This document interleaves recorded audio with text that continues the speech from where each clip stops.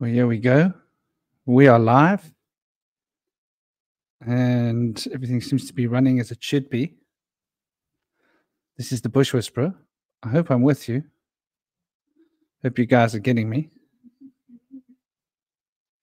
There we go. Well, here we are. I am with you. I am live. I hope my stream is okay. It seems like everything seems to be moving in the direction it needs to be moving in. Not quite sure what is wrong with my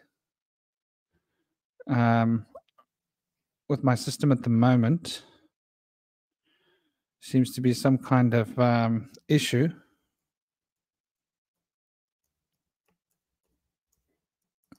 Been having issues with my broadband since yesterday. We've been having a bit of rain and a bit of storminess, but there's no reason for it to be so off the hook, as it were.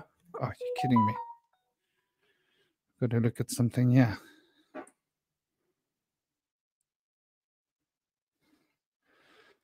Double authentication. Oh, there we go. Well, welcome to you guys. Aaron. Lovely, Aaron. Look forward to it, brother. And Systemic Zoo, welcome. Pope on Dope. Hey, Pope on Dope. There's an interesting idea. Are you busy working? Sorry I didn't send you a message, brother. I meant to. Let me know if you're available. I meant to ask you if you wanted to join us.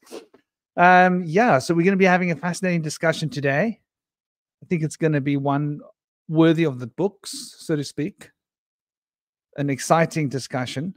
We're going to be talking about Lucifer, Ahriman. We're going to be looking at the Watchers, who are known as the Gregorian Greek, the lizard beings, and the satanic ritual abuse. So, yeah, what an exciting discussion planned for the day. I am the Bush Whisperer. Hello, Mexico. Welcome. Yeah, man. Yeah, man. We've got people coming later. We've got a few people coming. Aaron's going to be coming. Chris is going to be coming. Ninja's going to be coming. What's wrong with my brain? Why can't I think of anything right at the moment? What is wrong with my brain? Indy's going to be here. Cosmic, I'm not sure what's happening with Cosmic. But we do have Shinobi coming in a little while as well. And Gabriel's going to be popping in. He's going to be a little bit late. So, yeah, it looks like we've got an interesting lineup. So let me get cranking. I hope you guys know who I am. I'm the Bush Whisperer. I'm the local Simonstown shaman. Let me know how my audio is. Call it a paranoia, if you will. But I've had bad experiences with my audio in the past. So just give me a heads up if my audio is clear for you guys in YouTube. I've sort of changed my mic setting a little bit. I hope it's not a problem. It shouldn't be a problem.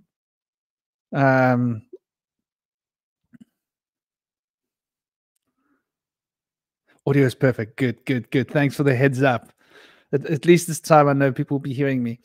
So we're going to be having a discussion today, which I think is going to be quite a broad scale discussion. It's going to relate to where we're at right now, where we're heading towards in the future. We're going to be looking at different ideas of Ahriman, Lucifer. For those of you that don't know, Ahriman it's a myth that comes from very ancient times. The closest connection we can have with the Persian culture is the Anakin. The culture from the Indus Valley called the Anapin culture. And the Anapin culture is, as far as I've been able to deduce, the oldest records that we can find, not in terms of writing, but in terms of cultural legacy that has been left behind. I think it's largely due to the fact that the Indus Valley is quite protected in a way, being where it is.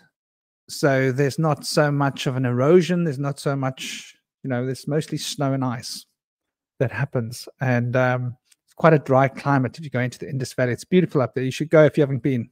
The roof of the world, I call it. So, yeah, there's this connection with the Anapin society, which can be tracked back to 9,000 to 10,000 years in terms of what the archaeologists will say. And this connects us with the Persian language. And the Persian Anapin connection is very, very closely aligned. it seems to be older than the Rig Veda Valley culture. Hello, namaste. Shimmerly. I like that. That's cool, man. So when we look at the Persian culture, we need to understand the age of the Persian culture. And interestingly enough, how the Persian culture has become amalgamated with the Vedic culture from the Rig Veda Valley, as well as a mixation between that and the Anapin culture, which is its older legacy. I believe that there's a connection between these two that takes us straight through the pre-Persian times into the times of the Sumer and what followed the Sumerian, the Akkadian, and obviously this legacy has got a huge impact on the Chaldean and the Phoenician legacies of the language that we've got today. The Paleo-Hebrew that is responsible for a lot of the language that we've got all seems to stem from the same proverbial neck of the woods. So what I've noticed is this Ahriman story seems to have been picked up by a lot of cultures, and it was really put on the books by Zoroaster. Zoroaster had come up with an idea of a monotheistic kind of a religious outlook with three fundamental principles: right thinking, right speaking, and right action, or good thinking, good speaking, and good action that brings about good reactions of thought, good reactions of words, and good reactions from people, which tends to feed the goodness within one's heart and moves one towards a more positive dynamic in life's path. However, there were a lot of magical rites that had been a part of this tradition. So even though it was monotheistic, it was very much a magical culture.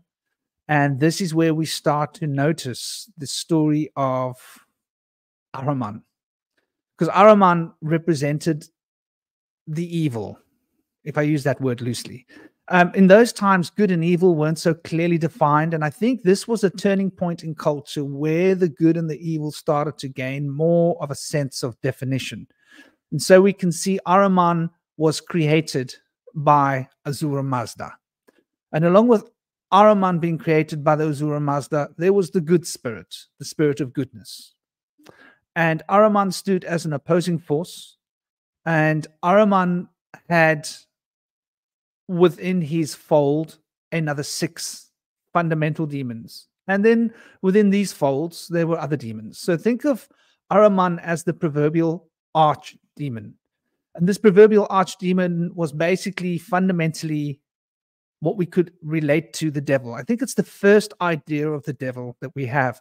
And an interesting point here to observe is that Indra, or Inder, as Indra was known in this pantheon, was considered to be one of the demons under Ahriman's rule, which is quite interesting.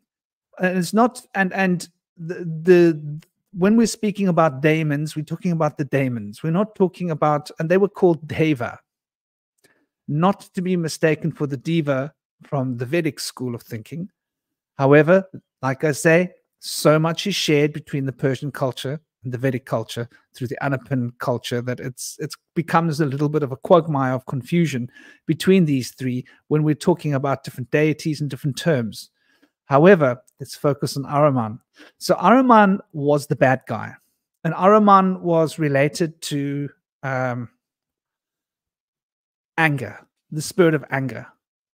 And as the harbinger of the spirit of anger, Ahriman was considered to be that aspect of proverbial evil that was fundamentally geared against humanity. And we noticed that there was this powerful sort of resurgence of monotheistic thought, which was pushing away some of the pagan roots which had come before this Zoroaster era, if we can call it that. And in this era, we noticed that this Tuzak is the first idea of hell. And Tuzak was the realm of Ahriman. And Tuzak was sort of a space of extreme weather, extreme cold, extreme heat, extremes of all sorts, suffering, punishment, everything that you can relate to the biblical version of hell. Namaste, dear Aaron, brother. How are you doing?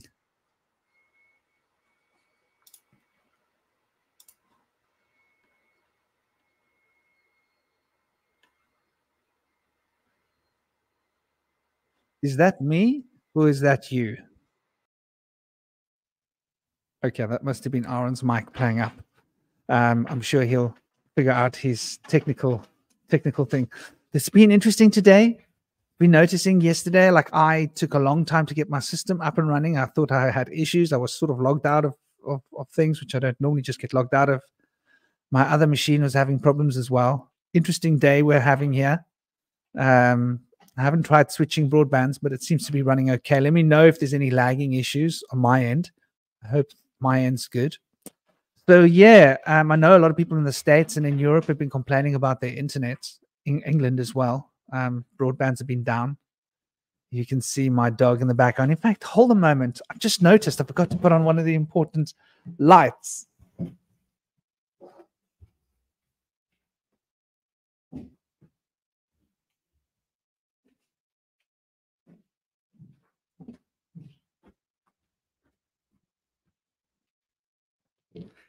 That's so much better. See, now you can see my dog in the background.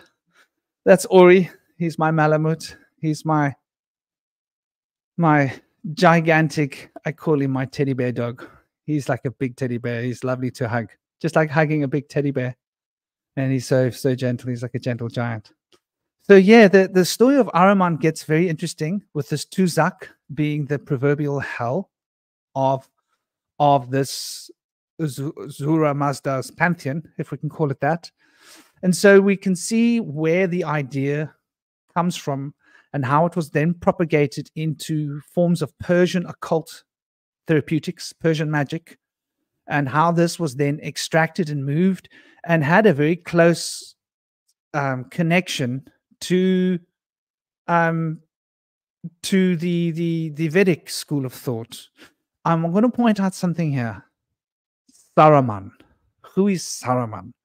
Ahriman. You see, I don't think there's an accidental Saruman. I've seen a name relating to one of the demons of Ahriman that sounds very much like Saruman, Sarama, something like that, Sarma.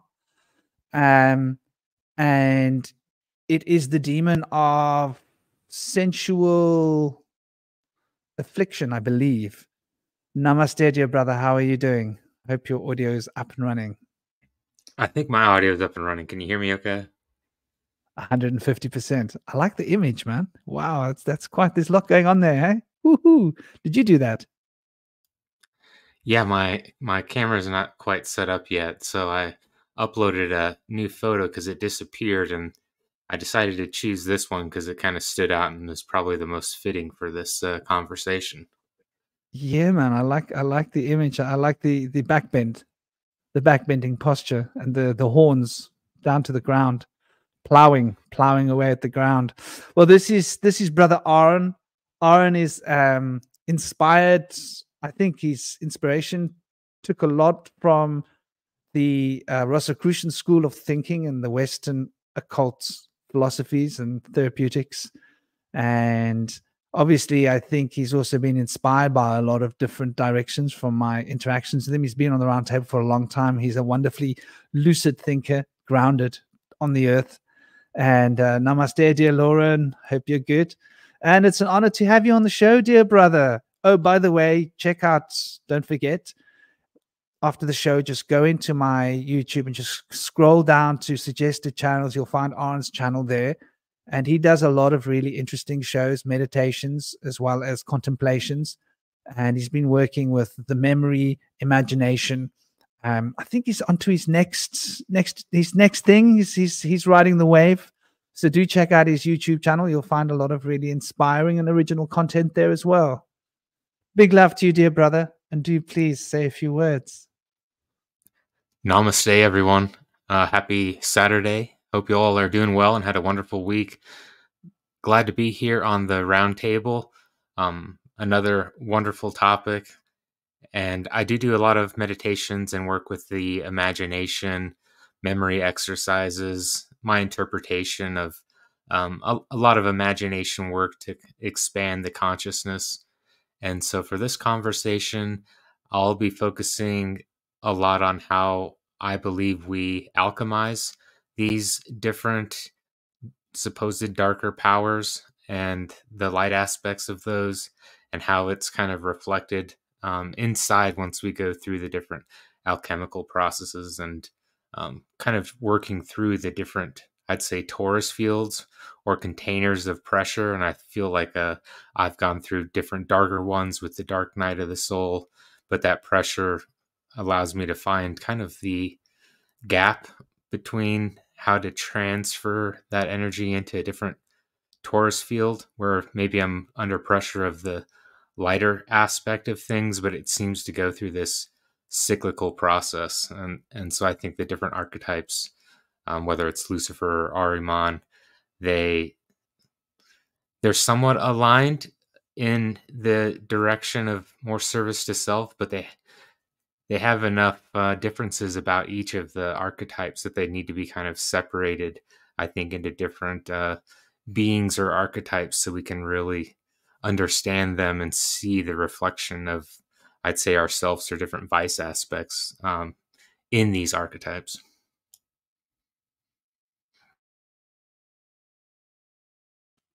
Beautiful, brother. I'm just trying to silence all of my notifications so that my phone doesn't shout at us while we're talking, because it has my mom's probably going to call. This is how this normally works. My mate Doug normally calls. My mom normally calls. Like, people tend to want to call me at the time that I'm on the round table. I don't understand it, because I've mentioned a lot of times to people I'm doing this. Fate, timing. It's how it works. But yeah, so the story of Ahriman, coming from the Persian culture, from this Ahura Mazda worship, from the beginning of what we can consider or equate to what I call paganist monotheism, because it's monotheistic, but there's a definite pagan flavor to it. And it relates very much to the demons, or the daemons of King Solomon. And so many of these energetic beings, these archetypes, these names, these symbolisms have been incorporated into the Paleo-Hebrew tradition. So they're not really separate to it. There's a fundamental core running through it. And yeah, so that's the beginnings, as far as I can find, of Ahriman. But Ahriman has become its own thing in later times. It's been picked up by Madame Blavatsky. I think it was the Secret Doctrine, check me if I'm wrong, it's been a long time, where she mentions the Ahrimanic force, the Ahrimanic presence. Steiner goes into a lot of detail. In fact, I was listening to a little bit of Steiner earlier today, getting a little recap on Steiner's ideas. I didn't get much time, though. My 8-year-old didn't give me much time between him and my dogs and everything. But Steiner picked up on the Ahriman and sort of put it really on the map. It's a big part of the tradition of the anthroposophy,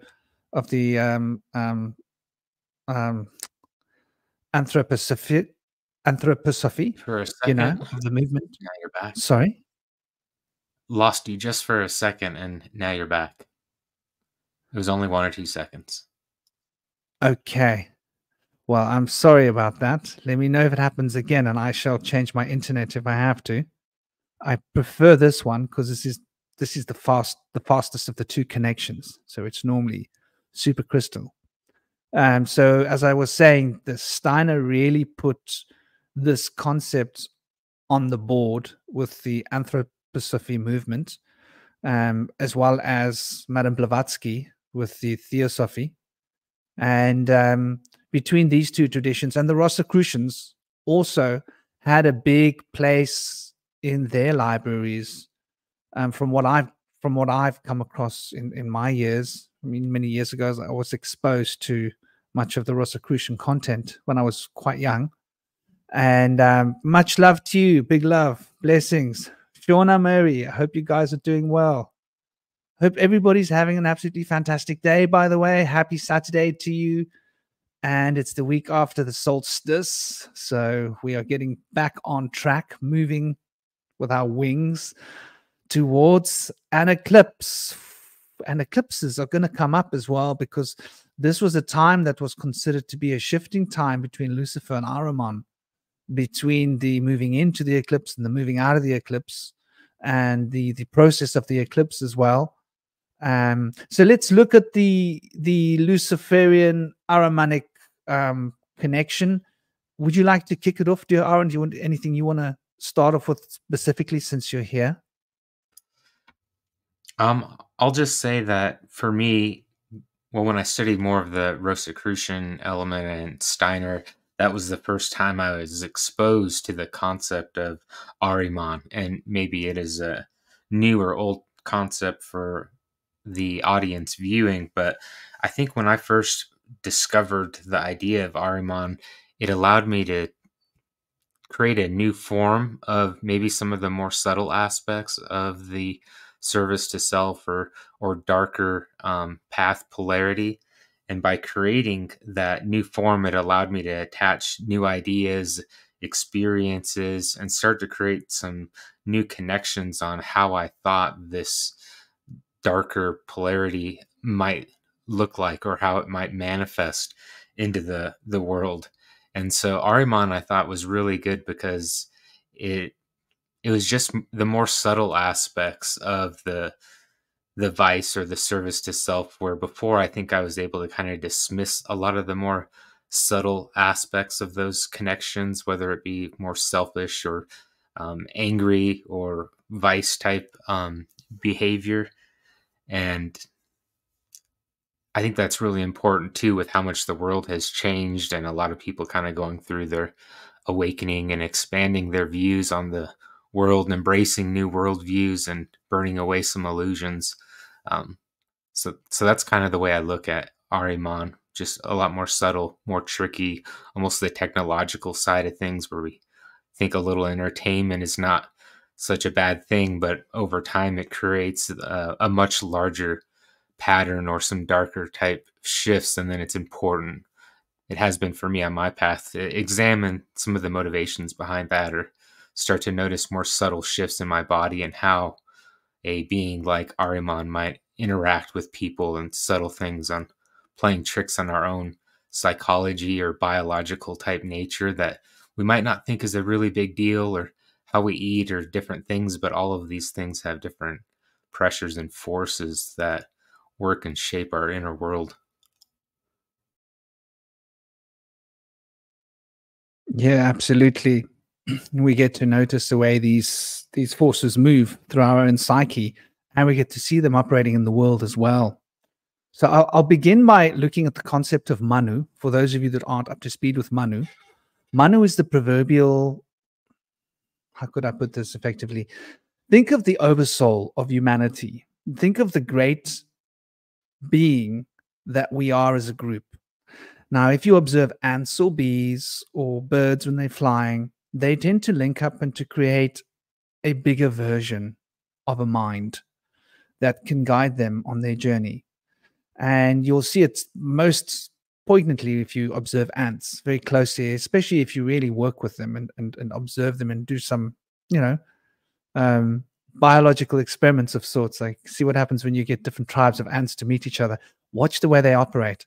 Individually, they don't seem to have much intelligence, but as a group, they exhibit amazing intelligence. The intelligence of the group surpasses the intelligence of the singular by a great degree. And Jung was talking about the universal unconscious, and how we all have access to this universal unconscious, and how this is a greater version of potential to the personal unconscious in terms of the scalability of information and the gradient at which one can absorb and transmit information. So the idea of Manu is this idea of the fundamental human, the first man. In the Kabbalah, we have the concept of the Adam Kadmon. And I think when we're talking about Ahura Mazda, I think we're talking about Ahriman being a version of this being. And then we're talking about a version of this being, which is the good being. What were they called again in the Persian? I can't remember. My mind slips. Regardless, they had a version of being good, the good version of the oversoul. And when you were in alignment with the good version of the oversoul, you would channel that consciousness towards yourself. And when you were in alignment with the Ahriman, you would channel that version of the consciousness. And each version had their hierarchies of their greater 6 angels, archangels, if you want to consider them as such concepts, because that's essentially what we're talking about, Joe, with Ahriman being the equivalent of Samael with his other 6.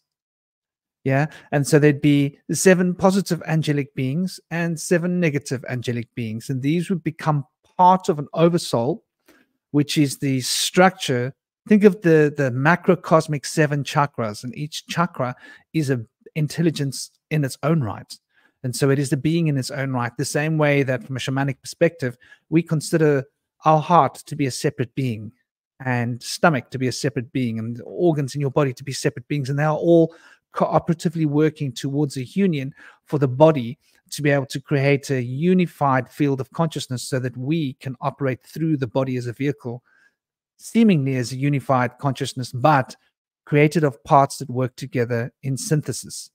So in the same way, the chain of life, which is a chain of beings that are bound together and extend through and from each other to produce the concordance of beings, so that we can have this consequential potential of cause and effect, and allow the potentials of time and rational expression of time in a linear fashion to take hold.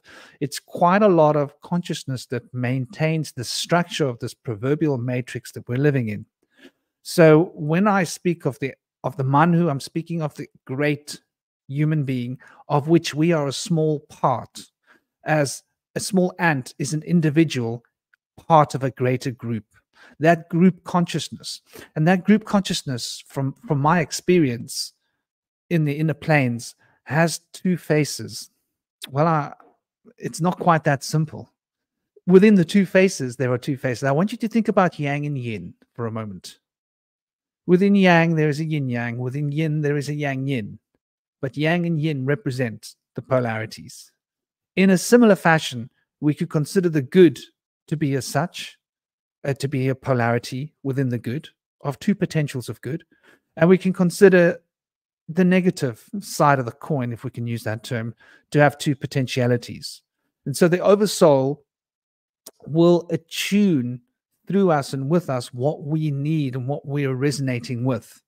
In other words, you could be in the presence of the archons, as they're called, and it can be a very challenging ride until you come to terms with love. And the moment you start attuning your heart to compassion, love, and the currents of consciousness that move through this field of being, you will observe it is literally as if they turn around. It's the weirdest thing to ever see. If you're ever in the astral, you won't experience this in the etheric. This is in the astral. This is deep in the astral.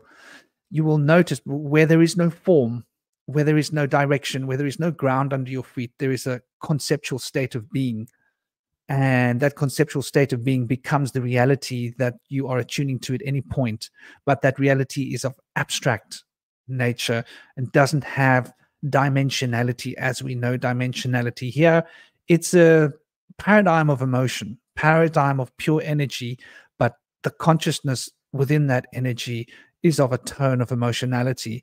And with it, there is a deep current of intuition and receptivity that channels in this state of being. So getting back to the Ahrimanic Lucifer connection, within the dark sphere, there is a polarity, and the polarity is of Ahriman and Lucifer. Now, we'll be getting into the 8th sphere when we start to talk about this. And the 8th sphere has been, I've seen a lot of weird stuff written about the 8th sphere from different directions. My understanding of the 8th sphere is, if we go right back to the beginning, to the time of what we could call them the Nephilim and the Anakim, if we wish. We could call them, if we're going to actually be specific, we're going to use the Persian words, we're going to call them the Yaksha. In India, they call the Raksha. That's why I say this connection between Persia and India is profound. So the Yaksha were the giants. And these were the beings that were created by the proverbial demons. And these beings were plaguing humanity. And the good angelic beings got together and channeled and took form and brought champions into alignment, and they vanquished the dark beings that were controlling the earth, and they put them into an etheric bubble in the earth. These are the ancient legends. You can find this in the Book of the Giants. It's often called the Oglia. There's the other names of it in Arabic, Syrian, Persian. I think there's even a Vedic copy of it floating around. There's different languages from different times and eras, but the Arabic copies are very common, more common to come across. And they're all really the same story, interestingly enough. And in the Sumerian story, we speak about the Igigi. And the Igigi came and they took wives and they mixed their seed with the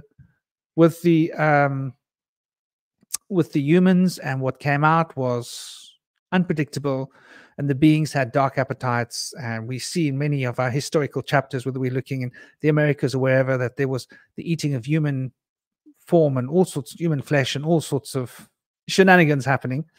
And in the Greek tradition, they're called the Grigori, the Watchers. We've all probably heard this name. Once again, these were the beings that were also vanquished in those ancient times, and they were cast into the earth, into an etheric field in the earth. And that etheric field was sealed off, and they were trapped there, supposedly trapped until the end of this cycle of incarnation.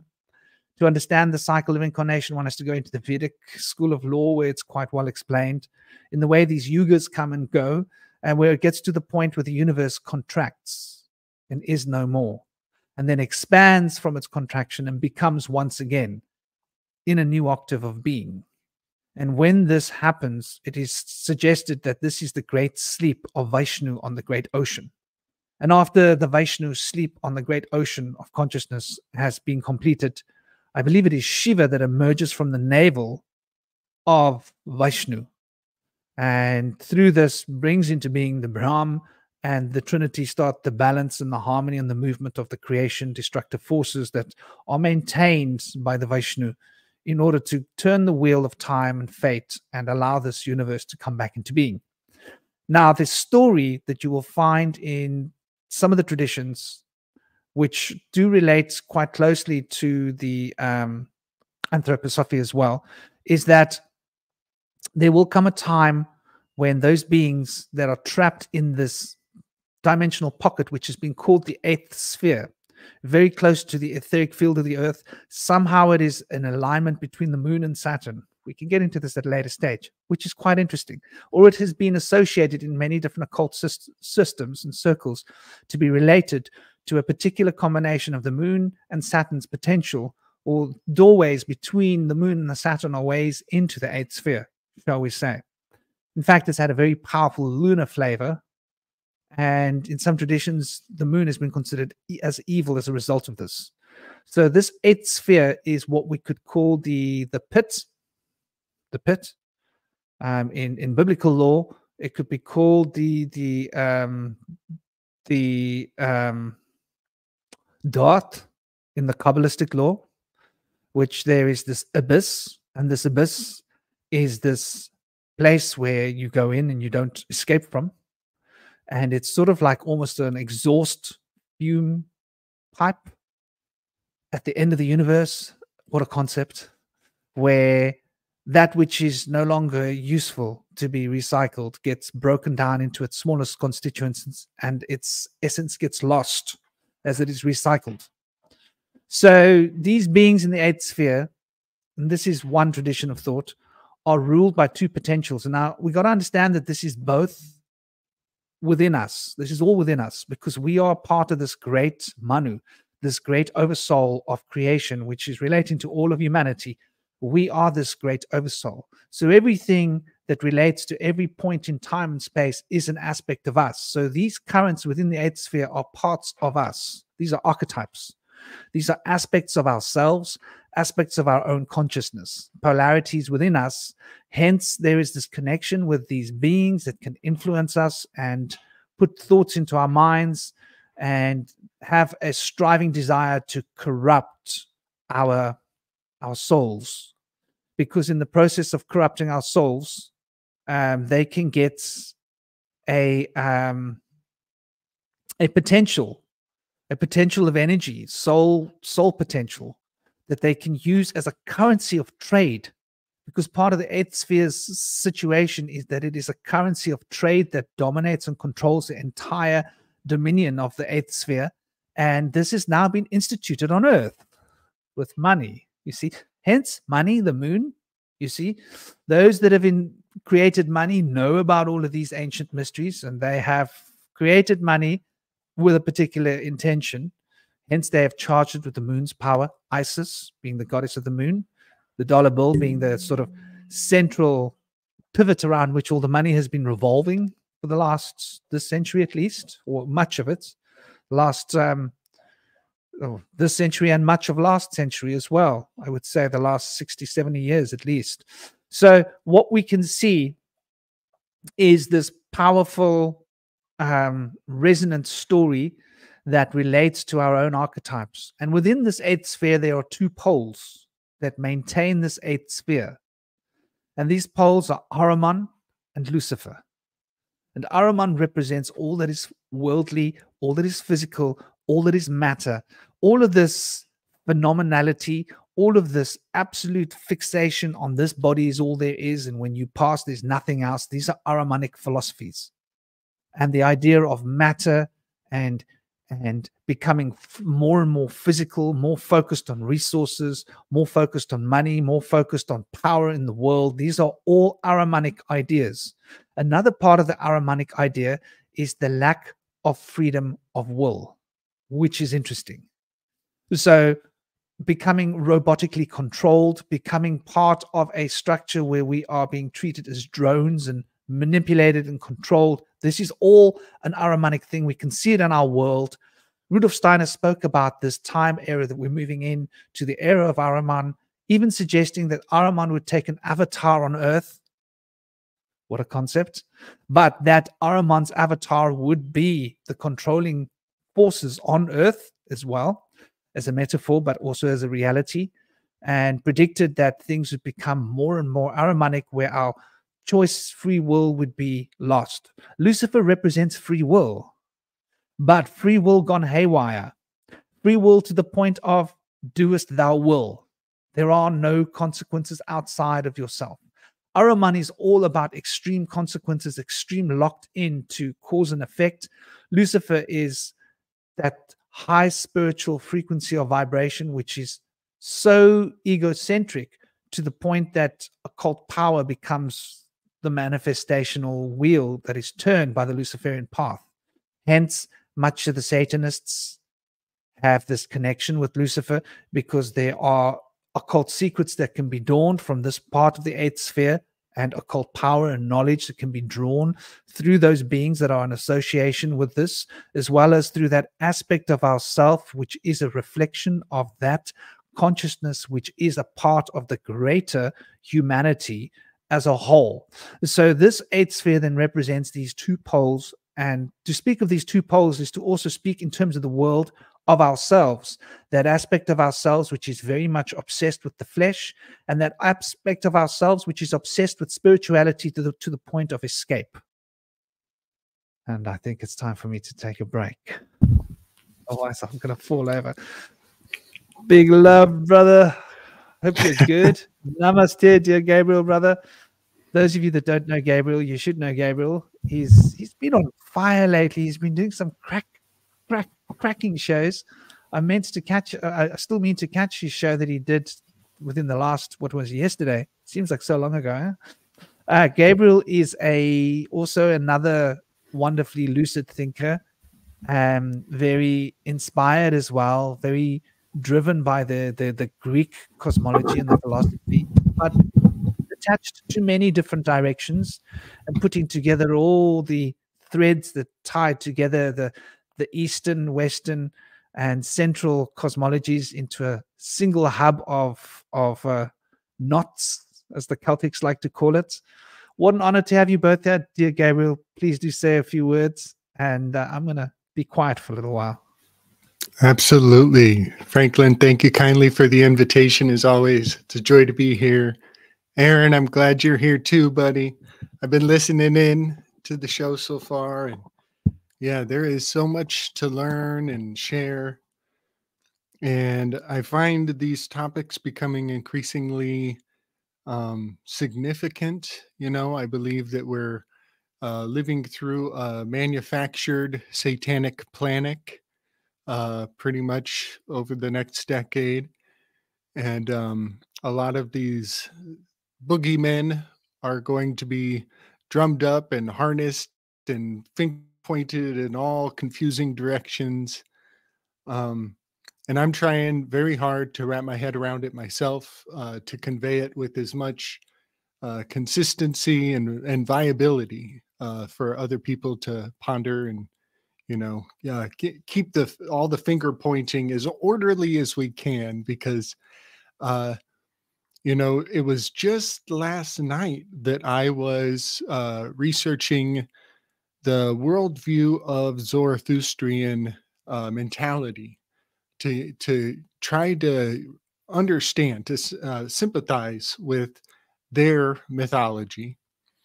And it popped out. I found exactly what I was looking for. And it has a great deal to do with something you mentioned earlier on.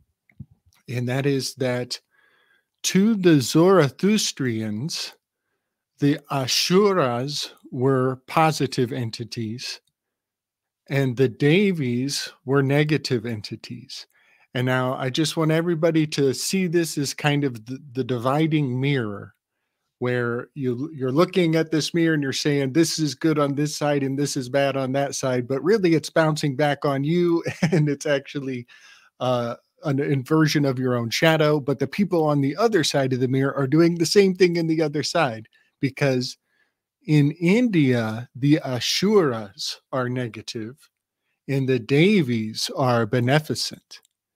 And so here we see the Zoroastrians are calling the beneficent energies of their enemy evil, and their enemy is calling the beneficent energies of the Zoroastrians evil. So there's this crisscrossing of the wires. And I think this is more and more significant to me, more and more important to me, as I have discovered the Devis of the Hindu practitioners through my Enneagram, hiding behind the muses.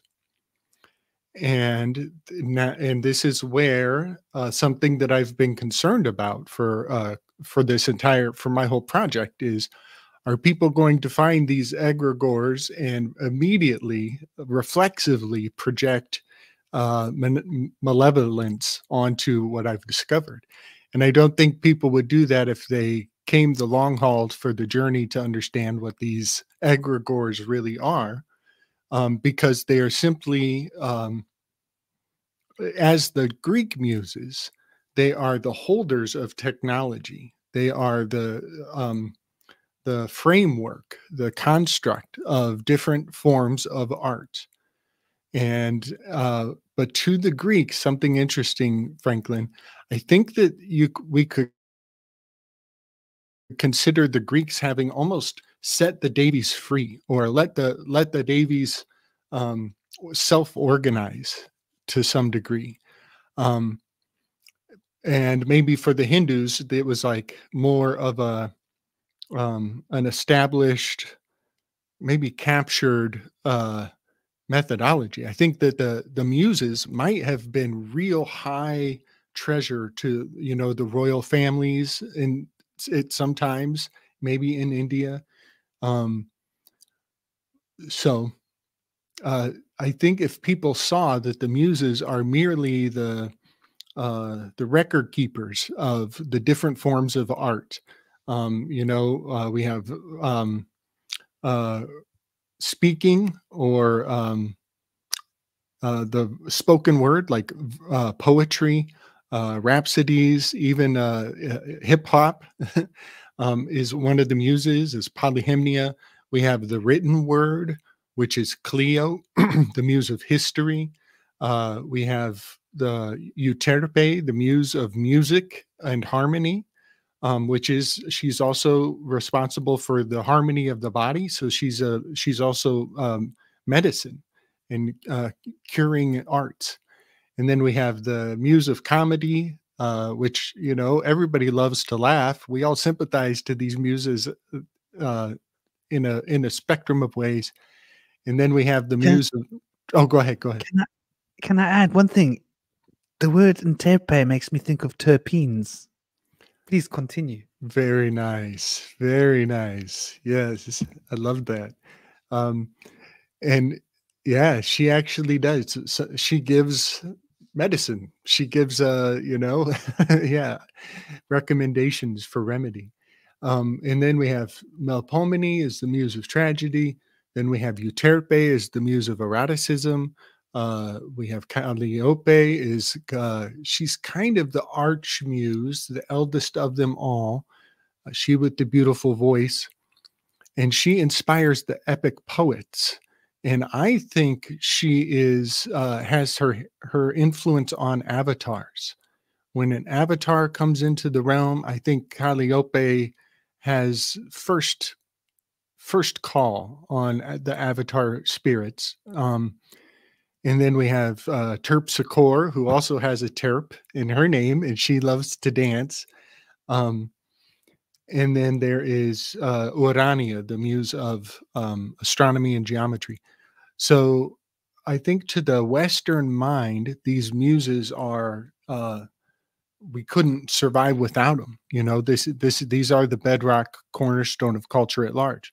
But as soon as the Western mentality sees the Western incarnations and expressions, I think we have to address the Zoroastrian tendency to say, oh, it's foreign, therefore it's evil.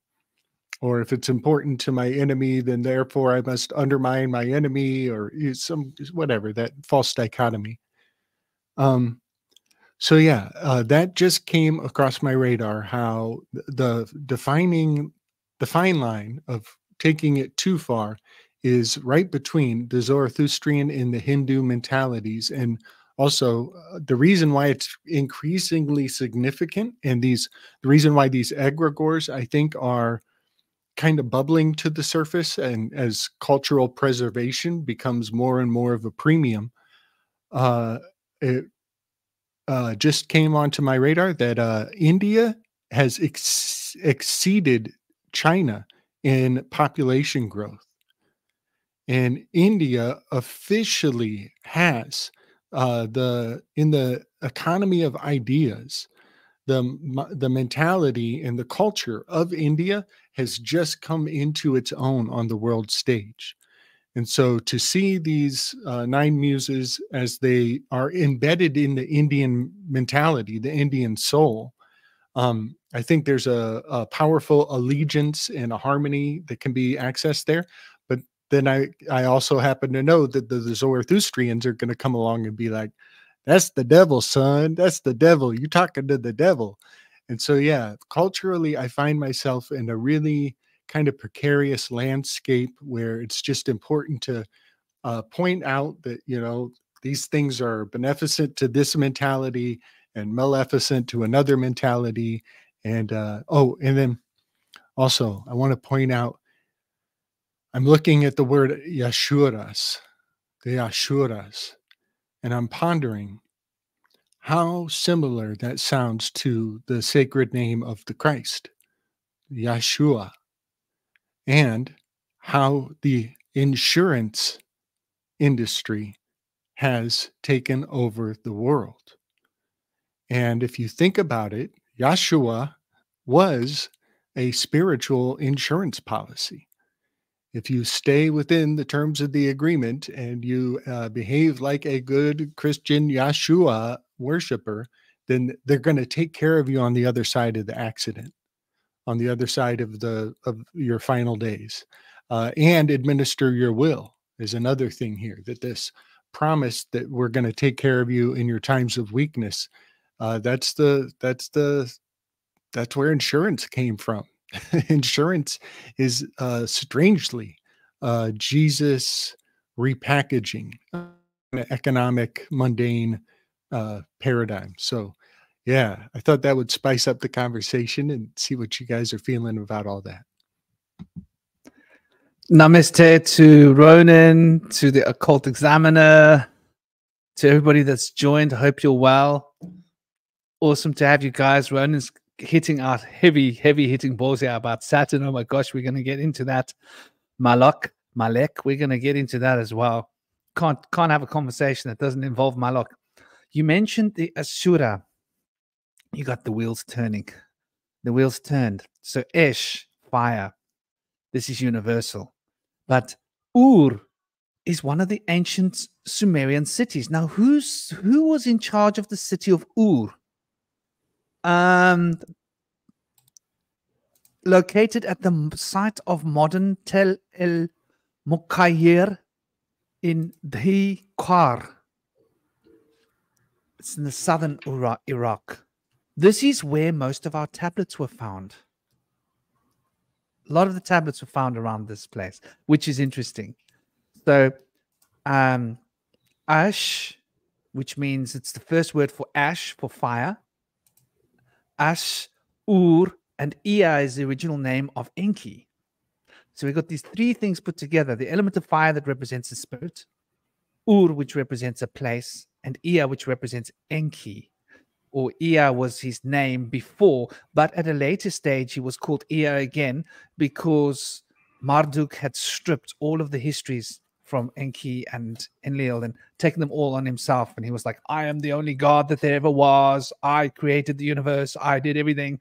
So the Akkadian version of stories are different. And in them, always Marduk is the hero. But in the Sumerians, there's a lot of different heroes.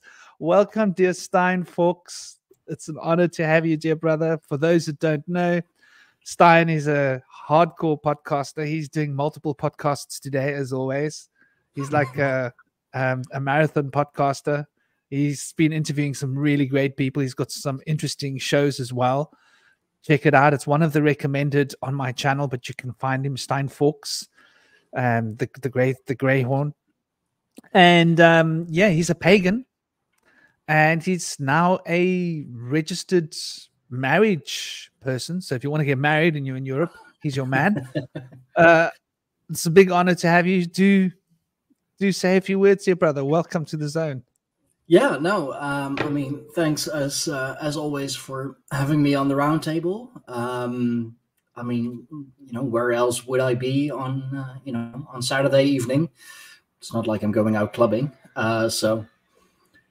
Yeah, no, indeed. I'm a Dutch-born Germanic pagan, host of the Greyhorn Pagans podcasts, Jarl of the tribe of the Greyhorn Pagans, and indeed its legal church aspect, the Grove of Odin. You can check all that out simply by going to our website, www.greyhornpagans.com. And aside from everything Greyhorn Pagans related, I am, of course, also a husband and father, most importantly. Well, lovely. It's an honor to have you here. And Gabriel, there's so much to unpack with what you just said. That Asuras is running through my head because this is a tradition we find even in India. Even in India, many of the Asuras are worshipped. Very interesting. And for example, all the Asuras come to Rudra for darshan, which is the oldest form of Shiva. And it relates to anger. Now, what is the original name? There's a definite connection between Shiva and there's a definite connection between Shiva and Ahriman, in as much as what's Ahriman's other name? What's his name? Are you thinking of Angaramenu? Angaramenu. Angaramenu. Yes. Now, that's where the word anger comes from. And Rudra translates to the name of the word anger. And Rudra had all of the Asuras doing darshan. So wherever Shiva would go, or Rudra, Shiva in the form of Rudra, he would be followed by these demons and spirits and these asura, and it would be a terrifying sight to behold. In fact, we discussed this in the Triple Goddess, didn't we? One of the stories, he comes to a wedding and he looks so terrible that his wife has to transform herself into something equally terrible so that he's not embarrassed. And so she forms herself into the Mahakali, and so saves face. But I think this is very interesting what you're saying, this connection. I've often observed this when I was in India and try to make heads of tails. So these are the good guys? No, they're the bad guys. No, but they're the good guys. So you would invoke these asuras at certain times. And in fact, the Nagas were connected to the asuras, but the Nagas are worshipped in some parts of India. And the Nagas are the serpent beings. So very interesting connection. So, Aaron, you've been totally quiet. I didn't want to steal the stage.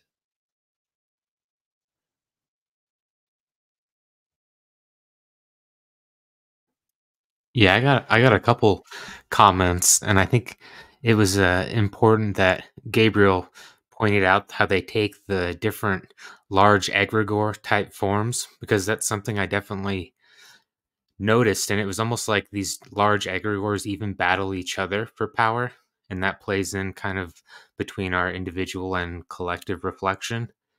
And I found it interesting how sometimes these can manifest like red team, blue team, and people can hold two different positions, and they believe, the asuras or the devis are one's light and one is darkness, but then they flip and you've got two people kind of fighting each other while having the two different forms, and it kind of almost creates its own snare. Like both of these groups are trapped in playing with what they think is known, and they won't interact with what is unknown, which is reflected in the other group. And so they sit there just kind of battling each other for power. And then it's up to us, I think, to break free of that. And that's kind of the transcendence. And it can almost manifest like if you are in a circle, your energy aura is all of what you know, then what is known can become its own cave and kind of like prison of darkness. And then so the unknown is kind of like the star that's outside, that is the light bringer. And then that unknown is also perceived as frightening and fearful.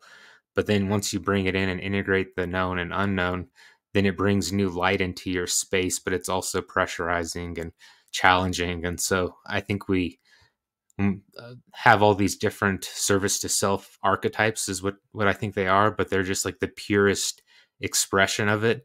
And then I know for me, I kind of will imagine a certain archetype and then take it to the furthest extremes where it has that intention always and continues to make those choices.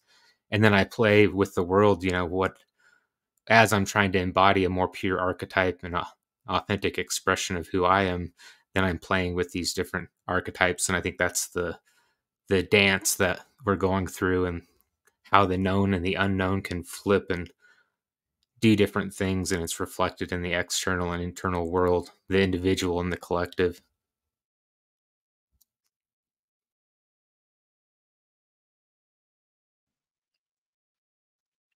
I love that. I love that because it always comes back to the collective. And speaking about this collective, I mean, I didn't want to do this. As long as we don't say the K word. Remember flesh puppets by the side of the road. Because we don't want them to whip us. Them whips us if we say the K word. This is AI. AI. Oh, AI. It makes me cringe, just the thought of AI. So what is AI?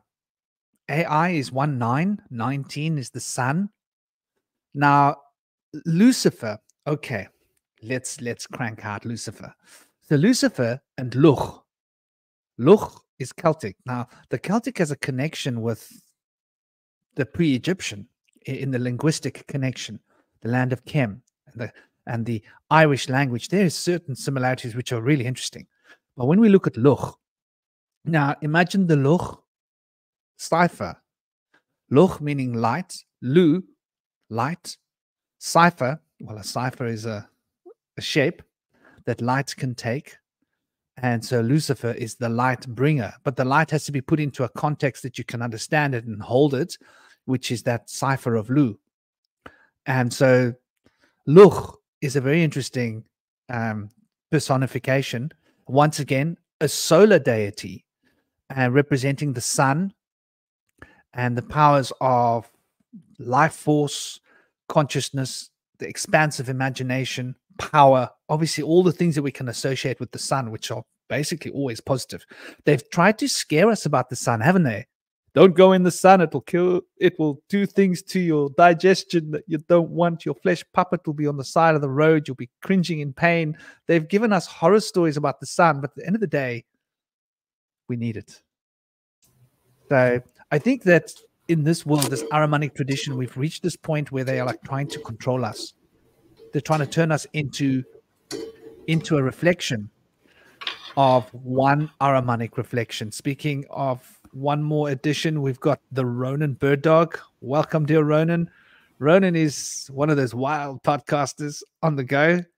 Always got to love Ronan. He always brings a spark of humor that starts the flame of giggles in the room. It's an honor to have you, Ronan. Ronan is a researcher and a father and a lovely brother and somebody who's inspired by the shamanic presence and nature. He absorbs himself. How's your trekking been going, brother? I hope it's been going well. We're both mountain walkers. We like to walk on the earth. And yeah, it's an honor to have you on the show. Ronan's a great researcher. He's been doing some shows on the giants recently. Go and check out his channel. It's the Ronan Bird Dog. Just go into my suggested channels, and everybody here has got a place there. Just you'll see their names pop up. Ronan Bird Dog. Welcome, dear Ronan. Do say a few words. It's an honor to have you. Yeah, greetings, everyone. Massive love, peace, and harmony. It's always an honor to hang out with you powerful beings. I'm gonna listen more than speak, and then if I have anything interesting, I'll definitely share. But it's a true honor to be here and interesting topic. So I'll try to add value where I can. But I appreciate each and every one of you guys, man. It's interesting times, and yeah.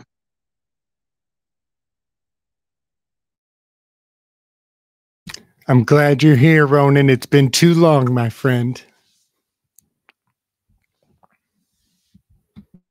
Yeah, Gabriel, you're awesome, man. I appreciate you, man, and everything that you do. You guys are great. Big love and respect.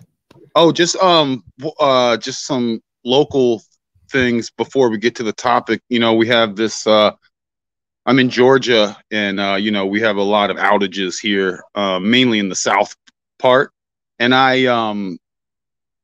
my material matrix gig is I manage all the courthouses networks, and we have 159 counties in Georgia, which is the second only to Texas, and half of them, maybe it's a good thing, half of the courthouses are out of they don't have internet right now. So yeah, just want to throw that out there as a boots on the ground report. Maybe it's good. No UCC action here in Georgia, at least for a while. It's time for a little bit of dissidence. It's time for a bit of civil disobedience. I like it. Yeah, buddy. Georgia is the Magi card in my territories map, Ronan. I should have guessed you were in the Magi card state. Oh, did you check out, and not to self promote, but I made a Georgia to Georgia video the other day, the country, and there are connections, and the name Georgia for the country Georgia is a new naming of that place, of course, by essentially the tool that was used was the British, just in the late 1912-ish. That's where they claimed it to be Georgia. Check out the vid, and anyone that knows my research, I mostly go off of words and spellings and the symbols. Is really how I just untangle and connect dots, especially just regular old basic pattern recognition, and that kind of gives me the how we got here, and kind of at least the surface level kind of 3D hijacker, taker overers, illusionists, etc. Those types. How we got here in timeline. So just kind of a FYI on that. But yeah, please don't let me digress from the topic. This is I'm interested to learn more than to speak, actually. Yeah, you know, brother, G.I. Gurdjieff, I'm pretty sure he has a lot of George in his family lineage. He was from that area, from Georgia. And Kirch is an ancient, and Kirch is an ancient name for the peoples there in Georgia, actually. So it's not surprising his name. Yes, yes, and Cersei is the Georgian or the Gorgon.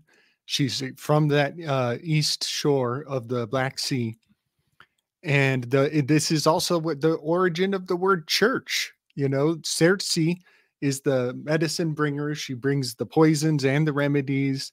But yes, the church likewise is very dependent on that word. It's something I stumbled upon. I just want to keep building, bro, because something I stumbled upon is Spiri. It's spelled S-P-E-R-I. In relation to this show topic, which is based out of Georgia, Spiri, spirit.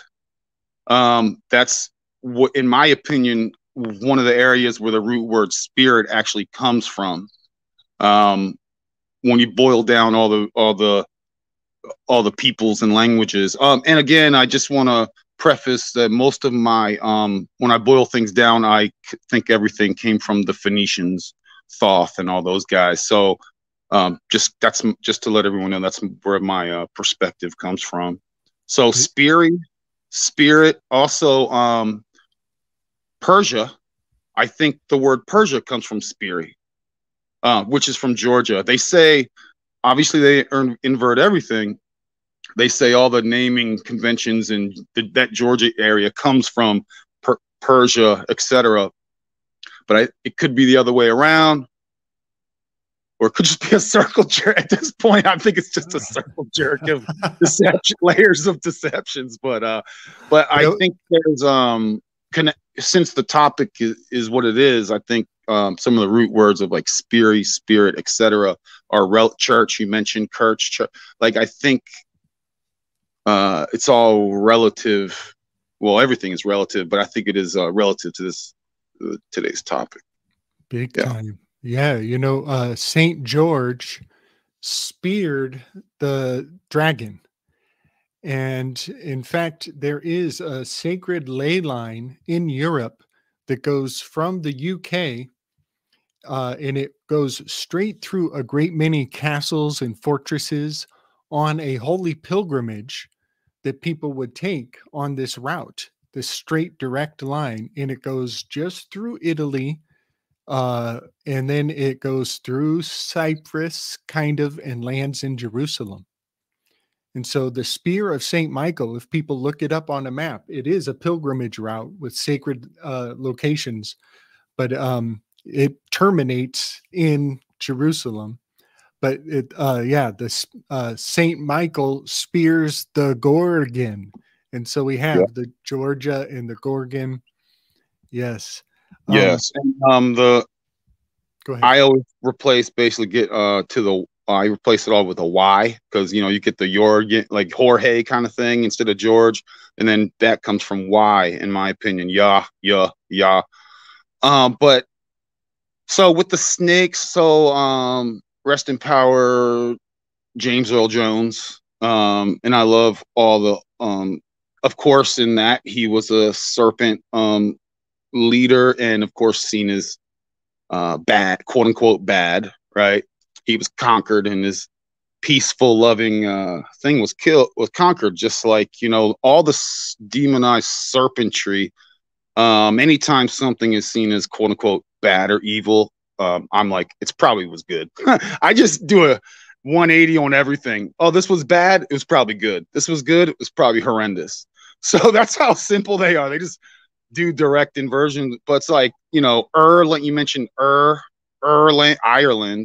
In my opinion, that's where is Ireland, and you also have things like Uruguay in South Americas, and you also, when I think of, I was thinking of like Japan and Panama, and of course you got the Pans, and I was like, is there a connection with?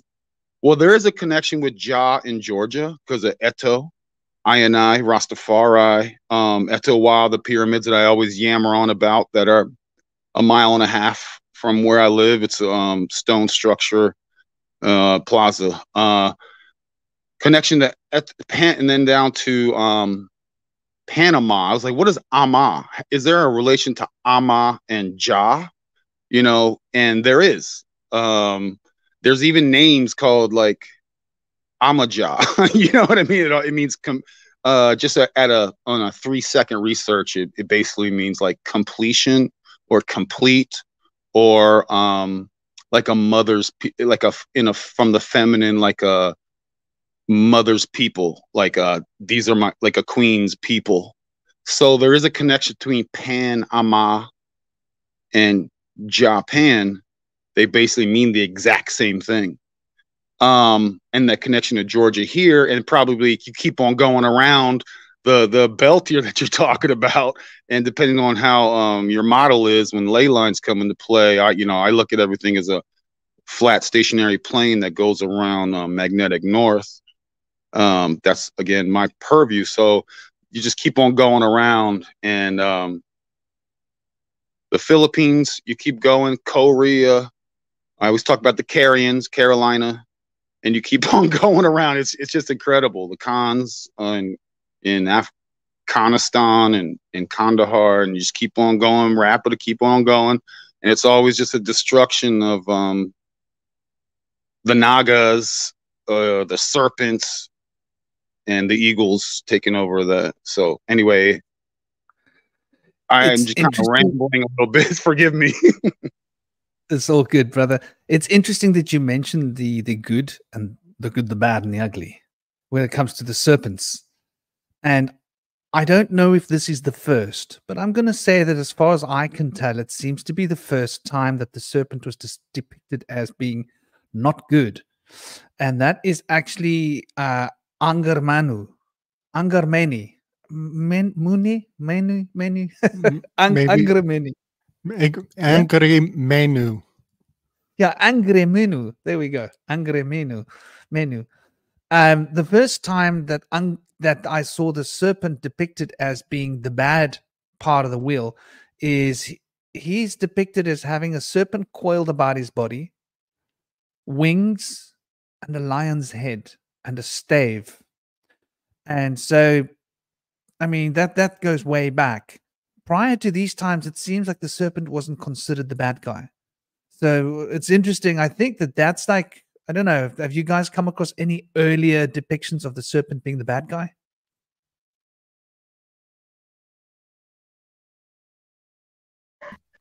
Yeah, I mean, you have absolutely. Any of, well, okay, timelines are a little bit not as they're a little earlier than I would.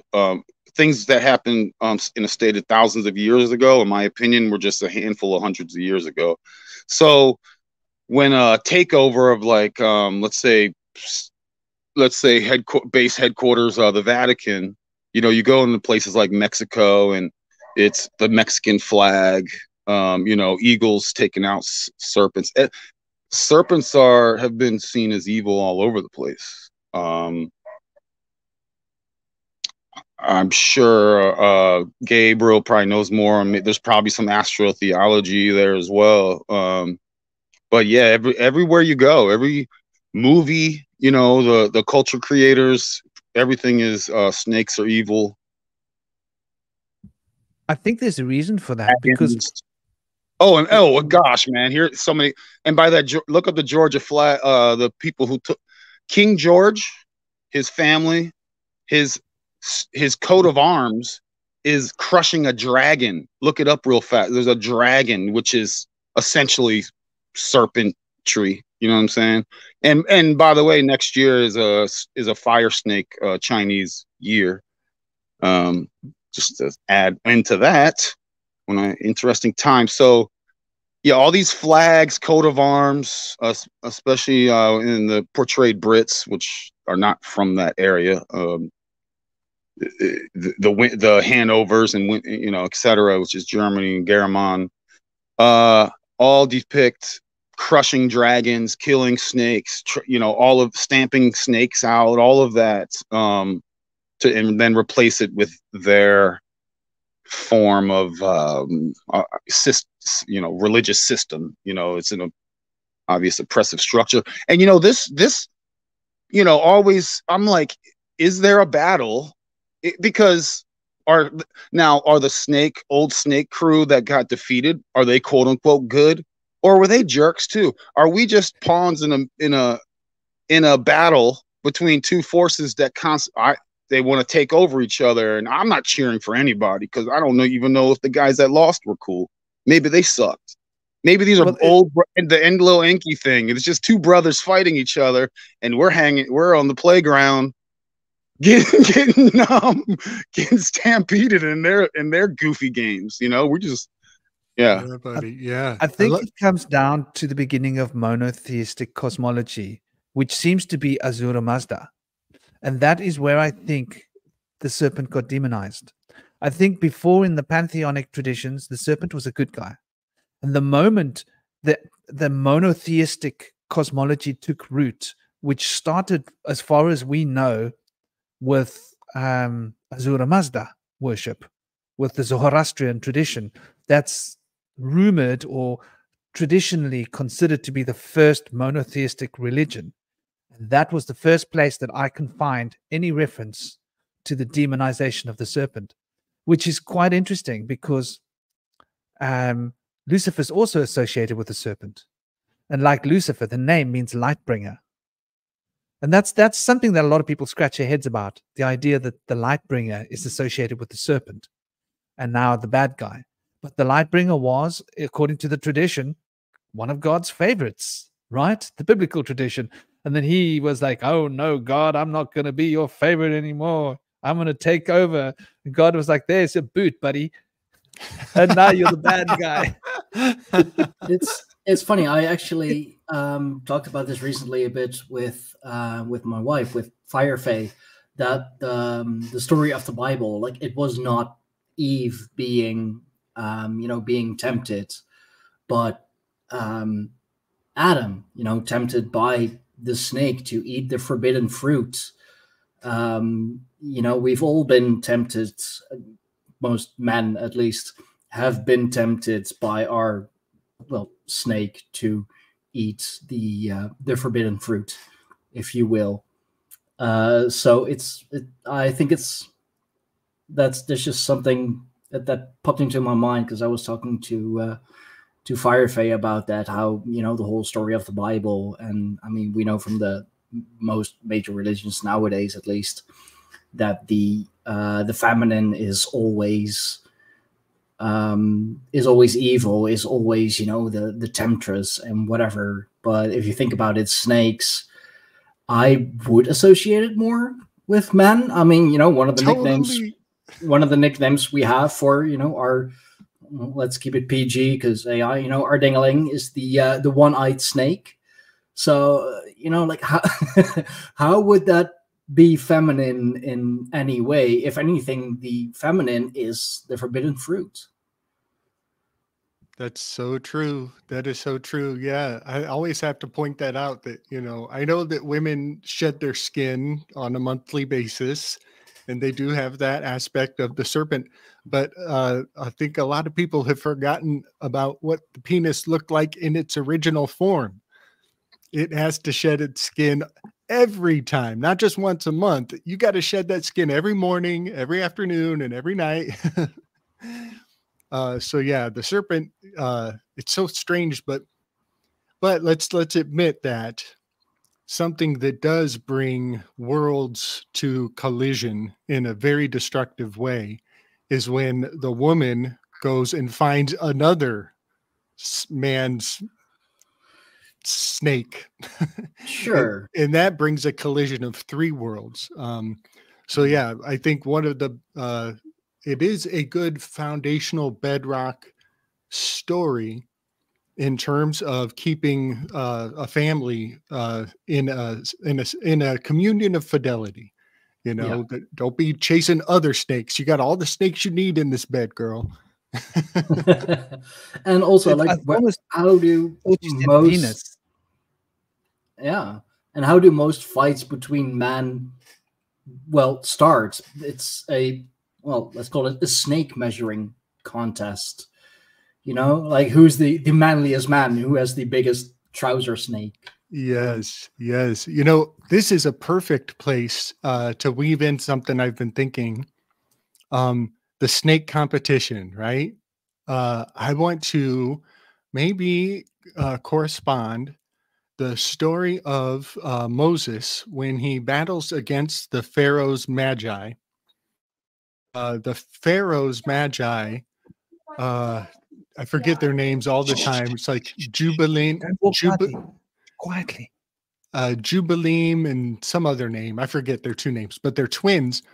They're very much like, you guys know the albino snake-headed twins in the Matrix who go translucent and sink into the floor. That is very much like the Magi's, or the Pharaoh's Magi that Moses has to fight off. But I have a theory about that story. And that is that the Pharaoh's Magi had mastery over the eclipse cycles on a small scale over the minor standard eclipses. Here, I'm going to go visual on everybody here. Franklin, can you make me big for a second? Thank you. So the Pharaoh's Magi, they knew let's say this is the lunar eclipse cycle. And they knew that the lunar eclipse had a rise and a fall. And then his other Magi knew the solar eclipse cycle here. And so together, their two smaller serpents were all that the Pharaoh thought he needed to know to channel people's mental concerns in harmony to natural elements. But Moses knew the lunar standstill cycles, and he was able to eat both of the other snakes with its 18.6 mastery of the lunar standstills. And so that is my theory on what that parable is actually about. And that is because that larger lunar standstill cycle, it's more rare in the human experience. We'll only see maybe 5 or 6 of them in our lifetime if we're really live a long time. But they drum to a rhythm that is way more primordial. And also they're superior lunar standstills because they last longer. It's much more psychologically impactful. And then something that this brought to my mind in my programming, being brought up as a warrior, is the fact that before sporting events, we were trained to go into dark meditation and premeditate our game to use creative visualization to map your strategy and to run through the program that you're going to operate under. But we were doing that under at least an hour of darkness and very calm downtime. And then when it's time for the show to start, there's a strange juxtaposition because we actually go into extreme light. The light from the stadium is just it's like Technicolor. It's almost like going from black and white in the beginning of The Wizard of Oz, and then going into the land of Oz where everything is just vibrant as can be. So yeah, I think we've been programmed to respond to prolonged periods of darkness and then enter into battle or warfare. And I think that's so profound that I'm actually carrying the torch. I'm carrying the dynamics of the programming that goes all the way back to Moses and the Pharaoh.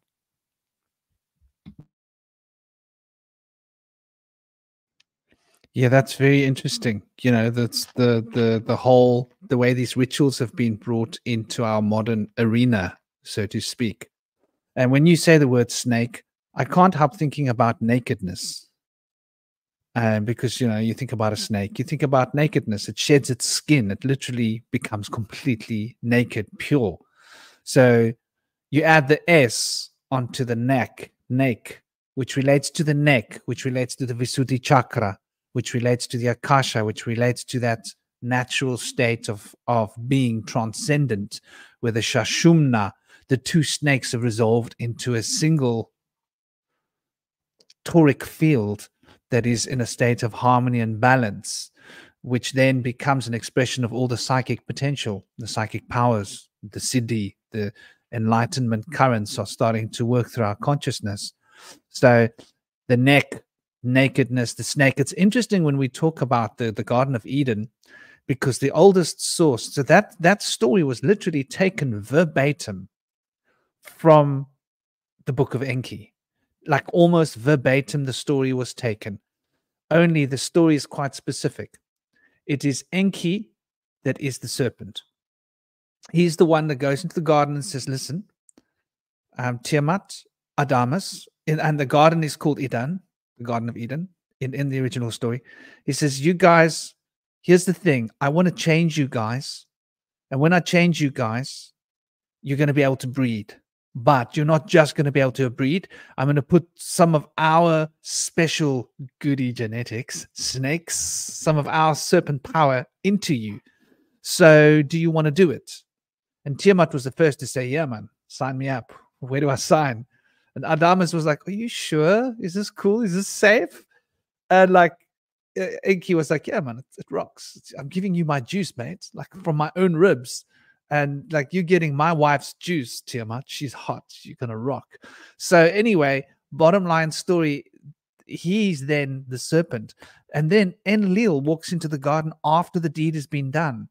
And they've suddenly started covering themselves with leaves. This is like the original Sumerian cuneiform story. And Enlil says, what the hell's going on? Like, he's calling them. They don't want to come out. They don't want to come. Oh, we don't want to see you. We don't want to talk to you. So he finally finds him. He says, like, why are you hiding away? What's going on? Turns out that your brother told us that we are like you. We are like gods. You didn't tell us that we had your super juice in us, that our snake, that my snake, me, Adamus, has the potential of godliness to come out of this snake. You know, it's not just got one eye for looks. And basically, it turns out that Enlil then becomes the idea of God in our Bible. And Enki becomes the serpent. So interesting how Ea, which was the original serpent from the Garden of Eden, was worshipped right through Arcadia. And then it got to some point when it reached the Zoroastrian time when, no, that serpent thing's bad. Let's quickly turn him into the bad guy. And before you know it, Bob's your uncle. We've got Ahriman. A little while down the road, we've got Lucifer. So let's look at the world. What does AI represent? So Ahriman represents a loss of free will. Lucifer represents an extremity of free will. Free will to the point of like being taught, listen, man, your will is so free. You don't have to follow the rules. You can do what the hell you want. There is no such thing as karma. There's no consequence. Have fun. Enjoy. You can do whatever you want. You got the whole universe of power. You are God. Okay, that's the Luciferian idea. I'm God. I'm special. I'm like spiritual. I've got this divine cosmic consciousness within me. That's a Luciferian thing, and it happens to all of us on the spiritual path. I think we have to go through that initiation of like, you know what? I'm special. And then afterwards we realize, damn, everybody else is also special. I thought I was the one. Everybody else is the one as well. Dang, man. There goes my specialness out the window. That specialness, I think, is Luciferian. And the other side of the coin is like, you're nothing. You're just one little piece in a cog, right? You're just a mechanical piece in the engine. You don't matter. You don't have free will. Your will is controlled. It's all predestined. So these two opposing forces are working in the world. On one level, we're being pushed towards this conformity, AI, control our life, control our information, everything. We don't have a say. They're watching us. They're doing what they want. They decide to like sacrifice us and throw some bombs at children in, you know, the place where the Palestine people live. Shout out to the Palestine people. You know, what's going there just is not real. We can't say it is real. It is not real. That's the reality. So that's my take on this. I'm sure it's all of our take. I'm sure we all agree that it's not real. But I mean, it's real, but it's not being real. It's a game that's being played. And then the other extremity is the way the occult has been exploded open with chaos magic, doest thou will, Aleister Crowley. So what do you guys think about these two opposing forces in the world as we're living right now, confronting us? One extremity, AI to control your life, with Big Brother to watch your every move and tell you when to fart. And then the other one to explain to you that you've got the potential to be a god. Yeah, I'd like to ask, that's incredible. And I wrestle with this all the time. I mean, I want to ask things like, you know, the whole pansexual, just bang, you know, just, you know, like the Crowley just being weird and doing, you know, you name it, not even just with humans, just with whatever, compared to you being the superstar. This is your own movie, and it's this whole thing is all about me. I don't even know if you guys exist, kind of thing. So what I do, you know, there's or are we all connected with, you know, we're all one, we're all fractals of a oneness kind of thing. Yeah, I'm always asking those questions, and I'm interested. You know, I only have questions. It does seem like a paradox. I'm special, but I'm also connected to the one. But with that whole AI thing, it's like that oneness. They do their entrapment where if you're a mental midget or a spiritual midget, they'll go, yeah, we're all one. So join the Borg, join the one consciousness. But in this consciousness is we're gonna have to plug in. You're gonna have to put this chip in your head and then join our consciousness that we're in the middle of, because they want to be in the middle of everything, right? Especially spiritual. So they kind of manipulate a lot of this talk with their wordplay to go, yeah, okay, yeah, we're all one kind of thing. So it's interesting. It's definitely a balancing act, and something I'm always asking myself. So I'm interested in what you guys have to say.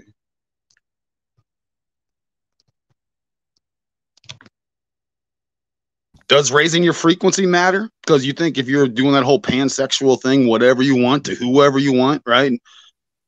I consider that possibly low vibe, but also, does low vibe, low freak really matter? You know, does any of this matter? It is just a ride, but also I still want to be like, I like the high vibe better than I've been in the low vibe places. I'm sure we all have. And let's just say there's always a hangover. I always feel horrible afterwards, but when I'm in a good vibe, I feel good. So, but also doesn't matter. It's, you know, yeah. And if you get that trauma, I mean, I think the nature versus nurture, I think a lot of people are born fine. Then they have the trauma, and they walk around with their psychological issues, and some might even consider them having demons or external spirits in them. So that's a whole nother thing. Anyway, I'll be quiet. Yeah, buddy. You know, Franklin, can I do a little screen share? I see Aaron has some images he wants to share too. Yeah, you guys just click the present button anytime. Let's see. Entire. Oh, there's Aaron's screen share. Lovely. Gabriel can go first, or I'll go. Yeah, you first. So, if you're ready, Gabes, just hit the button. So with my, oh, you had it. Yeah, let Aaron, you go first. Oh no, we switched to me. Okay, I'm gonna go first. Okay, sorry guys, I'm all over the shop today. Please forgive me. All is I well. don't know if Aaron is ready. Can you guys see this? Let me just make it bigger. Let's see. So this is from my Telegram group. Here, I'm gonna make it larger. There we go. So we've been mentioning Angraminu, Angramainu, this destructive, inspirational spirit. In the Enneagram, this is on the right-hand side, this is what is considered disintegrating. And you could think of these as, if you look at the number 2 personality type, there are situations that are very uncomfortable and not that you could almost think of it as counterintuitive. But sometimes the number 2 personality has to actually integrate more into a number 8 personality. You can see how the arrow goes from the 2 towards the 8. But then generally in your life, it is the 8 who would be looking to a number 2 personality type. And this is to say they would seek a personality who is a number 2 to fulfill their needs. But it is also to say that the number 8 type needs to become their own number 2. They need to lean into the propensities of that typology. And these dynamics, the disintegrating and integrating, they are added into our stories in our mythology through Hollywood in our culture. And I believe that they're important to remember these the distinction between Sapintaminu and Angraminu. I think it's important to remember them, but not to follow them like a gospel to the extent that you kill any infidel who violates what is good or what is bad. I just think these are patterns that are valuable to recognize. But I want to say, this is my corresponding the Zarathustrian mentality onto the Enneagram technology.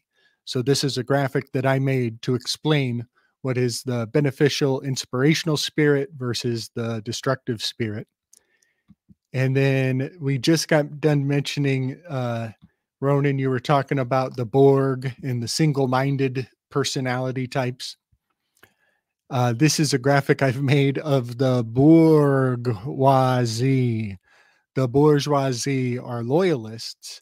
They believe that there's only one definition to every word. They want to simplify everything. And they have a lot of, their shadow is doubt. That is skepticism, cynicism, all the way down to nihilism. But I just love to point out that Jesus, the picture of Jesus is a fabrication from right around the time when the printing press was catching on.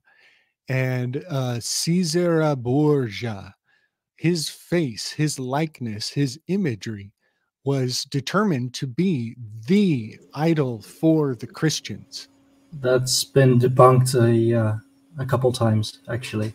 But I can't believe that, because he looks like him, and we also worship Caesar. It's in our language. I want to debunk it because there's so much truth to it. It's undeniable that we have turned this face into an idol. And the family line on top of that, Rodrigo Borgia is a grand archon of social engineering magnitude. So I'm sure it's been debunked, but I'm sure we could easily rebunk it. And so the 6th personality type is the Jesuit hullabaloo. They are all about the number 6 mentality. And I find it fascinating that if you think about it, not only do people worship the bourgeoisie worships the Borg and the single-mindedness, but look at how these fools look the same. Look at how H.P. Lovecraft looks like Nick Land, looks like Zucker Borgia. So I'm happy to debunk whatever they said.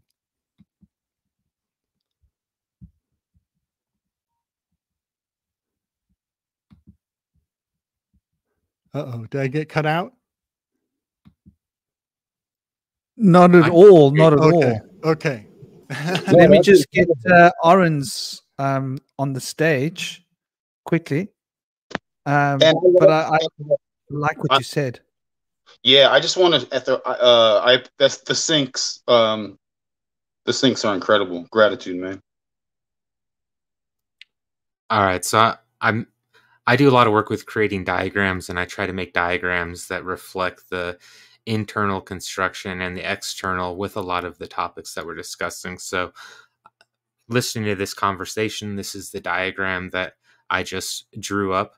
And so I think that we can go through different processes of the known and the unknown, which relate to our own awareness and perception.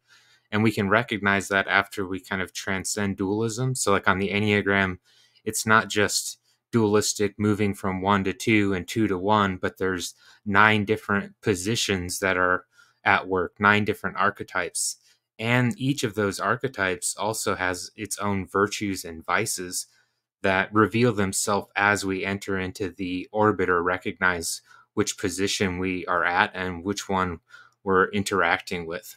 And so I think this is kind of reflective of interacting with torus fields, both of group and individual creation. And I think that communication is also that, because it's kind of an exchange of the known and unknown. And so we were talking about the guys wanting to have a measuring contest. Well, it's kind of like like a snake competition. It's a competition of what's known versus what's unknown with others to kind of establish a dominance over the unknown of others through a kind of more of a pure reflection of both of those. So we can go through the process of the unknown becoming the known, like shown in the diagram, and then the known becomes a dome of darkness and isolation. And so we look towards the unknown, towards the stars, which then reveal the light. And so we kind of use our aligned perception, using the power of the known to shoot your shot, at or into the unknown. But then we can go into a place of the vast unknown, where it's just too disintegrating, right?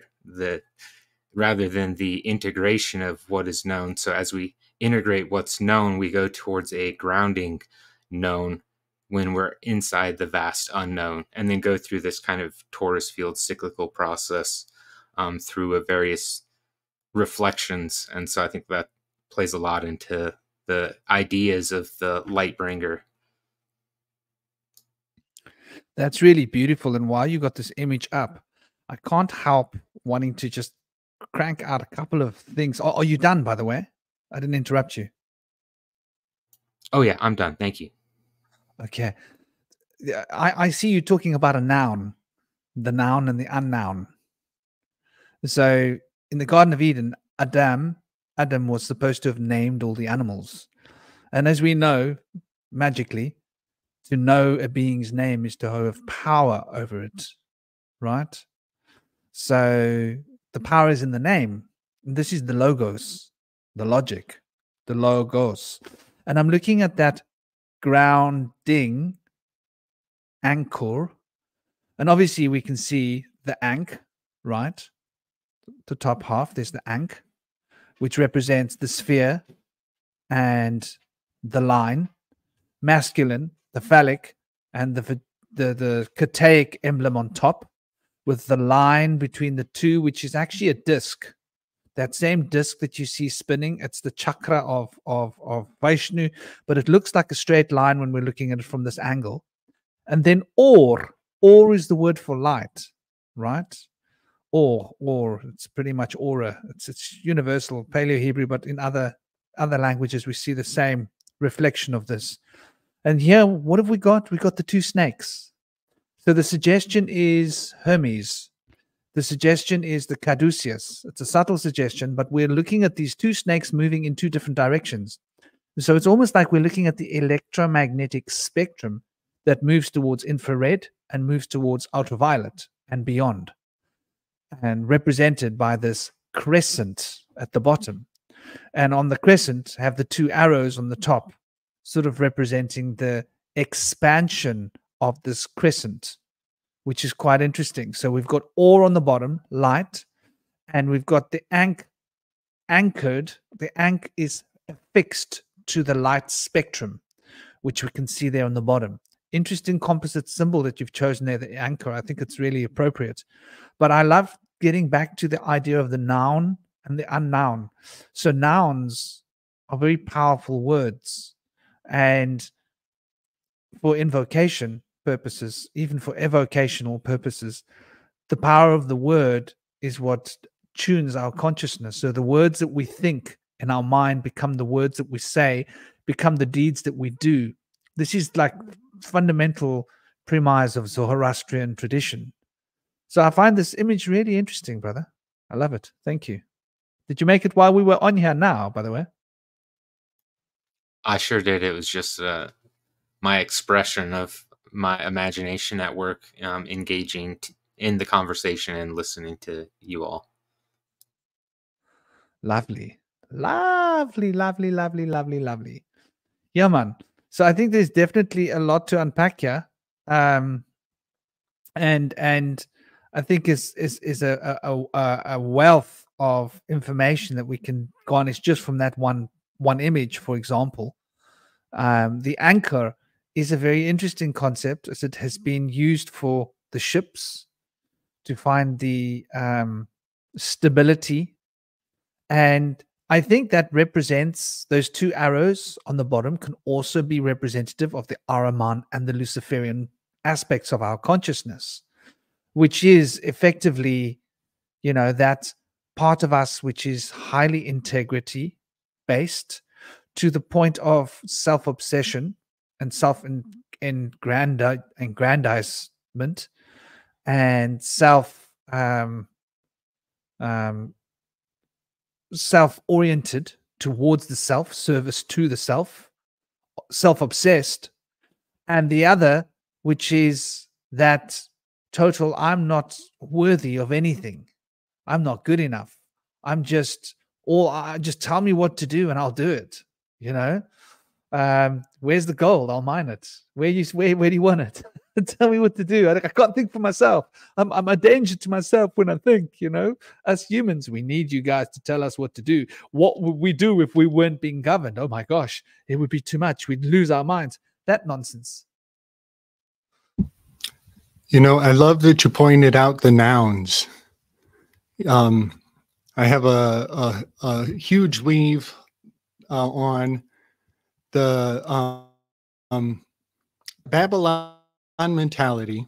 Your belongings actually own you, and a lot of us are guilty of this. That's a very true statement when your belongings are actually running your life. But I find it really rewarding to imagine putting the potency of our human experience back into the verbs and not the nouns. So nouns are the things, and we obsess so much over the nouns, so much to the extent that when they want to really shake the ant jar, all they do is they change the definition of nouns, and we all get in a tizzy. And we got the kids talking about pronouns, and then we come with Twilight speak and we pronounce the words a little different, and it shakes the ant jar to the max. But the Greek language was verb obsessed. And I find it very true that to really know, to have true knowing, is to have tested the idea, to have put it into action. And once you've put the idea into action, then you are kind of like a teacher that you can go and tell other people who are just getting acquainted with this noun, how it worked in your experience. That's putting it to action, testing it, so to say. And also, Aaron, about the unknown unknowns, I just love to point out how often, because of the patent office and our fetishizing of facts, people will create a word, or they'll take ownership over a word. Well, we'll use Heidegger as an example. He is the granddaddy of Dasein. And Dasein was a word way before him, and it was kind of a benign word, but he turned it into this super special concept of the Dasein, so much so that even in his will, he wrote in his will, don't let other people translate these words away from the motherland. So he wanted his terminology to be rooted in the German spirit. And so now he's dead, and people are going to kind of battle of wits to see who is the better Dasein necromancer, you could say. But I find it really fascinating when thought leaders or culture creators make up a word, and then it becomes like their pet word, or they have dominion of it. And then when they die, people start going at each other over who knows that word better, who has command over the Dasein even better. So yeah, I just wanted to point out that sometimes people will create unknown unknowns, and that becomes the paradigm. And because they created the paradigm, now they are an authority over something like Dasein. I just want to say, belongings. What are you longing for? And possession. What are you possessed by? Please, Ronan, take the stage, brother. Now, I've said this before. I just want it to be known that I'm a pro vowel. I'm pro vowel. I'm a pro vowler. Emphasis on the owl. So I'm a prowler. Just want to throw that out there. I love that, brother. But I love that the word belonging. What are you longing for? And possession. What are you possessed by? And somebody mentioned possession. And that is very much part of the Ahrimanic tradition, to become possessed. And the Luciferian tradition is to possess. So in the Luciferian tradition, everything's mine. I can have it all. The Ahrimanic tradition, I'm not worthy of anything. Yeah, I'm possessed. I'm owned by the state. They have a certificate with my name on it. They own me. They can do with me what they want. Where do you want to put the needle, sir? Or, as I won't say the words, but Rage Against the Machine said it. I won't do what you told me. They said it, and they said it well. Yeah, now they are ranking for the machine. It's interesting that when you have, like, I have a thought, right? I'm thinking, I have a being, a knowing. It almost sullies it when one then speaks it into sound, and even more so when you write it down. It's almost like it's takes away. It's a trapping of its own, possibly. But then, how we communicate? Then there's that. But also, I don't know. But it almost sullies it when you manifest it into saying and writing.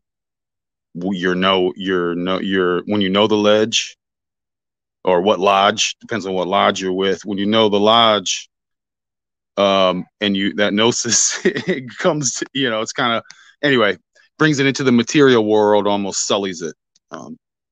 Just a little thought fun there.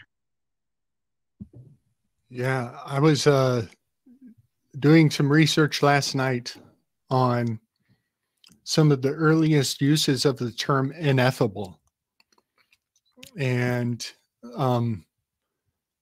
how the Platonists, they used to refer to the one, and they gave the one these divine attributes, and they had all these strange kind of contradictory koans, like the one is everything, but the one is nothing.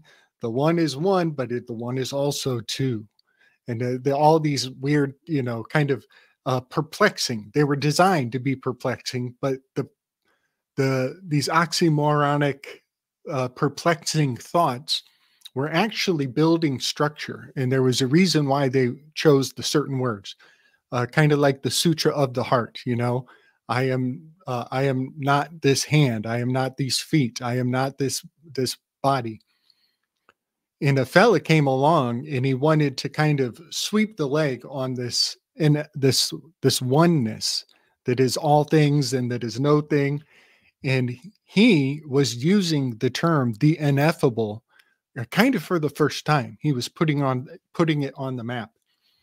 And I find that word, I don't know, it's a koan in and of itself, just like you were saying, Ronan, how you can't say anything about it. And as soon as you say anything about it, it squiggles away and becomes something that you're not talking about. You know, that is really, yeah, it's fascinating. The ineffable. Almost ineffable. Ineffable. You got to tell it in the fable. Ineffable. When you get into the fable, you become feeble because it's ineffable. Right. That is the best way to convey these ideas is, keep them as simplified as possible so even the children can pick it up and move it forward.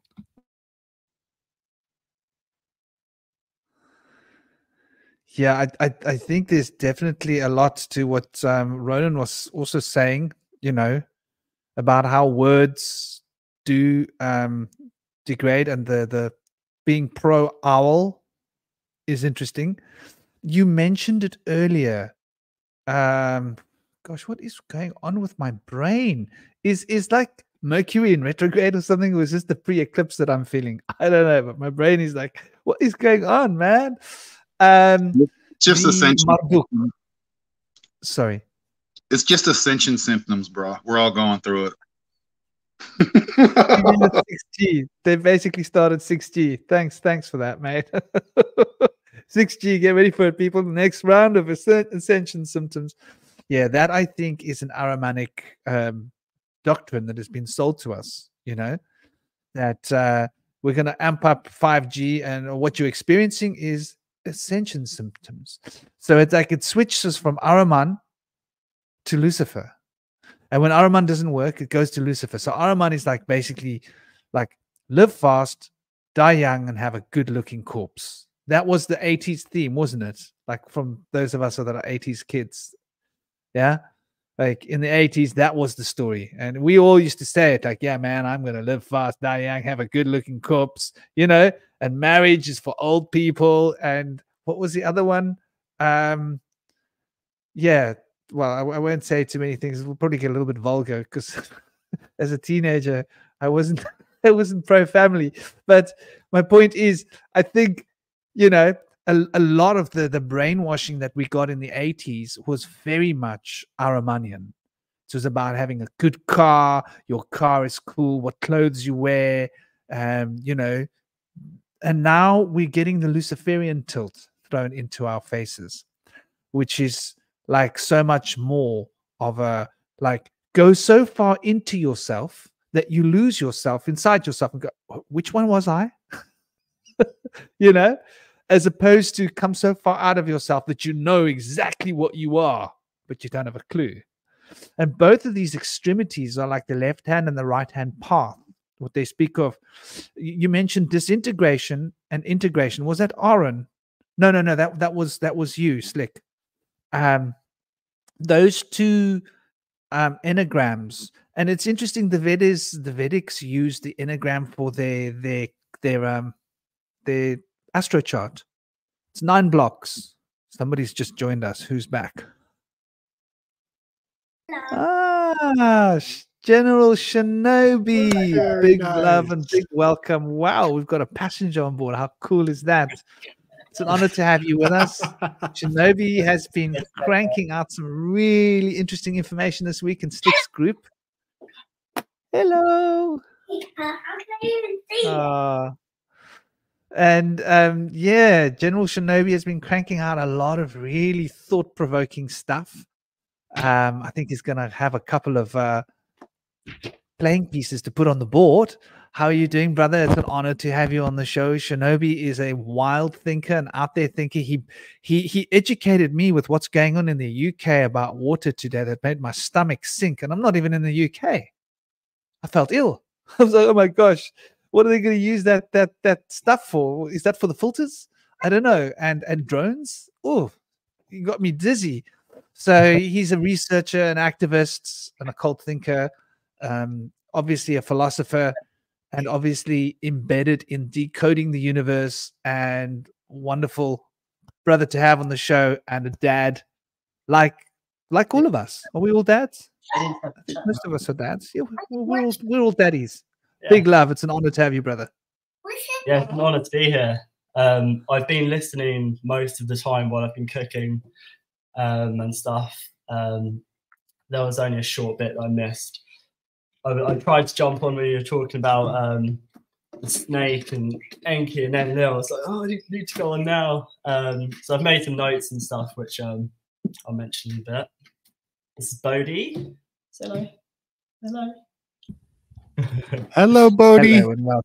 Yeah, I'm honoured to be here and looking forward to getting stuck into this. With the water thing I shared earlier, it's not a pleasant business, like reading that stuff and their plans, their agenda and stuff, but it's murky waters, but it has to be looked at, because I think that if something's observed, its power diminishes. So if we see these things and look at the plans and stuff and the many paths which humanity has, there seems to be a certain path the powers that be want us to go on.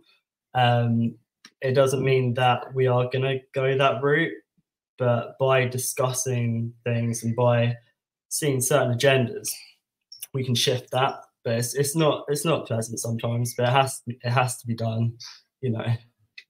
You are so on point, brother. You've got one good reason on your lap right there for why you have to look into it. And I've got a good reason. He's getting into bed now. And we're an hour ahead of you guys. And Ronan's got a daughter. And Stein's got two good reasons. And Slick's, how many good reasons have you got, Slick? I have one very, very ornery good reason. Yeah, exactly. Like it doesn't matter how many reasons you got a good reason. It's a reason. I thought Slick might have had a whole lot of reasons, maybe reasons he doesn't even know about. Sorry, Slick, I'm being cheeky. Yeah, you're such a good-looking, strapping guy. You never know, you know. But yeah, no, we are carrying the torch for our little ones, and you know, are they going to be able to wash in the water, let alone drink it? Is our questions, you know. And I think this comes back to the Ahrimanian tradition, you know, here on Earth, to create a infrastructure of disintegration, to divide and conquer. So they have to do it as above, so below. They have to divide and conquer us physically so that they can get into our heads, divide and conquer us mentally. But we can't be divided and conquered if we're healthy, because healthy human beings are like our children. We're conscious and we're awake, and you don't fool us. But the moment they get us a little bit dizzy because we're not drinking good water, not eating good food, GMO, whatever else they're spraying on our food to keep our brains retarded. And by retarded, I mean basically not living up to its potential, causing its development to become restricted, you know, the growth potential of the mind. I don't mean anything weird by it. Yeah, I think that this is a huge discussion, and I think it does fall into the purview of what we're getting into. What do you guys think? You know, my mind went to a million thoughts all at once. And I guess, you know, while we ourselves don't succumb to false dichotomies, I think that it is rewarding to see the dichotomies of the thinkers of the ages and parse out, you know, who was pointing fingers at who, where one thinker lands versus the other. And I just want to, I learned something a couple weeks ago that I'm still processing in my own worldview. And I feel guilty proliferating it without any answers or remedy or solutions or confidence on one side or the other. But the topic of Ahriman is Steinerian. It's Steiner's. He's kind of the spokesperson primarily that a lot of people come to it through, and he is so prolific. It's so rewarding to engage in his work. However, myself, I read, study, and harmonized to Nietzsche's work. And it turns out this relationship between the two is very much like I just got done saying about, if you go through the Zarathustrians, the Devis are evil and the Asuras are good. But if you go to the Hindus, the Devis are good and the Asuras are evil. And so I think there is something going on in the similar function between Steiner and Nietzsche, because Steiner says that Nietzsche was doing just all the good work in his earlier writings, but that he went sour on his last days of his life as his mental stability started to fade. Steiner makes the statement that he was once in the presence of Nietzsche, and Steiner believes that the spirit of Ahriman had taken over Nietzsche's soul. And this is perplexing for me. This puts me, it's torpedo fishes my soul in a fascinating way. Now, also, I want to say,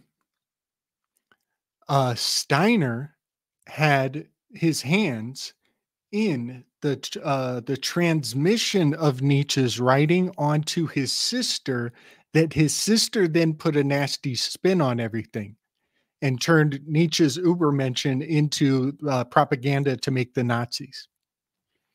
And so there is this twist in the plot, this very crucial twist in the plot, where Nietzsche was writing for the individual, and they repackaged it and served it up to a collective homunculus who was dying to consume it and misconstrue it. And then next thing you know, you got a bunch of goose-stepping collectivists. And there's something really ironic about Nietzsche's writing being for the individual and being served up to the masses, and the masses thinking that they are the individual that he was talking to.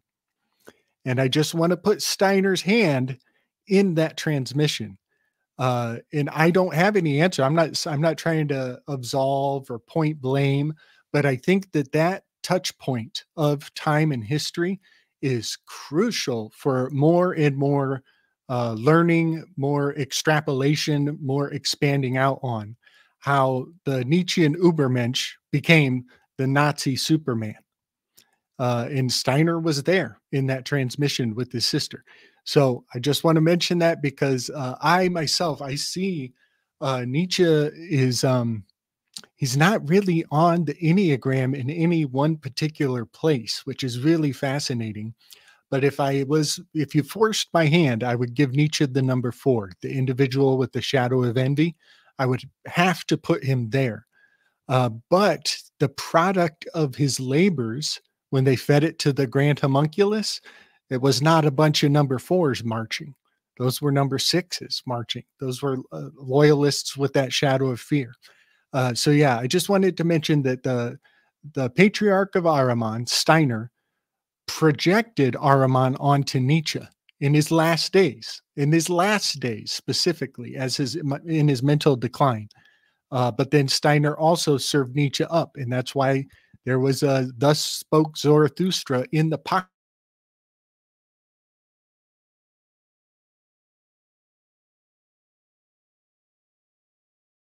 of so many Nazi soldiers, and in their bunkers, and in hot button topic.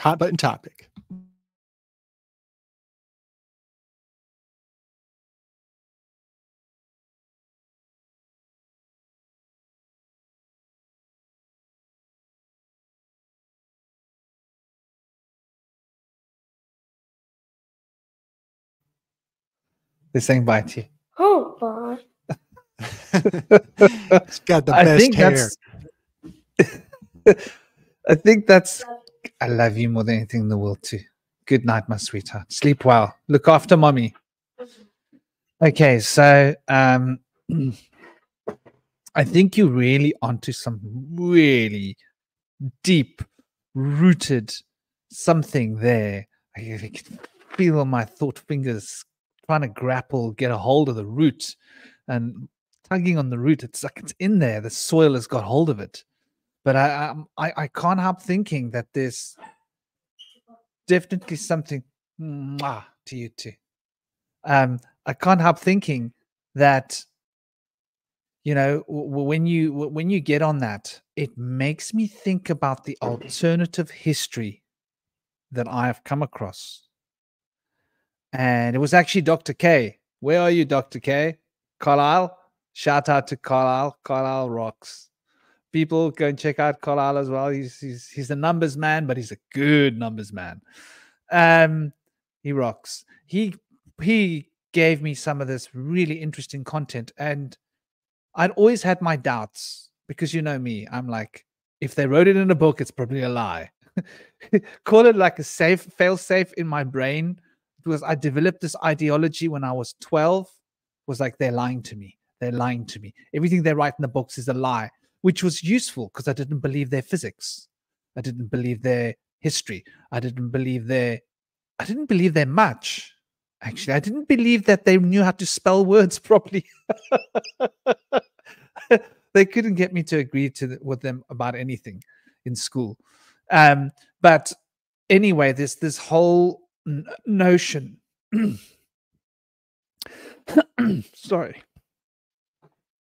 Excuse me. I think I just choked on a bit of saliva. Please forgive me.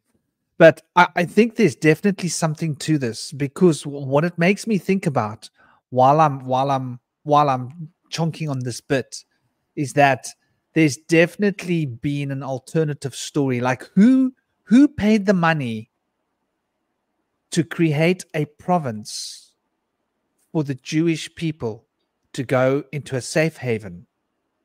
And it wasn't supposed to be a separate state. It wasn't supposed to be, this is real. It wasn't supposed to be that. It was supposed to be a province of Palestine managed by the Palestinian authorities. And it was going to be a province, a safe haven for the Jewish people. That was all done by Hitler. The mustache man. Let's just say the man of the mustache. His mustache was way funkier than mine. And so the alternative histories are very compelling when you look at what happened in the Second World War. Because I was taught in school that he was this brilliant campaigner. But before I get lost in this story, I want to welcome dear Chris Minor. He's actually a major dude, but he's got minor in his name because he likes to get around the musical fretboard of thought. He's a lovely thinker. He's also a podcaster. Also got a lot of great information coming out there. He works on a show with another lady. I'm sure he will give us a heads up exactly what it is. I haven't seen much of her shows. I've only seen a little bit. I haven't seen him and her rocking the mic together, but he's definitely got a lot of interesting research and knowledge and experience within the sphere of information that we're talking about. Lovely to have you, an honor to have you on the show, dear brother. Welcome. And thank you for having me. You tell us where we can find you and a little bit about you. Much love.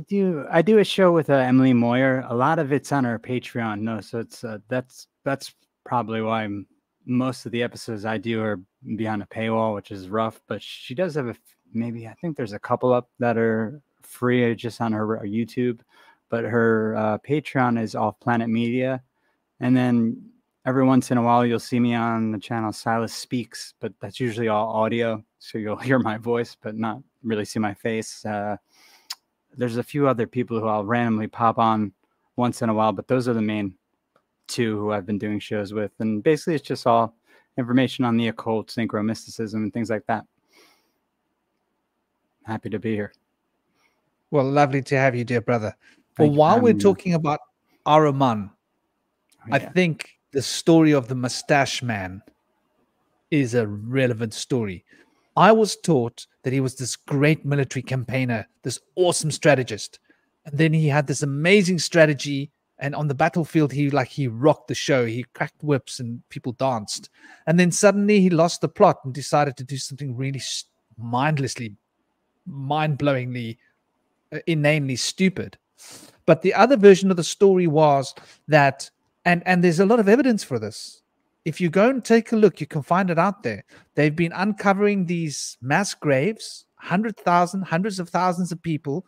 There have been 4 is it 3 or 4 mass graves uncovered in the last 8-9 years, and all of them which were given to the Mustache Man, this was his work, turned out it wasn't. All of them. Turns out it was the USSR, the Bolshevik Revolution, that were actually exporting all the Russian Jews to the concentration camps and out to Siberia to work in the work camps. And they were being worked into the ground, literally. And the story is that Mustache Man wanted to go and get rid of the Bolsheviks because they were none other than the Zionists, which were the Frankists, the Frankists, which were the followers of Sabbatai.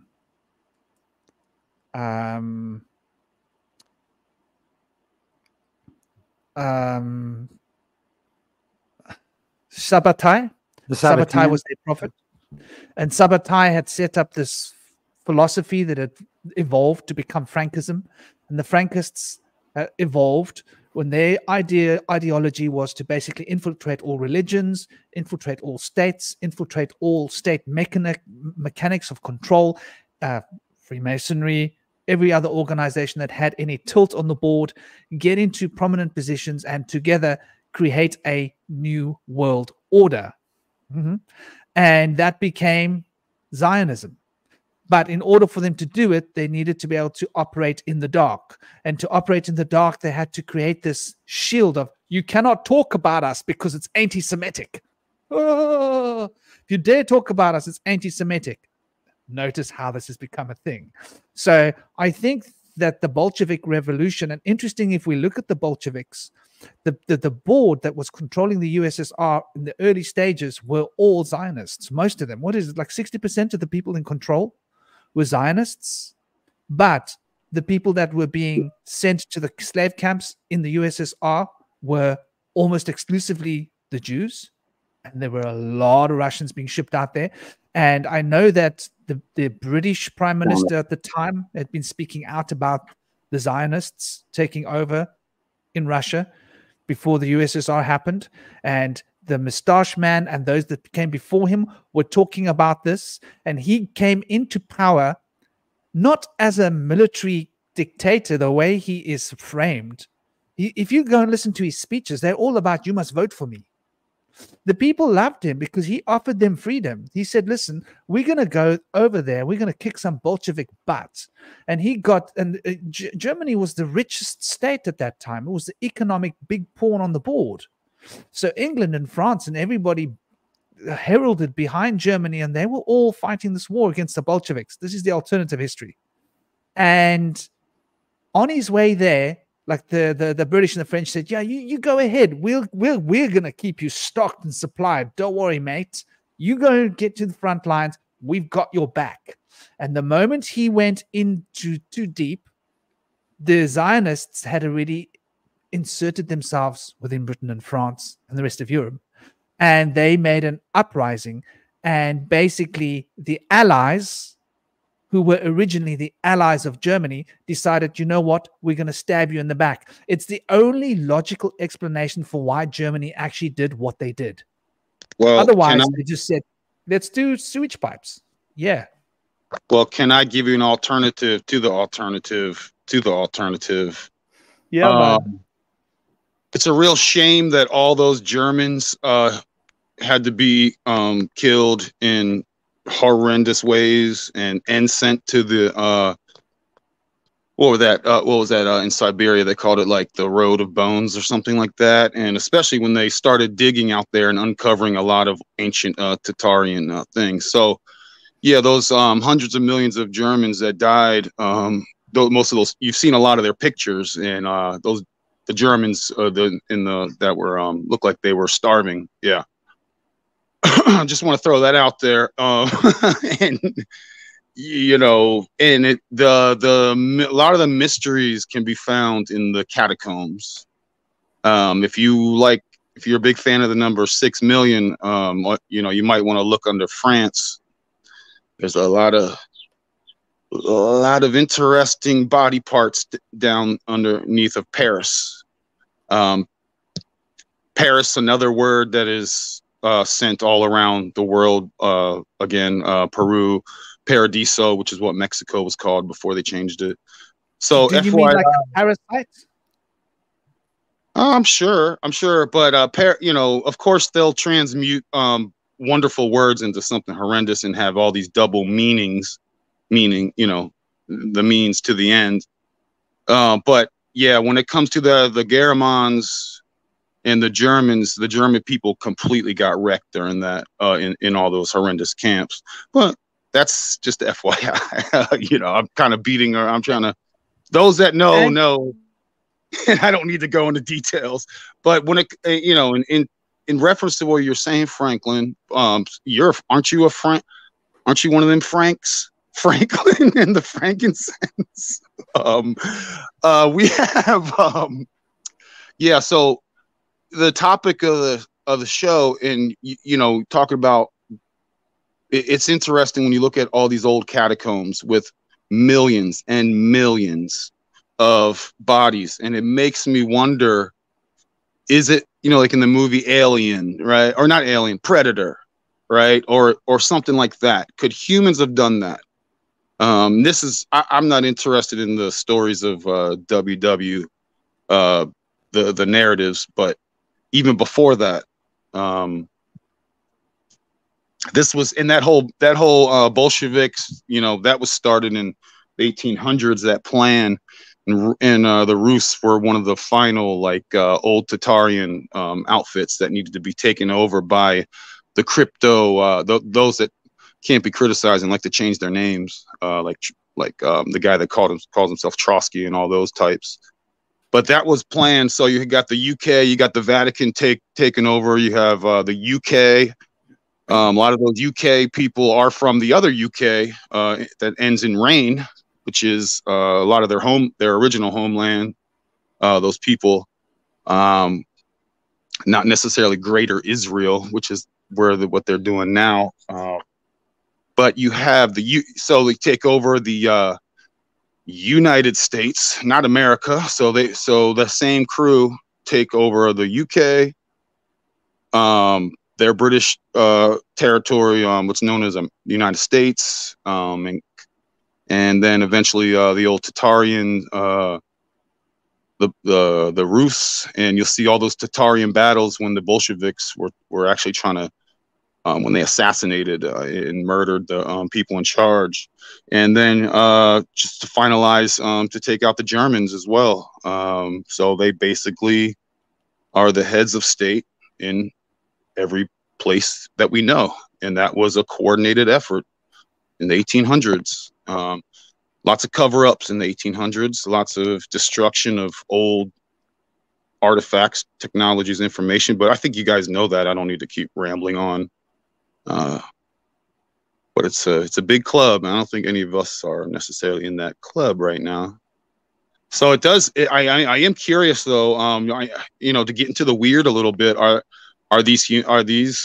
Is it humans? Are they getting taken over by the goo? Is there some parasitic goo that programmable that makes them all join the Borg type hive mind? Is it some interdimensional beings? Is it some old, human? You're going lizard on us, aren't you? Yeah, I mean, because when we talk about, I was just reminded of the name of the show with all these, I'm asking. I'll rest my mic. Sorry, I feel like I'm rambling. Forgive me. No, you're on point. You're going lizard on us, and it's part of the discussion. From that, the black goo, the lizards. Please, somebody was talking.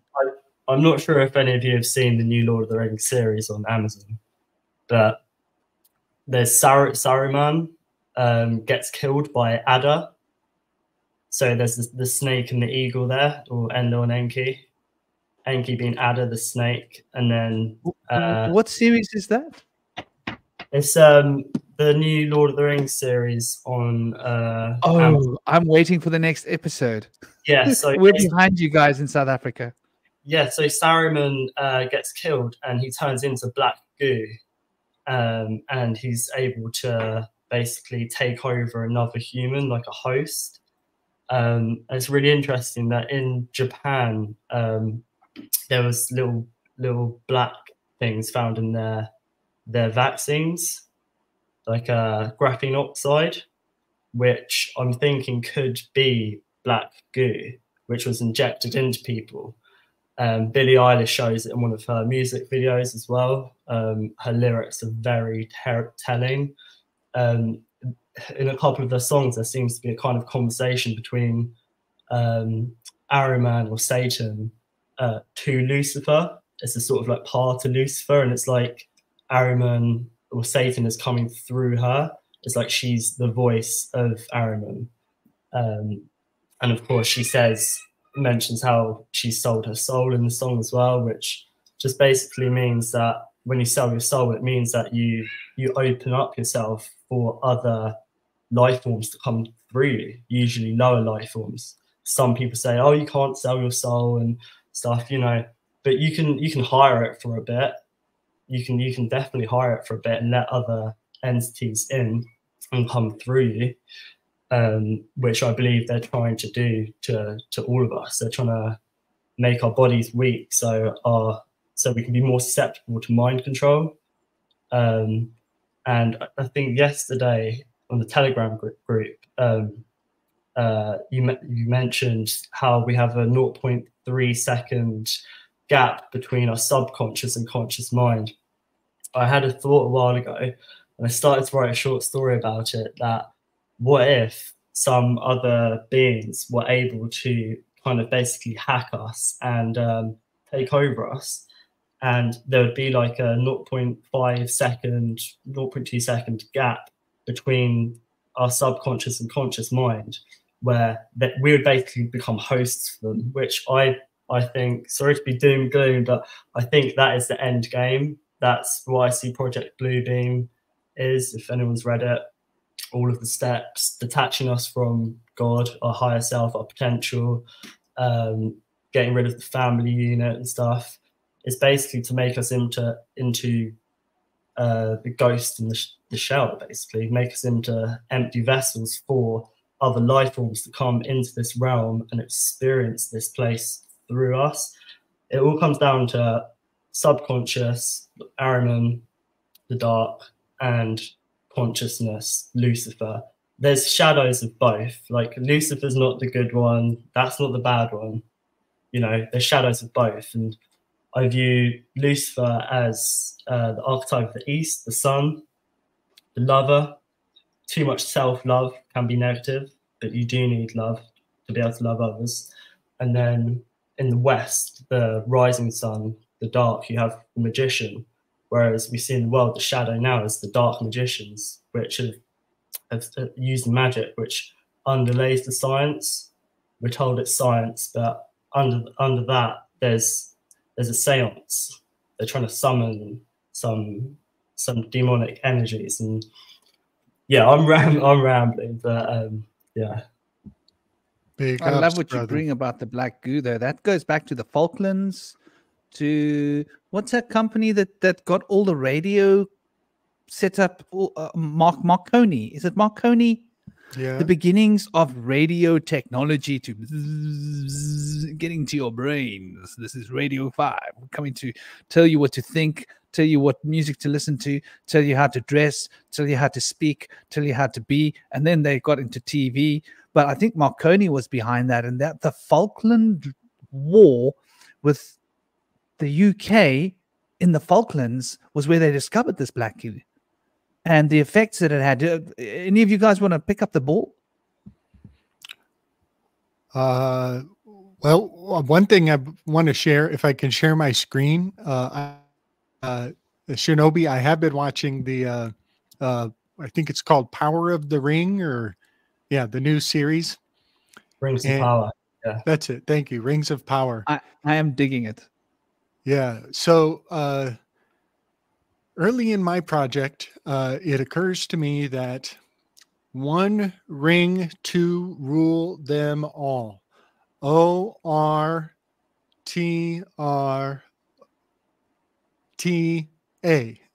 is an anagram for tarot. One ring to rule them all. You take the first letter of all those words and you rearrange it and it becomes tarot. and backwards it spells aorta. Oh, damn. The heart. Right there. Right to the heart of the matter. So this was very early in the project when one ring to rule them all, harmonized to the tarot. And I was just beginning to believe that the Enneagram was the means of basically exposing, I call it this is the costume department. The Thoth deck tarot cards are the costume department of Hollywood. That is the quickest way I can convey my project onto the masses. And I have proven it out in 100,000 different ways. Franklin, I'm going to share my screen, and I hope T. Shinobi comes back to see this in a minute. Nice. All right, buddy. So something that I do when I demystify film. This screen, or there we go. There it is. I just saw it pop up. There we go. Is I love to find characters who are reincarnations or repackaging of personalities that we know quite well. Does this look like a match to you, Shinobi? I'm not sure who the bald guy is, but I can see a correlation with the other two. Yes, this is Aleister Crowley. Think of the Beatles, the album cover, Sgt. Pepper's. And I am quite sure that they are conveying his likeness as a protagonist on high in the Rings of Power series. In fact, not only and it's not simply that they look alike. I just want people to know that they will literally take quotes from their life and put them in the mouths of the actor and float it right under your radar. And so some of his most benign lines that he says in passing are in fact verbatim quotes from the biography of Aleister Crowley. And so oftentimes I feel a little burdened trying to show the forest by just exemplifying a couple trees. But this the character's name is basically Elron, isn't it? Eldron or something like that? That's, yeah, exactly. Yes, this is going to be L. Ron Hubbard. And aspects of his life journey, of his development in the film are one-to-one correspondences to moments in L. Ron Hubbard's life. And so they are weaving their biography, their real life biography, into the fictional dynamics of the Lord of the Rings series. And so I just thought I would share. There's a couple other ones that I'll unpack and flesh out later in the project. But I just thought I would put this on your radar that they are totally putting Scientology into the Overton window for the next generation.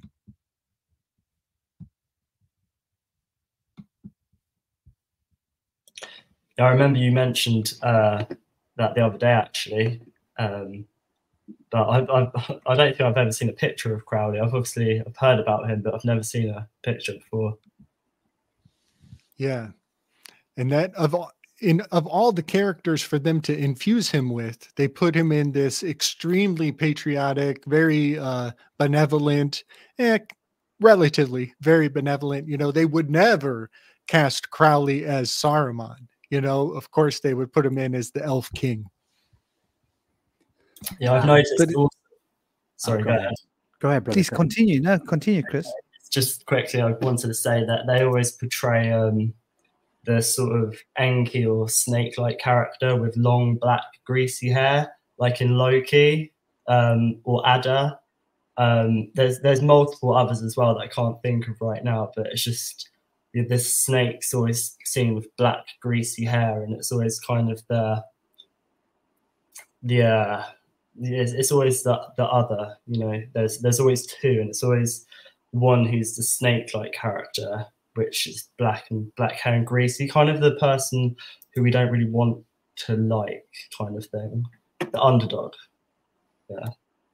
Yeah. So I mixed up your names, Chris, and but I think. Oh, Chris I tried to talk at the same time too. So you probably heard me at first. It was no worries to either of it. But I just got booted out. But I was hearing the end of what you were saying, Gabe. And I know that I think Ron Hubbard, he was also naval intelligence, wasn't he? So he was naval intelligence. He goes, meets up with Crowley, Crowley and Parsons, becomes friends with Parsons.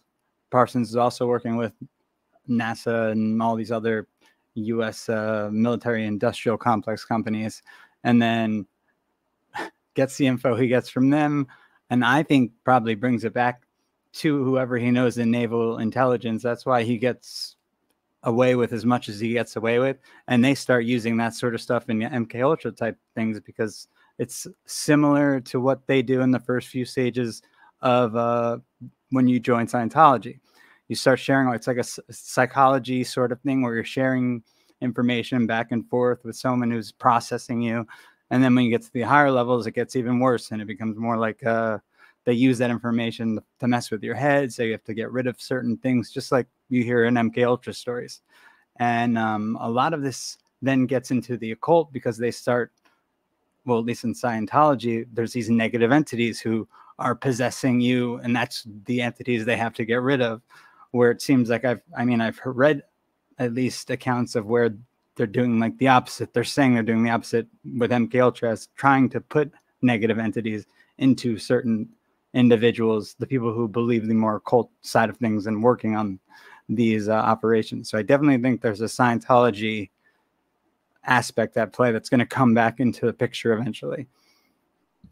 You know, to build off of that, Chris, I believe that their therapy is I personally wouldn't recommend anyone going into therapy for anything. Same. For healing, right? If you're trying to heal trauma, that's their system that they created for a reason, and it's like that. That quote unquote demon entity entering, and it might just they learned how to like fracture someone's consciousness, exactly, based on all their horrendous studies, and yeah, that's powerful to just. I mean, I was in the army, and I know the breakdown of giving everyone kind of losing yourself and joining the group and following orders for the betterment of all. And that was brainwashing, rinsing and rewashing, actually light. The Marines really get it, but and then how, of course, what's the end game is to send lead down range and harm other people with the idea that you're on the side of good, in whatever that means, protecting freedom, or even religiosities, whatever that is. But I could imagine, dude, that whole, like, when you get to those MK Ultra things, or you're a targeted individual, the breaking down of your ego is almost it's weaponized thing. I almost think ego is a good thing in a way. Because that's who I am. Anyway, you guys get it. I don't want to keep. You guys get it.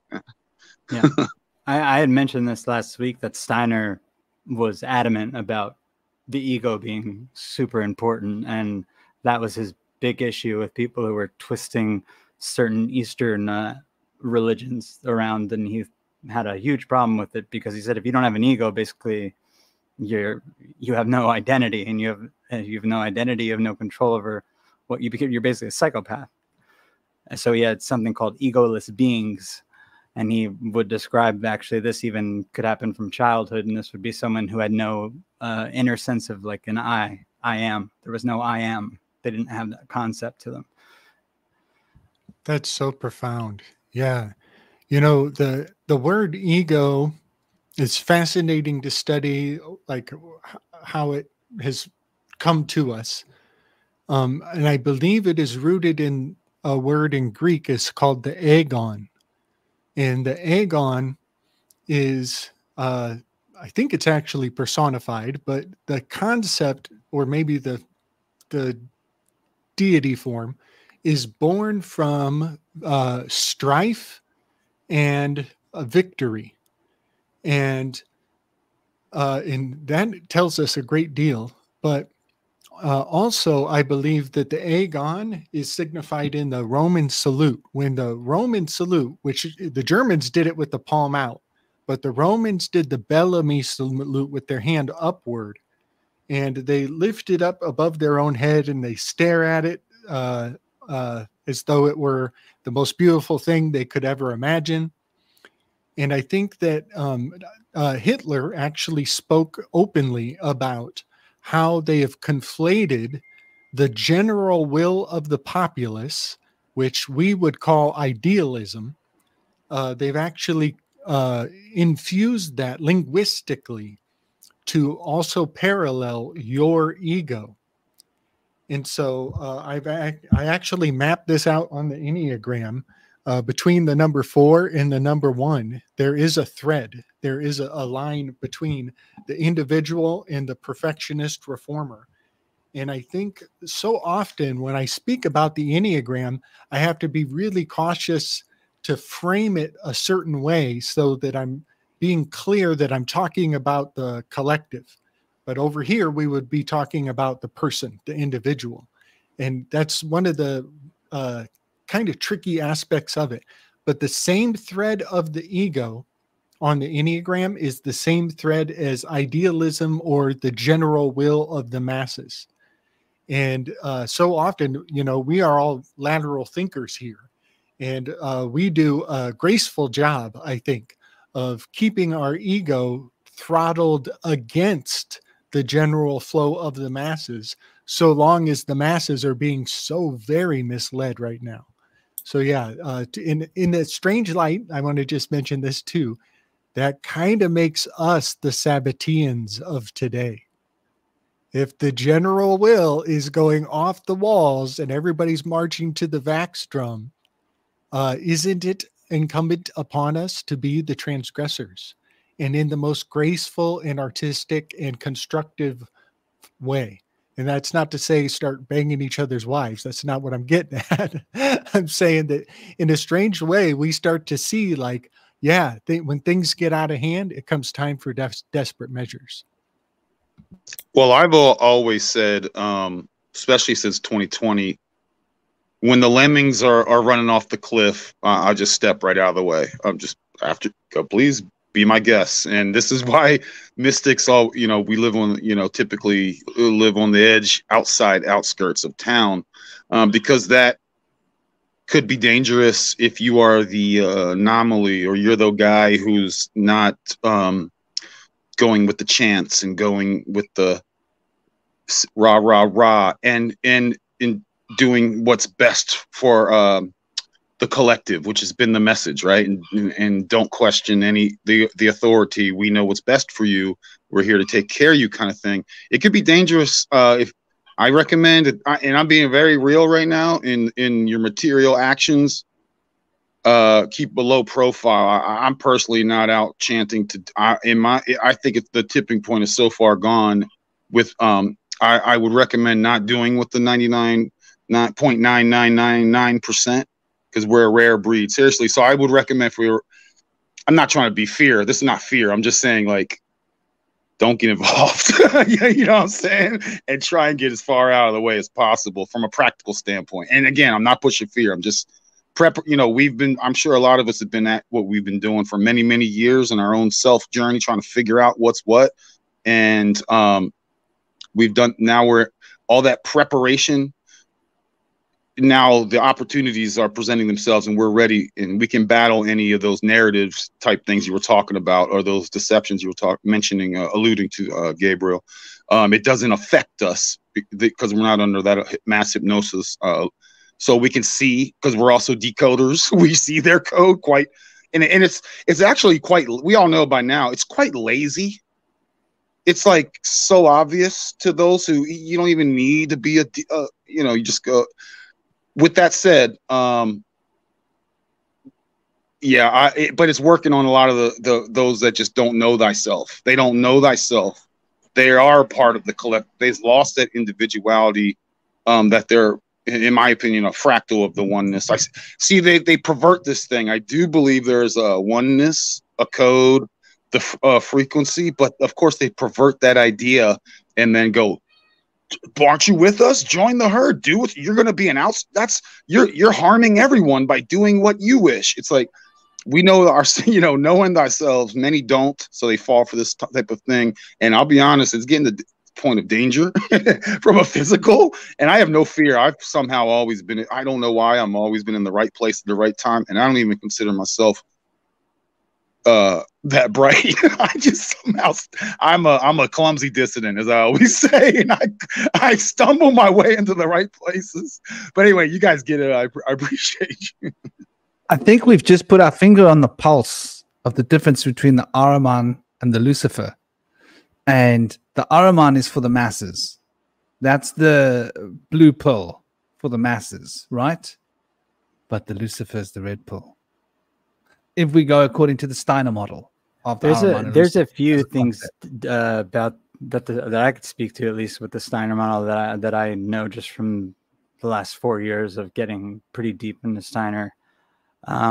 Lucifer, so he represents more of a dematerialization, like more of like a Gnostic type of view, like a black pill, like the earth is totally bullshit, nonsense, it's evil, you don't want to be here, you want to, basically, this is a prison planet type of view. That is like the Luciferic stream. It goes in that direction. Ahriman goes deeper into matter, so technology, transhumanism, anything that keeps you here and destroys the physical or the spiritual realm and keeps you in the physical for good, that gets more Ahrimanic.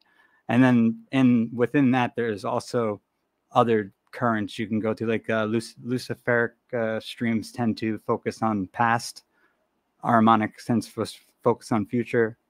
And Steiner always had Christ in the middle, because he always said that neither of these were necessarily evil, because we needed both, the tension from both sides to learn to grow. But when taken to the extreme, that's when they become evil. Yeah, that's the Rosicrucian tradition that suggests that the left path is essentially the Ahrimanic path, and the right path is essentially the Luciferian path. But even on a more subjective level, if we consider ourselves as the occultists, we consider ourselves as those that have had certain veils removed. We're not following in the blind pursuit of, like, how much have I got money-wise? Like, have I got the right car? Have I got the right clothes? How popular am I? What clothes am I wearing? Am I trendy? Am I going to the right clubs? Am I hanging out with the right people? All that nonsense, which is totally Ahrimanic. The Lucifer for us is exactly, I think, what Ronan was getting at now, was like, we have awoken, so we get the red pill, and so we've got a special dose of toxicity just for us, if that makes sense. Oh, yeah. We are getting our own broadcast of our kind of fear, our kind of self aggrandizement, our kind of a whole list of things that applies to all of us sorts, because we are the fringe. And I think Lucifer applies to the small group, the occult group of the fringe, and Ahriman applies to the masses. And it's very interesting, because if we look at the Ahriman, I have a theory that there was a time when the sun rose in the west, and Ahriman was the whatever that guy was at that time. And then the sun started rising in the east, and then Lucifer had to replace Ahriman. I think there's a cosmic shift between the pole shifts and the ages of man and the ages of time. And I think these two forces represent where the sun's rising. And I think that we sort of fall into ironically, by looking into the past, you move into the future, right? Because when you look at the past, you understand what will happen in the future. When you're looking at the future, you get embedded in the past.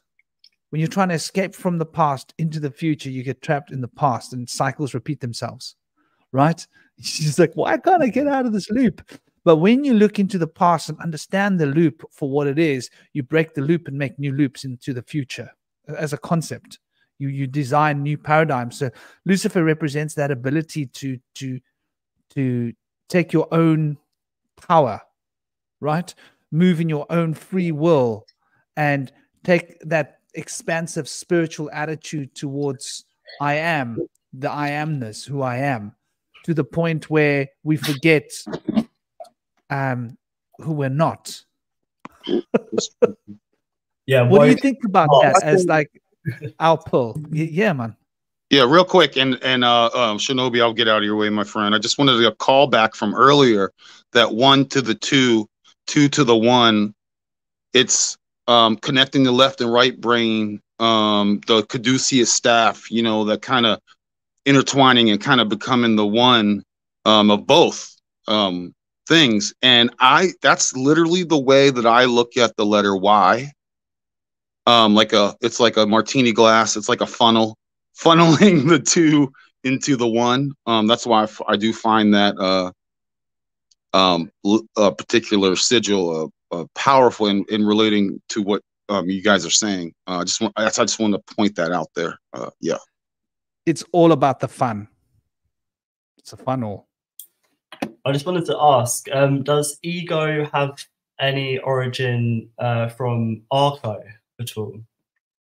Like an art? I've always thought it's like Gabriel was saying, the Greek, because there's the persona and the ego, and it always winds me up because people are always talking about the ego, and I'm like, are you talking about the ego or are you talking about the persona?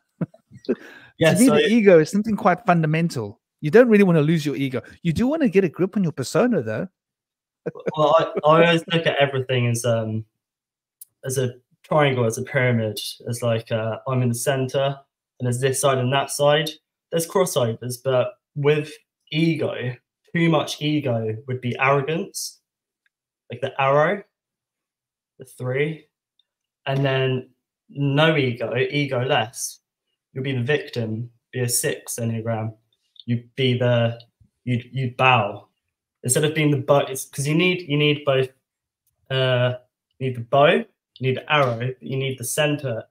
You need to have the sight to see the target in the middle. So the shadows of either side are no ego, you've got no bow, but you'll bow down. And then too much arrogance, you have no too much ego, you have arrogance and no arrow. You know, you need to be balanced in the middle. And the ego is your story that you carve for yourself. It's very important, very important. I also just wanted to quickly mention like the 2 poles of Saturn. Because Saturn controls our time here, which is the amount of light emitted. And on one side of Saturn, you have, I think the North Pole, you have the hex. The South, you have the eye. And I see these as Ahriman is the eye, the all-seeing eye. And then the hex is Lucifer. You have like the machine and the organic. The machine is the all-seeing eye wanting to control, and then the hex is the magic. And what I sense is that the magic has been basically taken, like Lucifer has, if it's a being or an egregore, it's being captured and caged, and the powers that be are using that magic. For example, you see the flag of Israel as the hexagram. They use the eagle as well. And I've got a list of stuff here that, so Enlil would be the eye, would be the farmer, big farmer, and then Enki would be the shepherd. And these are both 2 poles of Saturn. They're both available to us, but the powers that be are using the magic that's sort of available. And the vast majority of people aren't using this magic, which is all around us. I just wanted to mention that I can sort of feel there's a magic being used in the world which is available to all of us, but people are made to feel powerless, that we don't have this spark within us. It's been kind of watered down by this dark energy, the shadow. I call it the shadow of the feminine, more like victim sort of mentality being put on everyone, like climate change, AI taking over, all of this stuff, all this fear frequency put on us, which is coming from the shadow, like this blue beam, Project Fear. Two things I wanted to just throw in there, because Gabriel's also going to have an unpack. I get the feeling. Arrogance. I never saw this before. Arrow, we know what the arrow is. Is that an anchor? Or is that got to do with Sagittarius, Jupiter's, Zeus's unleashing of the lightning bolt? The arrow. When you rearrange the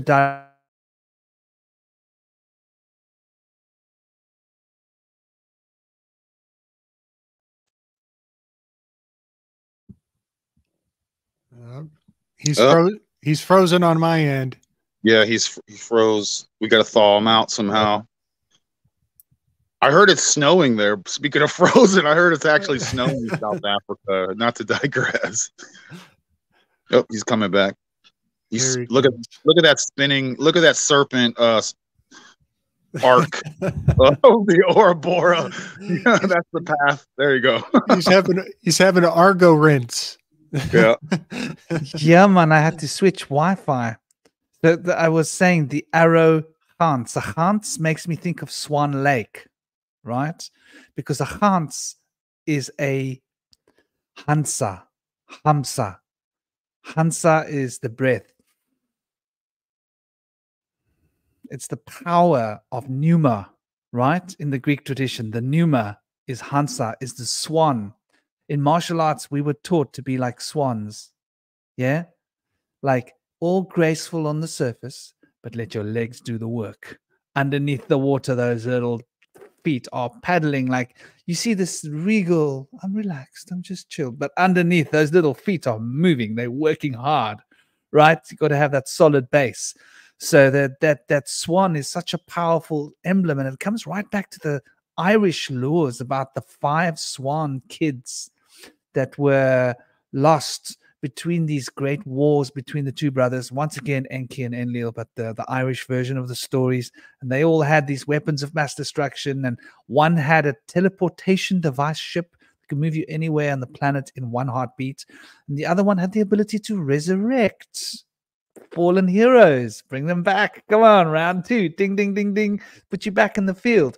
So, and the one had the sword and the one had the spear, but these were big weapons that could destroy cities, and they wouldn't wield these weapons in a hurry. These were like last weapons of mass destruction. So, but now getting back to swan, arrow, Hans. I never noticed the connection to the word swan with that, and the swan is quite vain, I would say, quite regal. And the other unpack just before Gabriel jumps on was the cubes, the 2 cubes. Okay, so Bet, you mentioned the magician. You said the word magician, and I instantly in my brain I thought, well, Bet, the second Hebrew letter relates to the card, the magician. And then I thought, well, gambling, gam, the Muladhara chakra, bling, let's get some bling on the table, and to bet. And how did we gamble in the old days? We took a altar, which is a double cube, always has been. Interesting about that, double cube, the cube of the north and the cube of the south on top of each other, stacked. That was typically an altar. And we cut the altar in half, and we had 2 cubes, and we called them dice. And it was all about life and not living. Die, 1 die or 2 dice. So that's like the history of gambling. I just thought I'd throw that out there. But please, Gabriel, I saw your mouth itching. When you mentioned the bet of gambling, it makes me think of thou shalt not tempt the Lord. And when you are betting, it is like you are baiting. Tempting the Lord indeed. But no, Shinobi, some of your weaves, they definitely, I love how much Saturn and the moon harmonize to each other symbolically. A lot of people have talked about the Saturn moon matrix, and Saturn has kind of, I guess, I think it's a 29-day orbit. Some say 29 year. Some say 27 year. But the moon also has about a 28-day cycle. And their numbers harmonize in so many ways, all the way down to their names. The gematria of the word moon and the word Saturn are harmonic as well. But in the Enneagram, I have Kronos as the number 8 personality type, the controller. Very much so, because everything is time. Time is like one of the largest jurisdictions there is. And when you go into movement or into action, you are more than ever, you are in the dominion of Kronos, of time. And then I give the moon the number 2 personality type. Now I'm saying personality, and I'm talking about the moon. But this is actually how it was handed to me in my studies from the beginning. You can look at the Enneagram with planetary placements, and you'll get quite a few answers depending on who you ask. I have harmonized my understanding of it to the graph that puts essentially, it puts Mars as number 1, as number 1 shadow is wrath. It puts the moon as number 2, as the shadow of number 2 is pride, which is infernal. In the infernals, pride is the name for Lucifer. So strangely enough, while everybody wants to talk about Mercury and Venus being Luciferic, or Lucifer here, there, and everywhere, I just find it so anchoring and so rooting to see it as the moon. And recently on my channel, I did a little episode about a conversation we had on the Telegram about how to the Yatsiti, Lucifer is called Iblis, and he is correspondent to the peacock. And part of the Yatsiti story of Lucifer is that his pride got in his way when he was directed to bend a knee to Adam. And he was too prideful, and so he rose a rebellion because of that fact. And so what was kind of neat, and I kind of reasoned on this on my channel, is the Yatsiti see Lucifer as a peacock. Also, Hera turned one of her agents into a peacock and put him in the heavens. And then it just kind of dawned on me how much the moon looks like it has 100 eyeballs, and it's so prideful, and its feather display actually Warts. Maybe they're warts. Maybe they're warts. Yes. Its feather display expands over time. It becomes full of itself, and then it goes through a diminishing. So in a fun way, when you think of the cycles of the moon, it is kind of like a peacock filling itself up with its prideful display. Gabriel, I have a question. Is Saturn being more related to the sun? Is that a bit of a fake out? And by the way, in the peacock, I think it's one of those media stations like NBC or NBC. You got it. Yeah, you got it. And something else, Saturn has a huge display. Saturn has the rings. It kind of makes it look like it's full of itself in a fascinating way. But just, I'm so visual when I speak. I just think it's important that people know that the number 2 is directly connected to the number 8 on the Enneagram.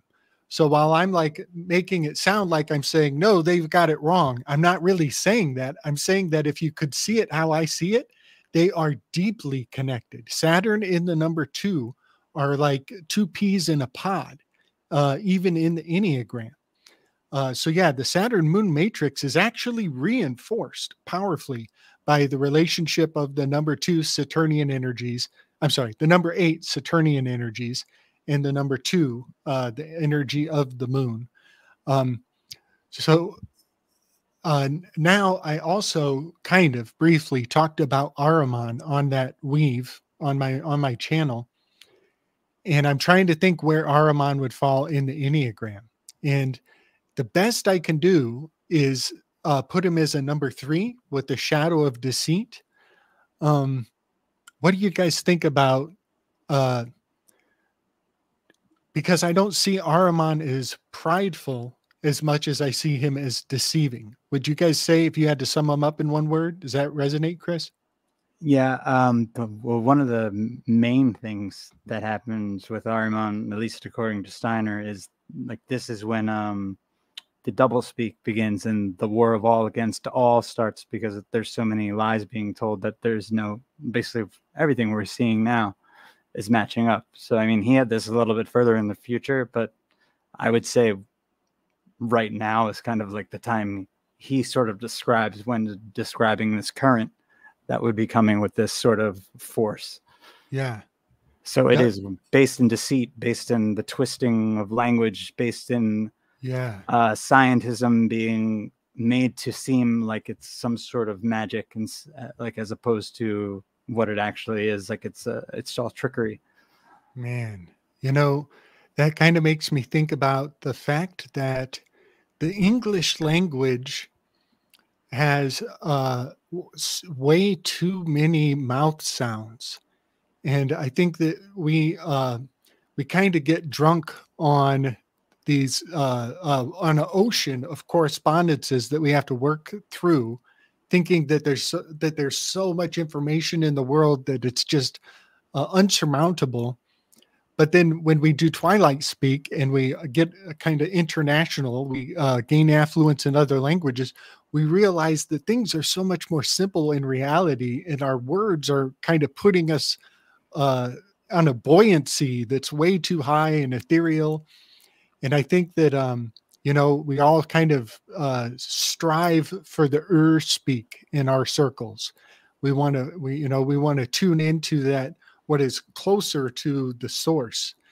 And I do believe that, to have a more conservative tongue, I actually envy people who speak a language that is more simplistic. And I think that constantly what we do when we make connections with language, I think of it as like a diving tank, and we're actually sinking into causality more deeply when we get away, or when we give up those superfluous differences. We realize that it's much more about the common relationship. Yeah. I just wanted to put that on the Ahrimanic deception, and the science is inventing new words that are taking you off in the unknowns all the time. I think there's something very deep about a universal tongue.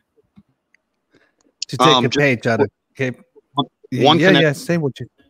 I'll be quiet.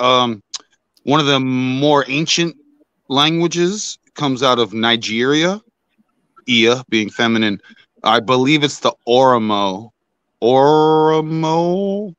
Someone might want to check that out. But I think it's Oromo is one of the ancient languages that is still spoken today in Nigeria.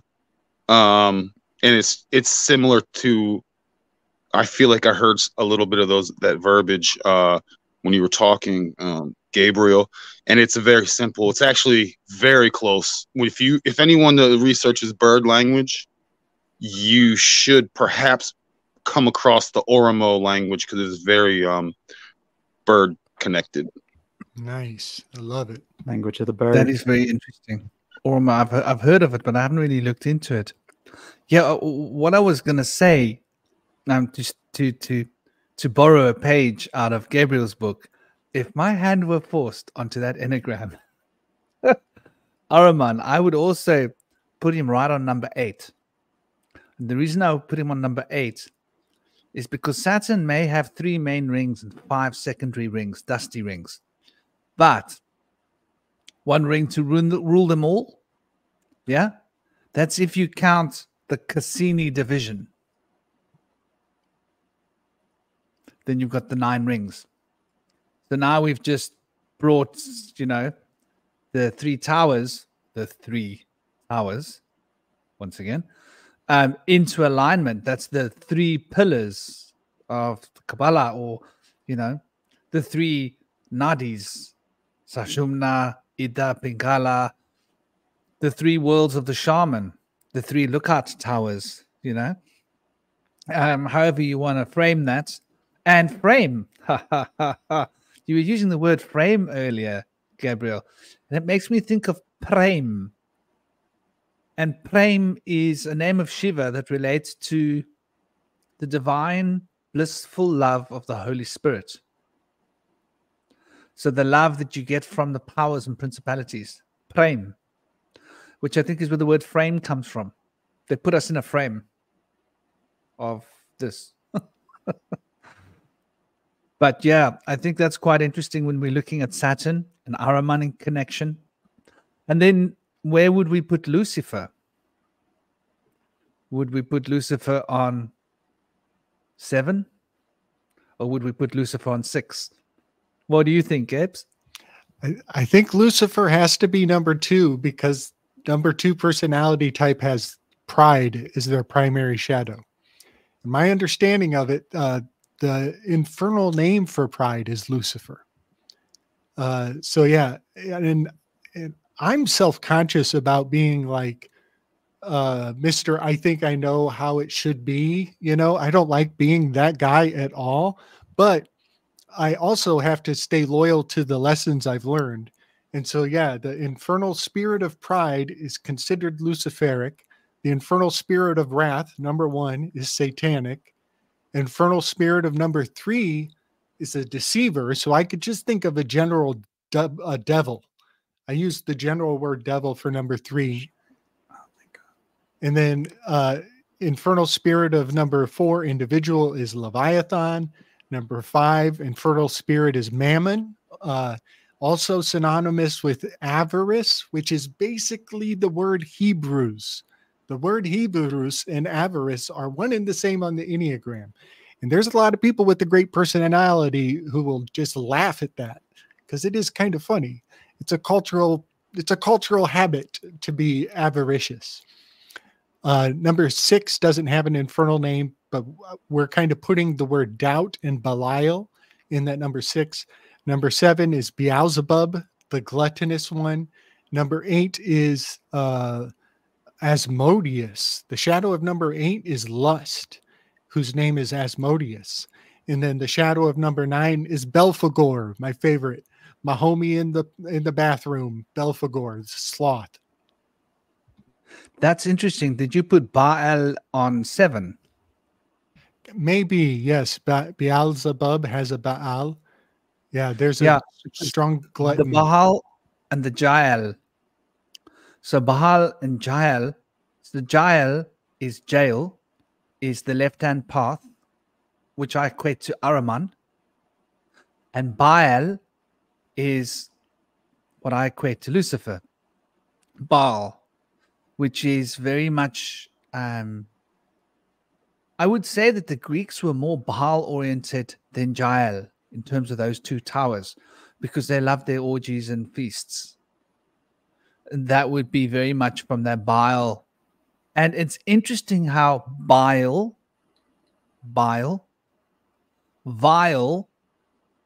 to contain fluid, to be disgusting.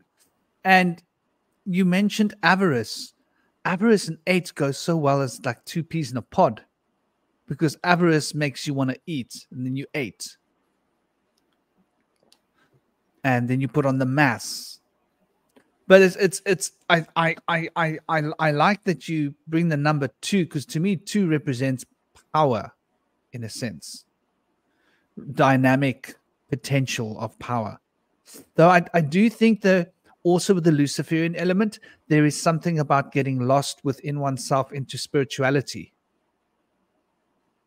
and becoming a loner, and getting so absorbed into the inner world of the spiritual world that we leave the physical world behind. So there are shadows of 7 with that, are there not? As well, which is interesting. I think there are a lot of shadows. Probably. Yeah. Sorry? Oh, no, I was agreeing. Yeah. So it's very interesting when we look at this, because Ahriman also is very much a dictator, no? The idea of when you get into Ahrimanic, you're like want to, you want all the facts given to you. This is what it is. Dictates to me. I want to listen. It's interesting too, because I pulled up some of the off anthroposophy.eu, some of their traits that they had that Steiner had written back in the day. These are taken from his lectures, and I'm going to read 4 of them just because the first one, like you just Gabe just mentioned Mammon as being 5. So they have negative or dangerous influences via Ahriman. Mammon is the god of money. That's just listed underneath it. So Mammon somehow is related to Ahriman, which is materialism, money. I'm guessing this is where this is going. The Ahrimanic influence has to do with lying, untruthfulness, like we were just saying. The god of hindrances, so it prevents man from making progress. And then during his reign, his hosts attack men's bodies and souls to corrode and ruin them. Bacteria will rise under his influence. You can call it terrible epidemics, nervous system diseases, ruin nervous systems in the future. This will increase in a terrible way, et cetera, et cetera. So this is all the type of stuff we're seeing now. And I'm guessing that part comes from the scientism as well, because you have all the dysgenics and messing with all of the vitamins, medicines, and whatnot that people are being given, as well as their food. Big time. Where are you reading that from? This is off anthroposophy.eu. And it's actually a really good website, because you could just search it like a search engine, and anything from the lectures of Steiner will pop up with the lecture that it was in, at least that's been translated into English. I'm sure the German has even more, because I know all of his lectures haven't been translated. Would you mind saying the first few things again from that list, like to see and what was before that? Yeah, so it's under negative or dangerous influences, because there is a positive above that, but a negative or dangerous was the Ahrimanic influence, which asserts itself in human evolution, has to do with lying, with untruthfulness, and then it says, see the falls of the spirits of darkness. The next one is the god of hindrances. He wants to prevent man from making progress. The next one is origin of fear. The next one is Mammon is the god of money. And the last one was the attacking, his hosts attack the bodies of men. He attacks their souls, ruins them with bacteria. Sounds god of Israel, or make war by deception, and all of the stuff they're doing over there, like to a T, all of those things, messing with our nervous system, Project Fear. That's the whole like. Yeah, it's literally like it's so spot on. It's bizarre. Yeah. That's why I place. This is probably not correct. That's why I place Ahriman on the 6 or around there, like loyal and fear. Like, you have to be loyal to it, but then there's the fear frequency coming from that side too. Or the 7 works as well. It is interesting that they have him as origin of fear. Like that was like literally one of the traits. I didn't actually know that was something that was even said by Steiner. This is my first time seeing that. Yeah, that is fascinating. Yeah. You know, Shinobi, I don't know if you caught PK and I, we've done 2 live streams now, but it was the first live stream with PK where we did a tour of the infernal spirits around the Enneagram. And PK made a really great, he was protesting about number 6 having a shadow of fear. And he made a really good case. And I kind of love sharing this reflection.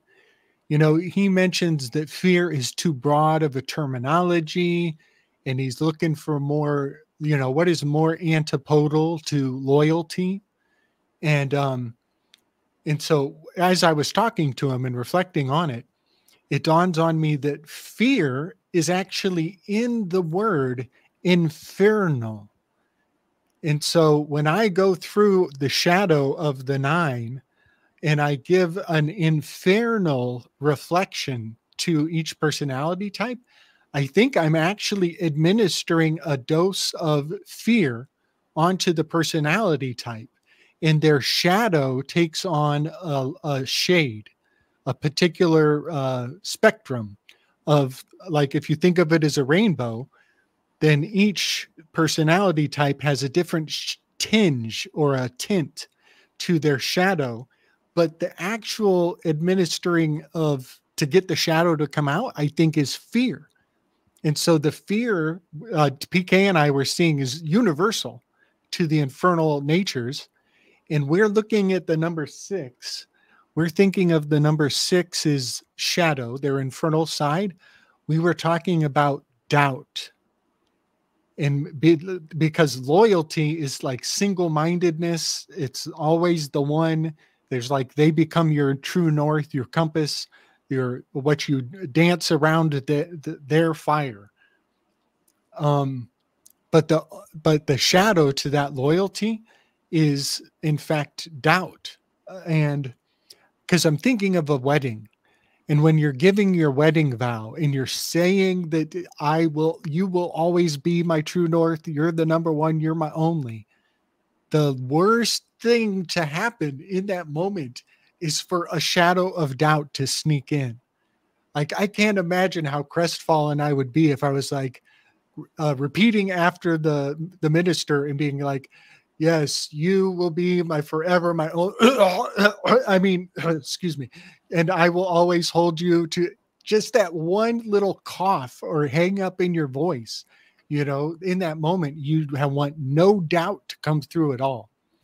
And so, yeah, we were kind of thinking of doubt, but then we were even taking it to like its spectrum potential of like, there is skepticism, which I think is healthy relationship to doubt. But then there's cynicism, which is kind of contagious to other people. When you're cynical, you're kind of hoping that your doubt leaves a mark on the people that you share it with. And then there's nihilism, which is like way off the scale, going too far. So yeah, that was some of our reflections around the number 6 loyalist with the shadow of maybe not only fear, but also doubt. I'm going to throw something else at the table, just something, because I think there might be lots of enneagrams, different patterns. Like if we consider there are the 3 fundamental states of being of the shamanic world, and there are the 3 Atzilut, Bria, Yetzirah, and Malkut. And so from a Kabbalistic perspective, you've got 4 different color scales, 4 different ways in which each of the spheres can be addressed, 4 different sets of names, 4 different color scales for all 32 parts. So there's essentially 128 megabytes. Sorry, different colors ascribed to the tree of life. So if we look at the enneagram, the word fear, I see it as phi, air, right? And phi was always, when you were calculating as a master builder, you were using your set square. Yeah. And the number 4, fear, as it's called, Germanic languages, fear, it literally has the root of the word fire and fear in it. And if we look at what 4 represents from a Vedic scale of cosmology, we're looking at the head of the dragon in terms of the Ouroboros, in the same way that number 7 represents the south node of the moon. The number 4 represents the north node of the moon, which is the future, what's coming. And that's what we tend to fear a lot. So you could even put the number 4 in fear. Now, in the Kabbalah, we relate fear to the number 5. But 4 is the expression of 5 is the expression of 4, as 6 is the expression of 5, as 7 is the expression of 6, as 8 is the expression, and 10 is the expression of 9. Hence, there are 10 Sephirot. It's interesting too because I don't know, is it the Japanese or Chinese who consider 4 as like the number of death, right? It represents death to them. So that, I mean, that's where like the basis of all fear seems to come from, this fear of death. Yeah, so that's spot on with what you're saying. Yeah, so I think there's another place for fear to sit in a different in a different arranged enneagram, and I mean, if we look at that, then anger, I see anger and fear sitting together. And if you think about the name Ahriman itself, I think the original from Zoroastrianism, I mean, it means like angry man. I believe that's what like the translation. Yeah. So exactly. Totally related. Anger menu, I think. Anger menu. Yeah. And then the other one was Eshmenu. So Eshmenu was the good. Check me if I'm right. I hope it's Eshmenu and Anger menu. Yeah, it's interesting. Sounds right. Yeah, it's interesting when we look at that. And then when if we look at 4 being fear, then 5 is the embodiment of how it's expressed. So 5 then becomes the vehicle of communication, and how the word can limit the idea. In other words, like what we do when we're afraid is we want to name it, right? Yeah. Like if you've got a fear, you got to name the fear, and then you got to like beat the crap out of that thing. What do they call those things you guys have in Mexico? You build this thing and you beat the crap out of it and the sweets fall out. Piñata. Yeah, I think that's what the piñata is. You create this thing when you've named your fear, and you beat the crap out of it until it gives you something yummy, you know. Yeah. And we're teaching our children to like beat the crap out of their fears in a sense. Maybe when is that done? What is that festival about? Well, usually, like, I mean, I know here piñatas were just something done at birthday parties for kids, and I mean, I think it's like something just to focus their energy on, so they're not bouncing off the walls. If they have nothing to do, they all whack at the thing until they get some candy. But I'm not sure where it originates from in the Mexican or Spanish tradition, which one it actually comes from. I have no idea. But I would assume it's some sort of focusing of the energy. What's happened to Gabe? Mystic Ronan's back. Ronan's back. Maybe Gabe's girlfriend came over or something. My internet was weird too for a minute. I kept dropping out every time I was going off. My internet was just cutting out on me. So I don't know. Maybe people's internets right now are getting a little weird. I'm going to admit that my internet has been dodgy. I've had to switch connections as well. I mean, I'm back on my primary connection. I had to switch to my secondary connection. And I've had people telling me in the UK they've had problems, though. Shinobi, you've been rocking. Look at that resolution in the back of your, like you've got a very crystal connection. Which is ironic because you guys are having storms, aren't you? I'm sitting on my Wi-Fi pretty much, which isn't great because this is our computer's usually in the bedroom, but we've been using it as a TV, so this is why I'm in here. And I'm using Ethernet. Comfort to my Wi-Fi. It's right next to me. But, yeah, I'm using Ethernet and I'm still getting booted off. To ask on this topic is the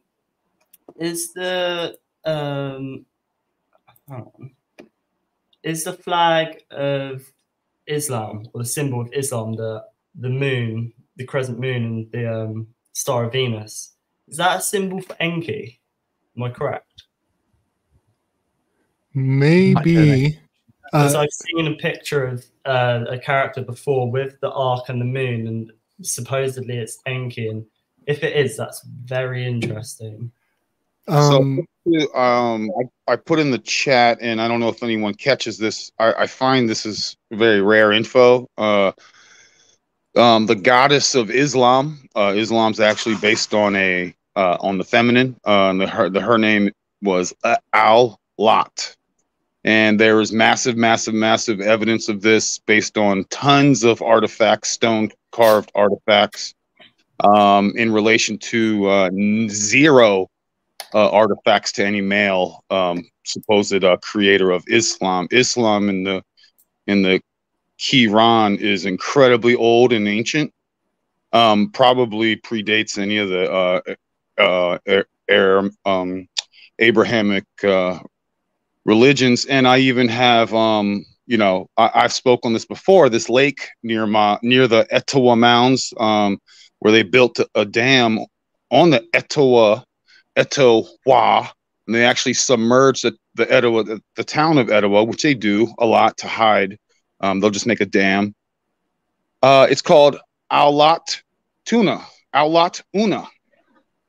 Al-Lat.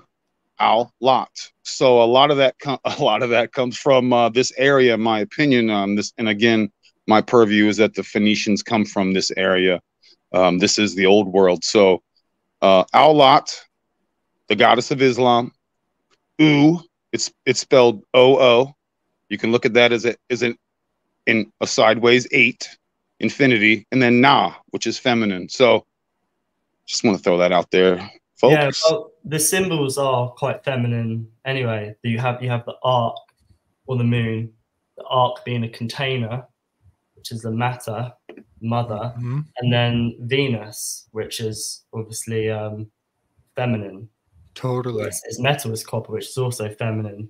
But it's very interesting. The reason I mention that is because obviously you have the conflict of Israel and Palestine, which is the conflict between, it's broad, but Enlil and Enki. You have the storm god, the eagle, versus the snake. Or I view Enki and Enlil not as brothers, even though they're written as brothers, but as energies or egregores. And there are these two energies fighting each other, which you can see.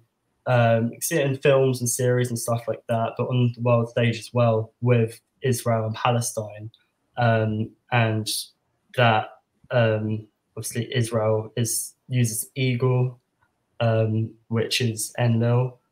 And I think I heard, I'll just leave it there. But I heard it was I thought it was interesting when I found out that the moon and the Venus was Enki, because I do correlate Enki to Venus as Big well. time. And the ark is a story, and then the container, and they have to destroy that to bring in their new world order. It's very key in this worldwide domination. Yeah, man. Much like yourself, Ronan, I think of the Americas as the land of the Moors. And, the South Carolina flag still has that palmetto palm tree with the sacred sickle of the crescent moon. But also I see Sicily as the center of the global chessboard. I talk about that a great deal. But Sicily is a point of contention. It has been kind of Malta. I thought you would say Malta. Yes, Malta as well, because of all of those islands in the Mediterranean are kind of, for one, they're sanctuaries. The international law is on a whole nother jurisdiction in islands. Malta is very correspondent to this intrigue. But I want to mention the moon star is the monster, and Islam is the designated monster, in the Rochambeau of the Abrahamics. But Sicily is the island where, what's her name?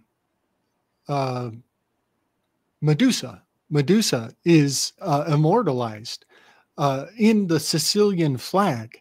It's a picture of Medusa's head, and 3 legs going around in a circle and kind of a Triskelion. But sure enough, the island of Sicily is where Mount Etna is located. And one of Medusa's names, her epithet, is the mother of all moon stars, the mother of all monsters. And so, sure enough, Sicily, where Mount Etna is located, it is said to be the bridal chamber of Medusa and Typhon. And both of those characters are serpentine. They're half lizard, half snake, and half human. And so, yeah, I just wanted to put the moon star of the sickle and the star, the moon and the star of Venus, in correspondence to Sicily, that I believe we know that it's a hotbed of strategy because of the Sicilian methodology on the chessboard. The Sicilian Open is anticipating a strong offensive. It's a defensive tactic that is almost a compliment to your opponent to say, I know you got a good O game. I'm going to put up my D game by using the Sicilian Open.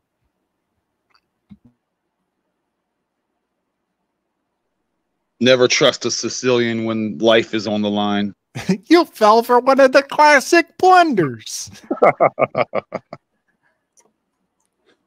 Yeah, man. I think Sicily got a bad rap because of American TV. I think they're all mafia. I actually knew some people from Sicily. Actually, the funny thing is the people from Sicily tend to be more chilled out than the people from Napoli, from my experience. And their food's not that good because they eat raw pasta. But that's just a personal opinion. The idea of al dente in Sicily is like you can knock someone out with the pasta. So they like their pasta dry and hard, which is good for some people. Those Italians, they tend to dwell on the pasta a lot. I'm Italian. The thing about Italians, when you meet them in India, they got the best chillums. They got the best chillums. And those Italian chillums, you whatever clay it is they've got in Italy, I don't know what clay it is. It moves the heat away. And they're expensive. They must be about $1,000 a pop now, eh? More. Chris, I would recommend seriously, especially being look up the Etowah, and Eto means a towel. And here in Georgia, we actually have Rome down the street. Yeah, we've got Param, we've got Dallas, of course, Athens, Atlanta, and Smyrna, and so much more. But Eto actually is a towel. It's in the Wa. Yeah, and Wa is like the Almighty. So when you say Eto Wa, it's like the breath of the Almighty. You're speaking, So that's just one thing. If you're interested in, it's one of my, and I know I keep harping on this because it's just one of, we all have our like things. It's just one of my things. That's all. Yeah. Yeah, I'm like a mutt. I have so many. I mean, the larger part is Italian, but it's like 25%, and then everything else is. So it's like hard to identify with just one group. Yeah. Please do carry on. Sorry, I need to turn up my volume. Your voice was a bit soft, by the way. Is it just me, or is it? Let me know if mine is, because I could turn up my mic. It is quite low right now. I hear you. Yeah. Is this better? You're good. I hear better. You. Okay. I always love to try to vindicate the Italians from a lot of the presumption that just rolls downhill in their direction. One of which, when we talk about Rome today, people think of Italy right away, and I think that's just a big issue, man. Yeah, it's a big problem. Yes, somehow Spain has wiped themselves off the map of history. People are not thinking about Spain and everything that we should be looking to Spain as the source of. Somehow it is just rolls off their back and lands over on Italy. And so when I talk about Jesuits controlling the world, I just want to be clear. I'm sure there are plenty of Italian Jesuits. That's not what I'm not saying that. I'm saying that their origin point was in Spain. Ignatius Loyola was Spanish as a mofo and had his conversion in Barcelona. So yeah, so often when I talk about the Vatican and Rome, for some reason, people strictly perceive Italy, but I just always want to remind folks that I'm actually more talking about Spain. I don't know if you heard about this too. It's interesting that it was a genetic study that came out on it's actually about, I think, either the Israeli people in Israel, or it might have been a wider, like a Judaic type of study on their genetic origins and DNA, and they had them listed as coming from the region of Italy. Like, which I thought, I mean, it makes sense if you're more familiar with some of the stories about the Moors and the Amorites and things like that, like the sea people traveling around, because they all seem to be related to this group. But yeah, so I mean, one way or another, Italy isn't innocent. They're legendary over there. Yeah. Oh, and by the way, Gabe, I think I'm the only one that got your pasta joke. Oh, I got that. I knew what you were saying. That's why I was like, I'm Italian. I get it. Hey, before we move off Ahriman, there was another thing I wanted to bring up about him, because I think it's becoming more relevant right now, especially, and that's the stuff we're seeing about the digital twin, because something Steiner harps on with Ahriman is that there's a etheric double created via Ahriman that's basically like a parasitic entity that separates off from the actual person eventually and seeks to take that person's place. Man. And in my mind, I think he was sort of channeling this digital twin, sort of artificial version of the person with all the same memories and everything like that, based on the data collection, right? But not the actual soul, not the memory, not the true personality, not the true human itself. Yeah. I gotta point at number 3 again. I just gotta point at the number 3 again. This achiever with the shadow of deceit. I keep seeing Ahriman, and the fact that you're talking about that divine twin, or I guess we have a natural divine twin, but the Ahriman is like this is a double you don't want. A grafting onto, yes. And so it's so nuanced to speak of. But okay, I just want to point out the divine twin as it occurs naturally. It's like when you realize that there's a artificial a parallel of the concept, it becomes very important to speak impeccably. So we have a divine twin. It is your placenta. It is it's your conscience. It's the thoughts that you don't share. Jung would call it your shadow, and sometimes your shadow is not hiding out behind you. Sometimes if you have enough ego, your shadow becomes your ego. It becomes your projection of your highest self that you don't hide it all. Sometimes you project it as boldly as you can into public. But I want to mention that this divine twin has been made and crafted into something evil or diabolical, all the way down to the Christians are triggered by the word daemon, like your daemonic spirit. They're like, "Ooh, that's the devil. Don't be talking to your daemonic spirit." So some of the examples are even in the word Germans. The word German, it comes from the word hermano. Your hermano is your twin, is your brother. Even in the word that we use for big brother, we're projecting this, all of the things that we do not associate with. That's big brother is watching you.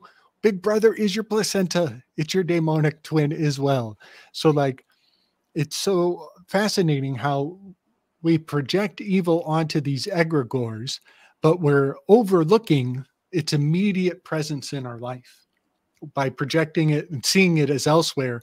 Meanwhile, there is a correspondence that is immediate to your aura. And then twins, the twin towers. Even the twin towers, being an evil or a trauma, is paralleling your relationship to your demonic spirit, to your divine twin. But the state has given you an ID, an id. They've attached an id to you, and you are responsible. Like remember in high school when the girls had to carry around a little baby all week? It was just a bag of sugar. And sometimes they would lose their bag of sugar, and now it means you're already a bad mother. You didn't even have to have the baby, and you already know you're a bad mom. You know, all of it. Am I blipped out? You're No, back. okay. You're good. Okay. No, you Thank with you. us. Okay. Yeah. So I believe that the divine twin is it's your personal relationship. Everybody, big up to everybody, psychopomp. Big up to everybody, psychopomp. But this harmonic program, this overlay, this twinning of the twin, I see all of that heavily correspondent to the number 3 personality type. So yeah, I'm glad you mentioned that the Ahrimanic spirit has a great deal to do with the doubling. Yeah. Because I definitely see that again resonating. And it is like exactly what you're saying too, because it is a taking over of this etheric sort of divine twin, making the actual person say and do things that are of not really their own, what they naturally would do if they knew themselves. And then I think what the digital twin is the actual then physicalization of that corrupted etheric double. Right. I like materialization of it. Yeah. I often wonder if there are simulations being run where there's like 1,500 versions of me making every possible decision of me talking to you guys right now and running all those scenarios. Very much like we think of parallel universes, but just being done in a computer somewhere. Like the sentient world simulation that they made at Purdue, we don't really even know how much they were able to do with it, but they had some wild claims. And I know that it's under a different name now, used by the Department of Defense. I believe it's SEAR, SEAR, or something along those lines.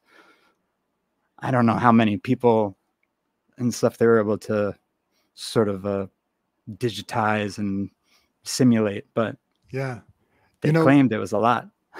I gotta say, I want to throw a little sensationalism on that Purdue program. It was almost 10 years ago, maybe longer, where they had ran in Purdue University, a drunken student walked into the wrong room and disappeared for weeks. And they sent out the searches trying to find him. Where did this drunken student go? And then they kind of smell something, smells kind of weird coming out of this electrical closet. And they opened the electric closet and he had walked in there drunk and gotten electrocuted and cooked.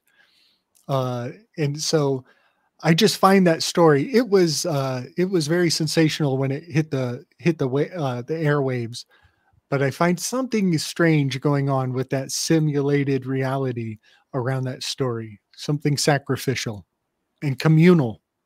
It was kind of a tabernacle of sorts in that hallway. No, I completely get what you're saying. There's definitely a scaling happening of reality on some scalar level.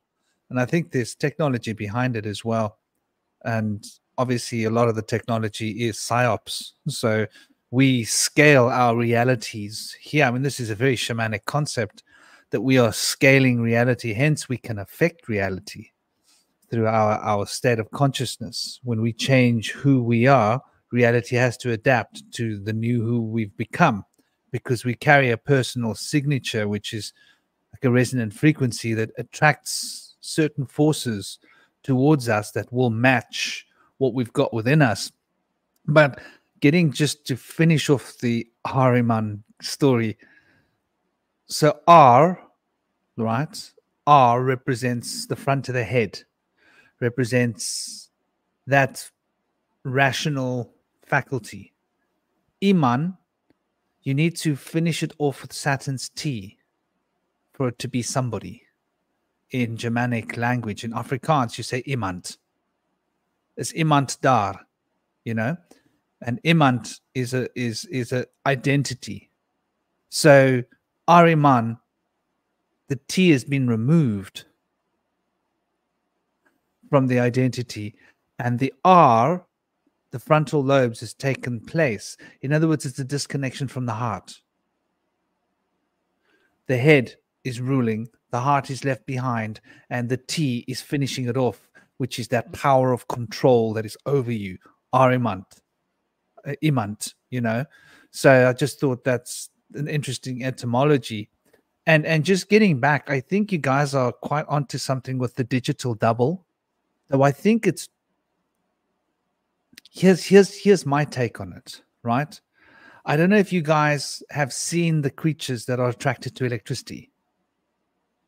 Don't know if you guys see the jinn, but there's particular creatures, and it seems like they are like pets of the jinn. They look like spiders, and it's you don't see them alone necessarily. Like you can be with someone else. They go, "Did you see that thing crawling up the wall?" Yeah. It's like a kind of a spidery, shadowy creature that's not physical, that crawls up walls. And I've seen them around the gym, and I figured they must be like a pet. Like we got dogs and cats, they got like funny crawling things that crawl up walls. And so my point is, I think that it's referencing the double world, that we are here in this phase of reality, but there's another phase of reality really near to us that we can't see and interact with on a direct interface unless we take the R, rational, out of the way and operate in the heart without the rational. And then we can start see like children with the imagination, and suddenly there are shadows under the bed. And like mommy and daddy says they aren't. No, but I see them. Yeah, well, they're there. Mommy and daddy can't see them because they've got the R covering their heads, and they've got that T over them, belief, knowledge, structure of Saturn, time. So they're too busy stuck in that T, like I'm crucified to this knowledge, you know, the head's ruling me. But so my point is, I think that technology is interfacing with that. And I think that part of the reason we've got this digital is because the key to digital is 60 hertz. It seems to be. Now, it used to be 50 hertz, but that just wasn't doing it for them anymore. I had to get that sweet spot number. Now, the brain interfaces in segments of 20 hertz, the visual cortex. And so much of the brain that we visualize, we rely on our vision very much, is keyed into a 20 hertz spectrum. And so you're getting 3 bandwidths of that within one 60 hertz frame. So it's like 3 beats for every 1 beat. And obviously the 60 hertz is tuning into your heartbeat, right? So it's influencing the rhythm of your heart, and 3 scales of your mental visual cortex. And so the 60 hertz, when you're staring at the screen, it puts you into a kind of a trance, right? And that trance means that you are not present. And if you're not present, then there are literally other consciousnesses around that can manipulate you. And if you allow yourself to become manipulated, and those consciousness could be people, they could be beings that aren't visible, or they could be people like magi, like advertising. So I think what's happening is there's some kind of a connection with what's happening in CERN, what's happening in the stories of, for example, the SS learned their technology from a crystal ball, according to those notes. John Dee got given an entire system of magic through a crystal ball. And these beings are out there, and there's like a the same, like we've got a government and we've got, like, you know, military's got an order to it. I believe there's an order to the way these things are structured.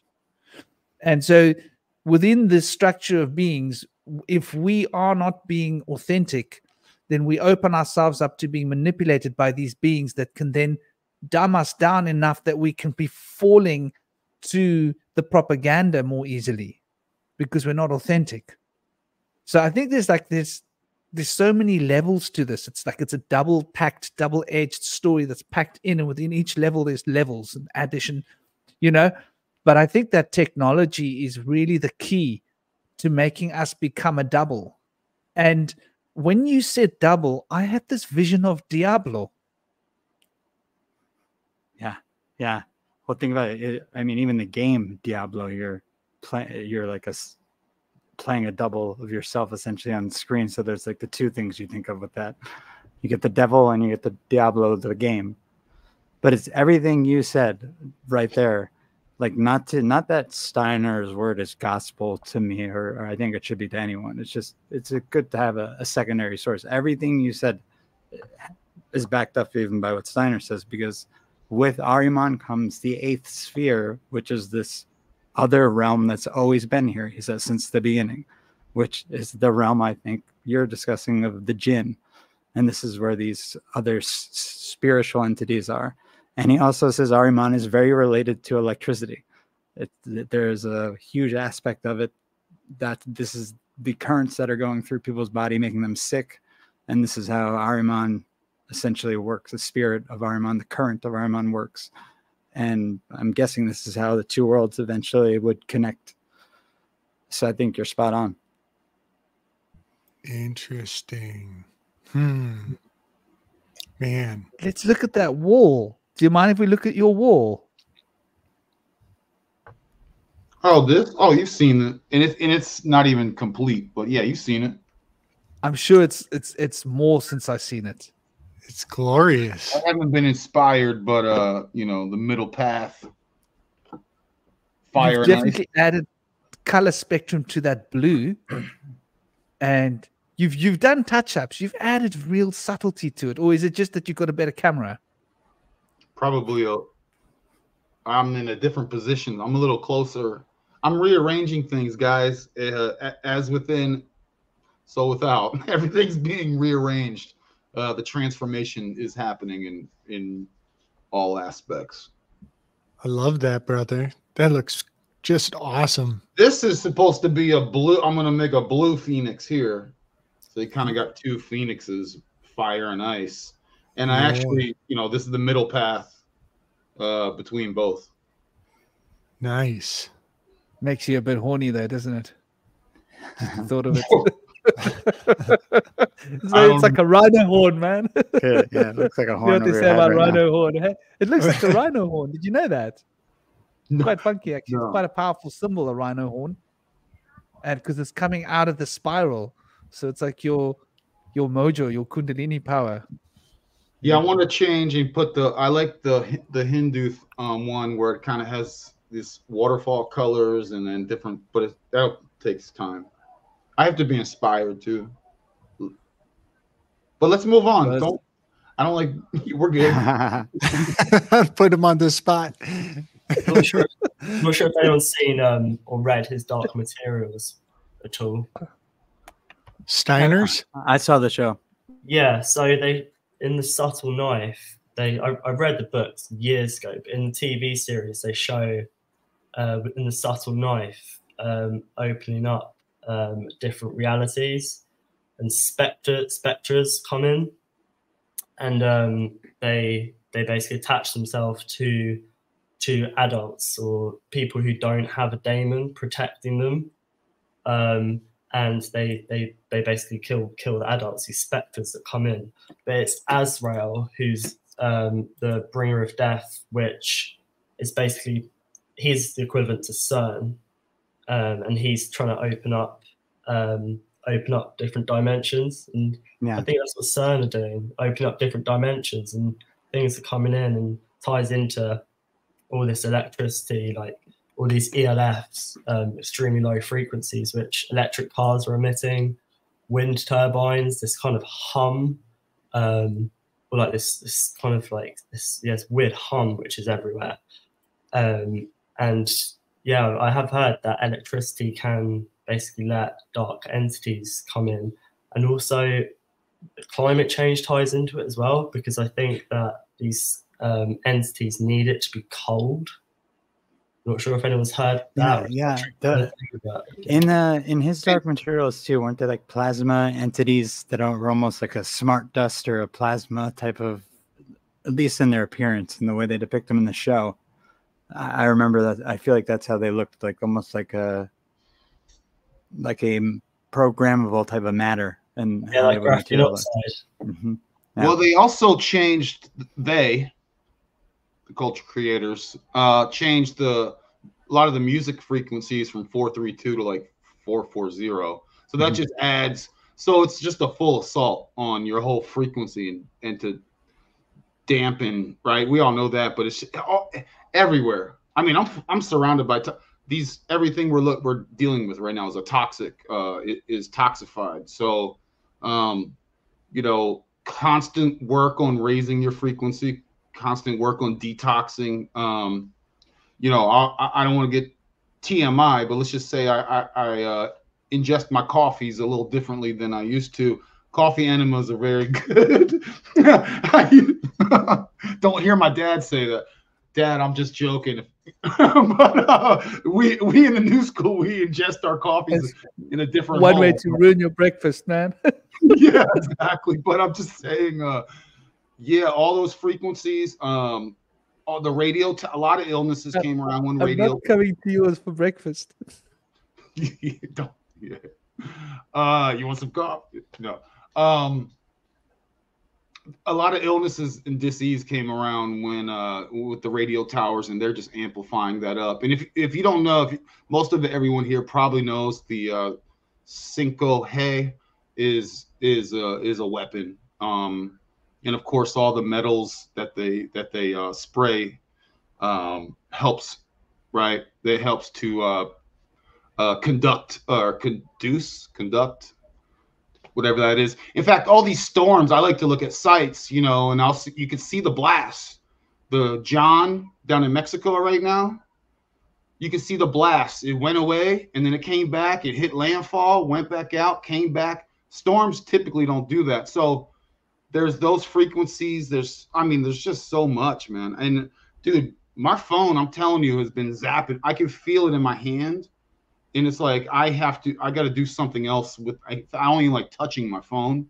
And I have to ground. I'm constantly grounding, touching trees, barefoot as much as I can. But I feel like I'm in a crowd. Most of us probably know that here.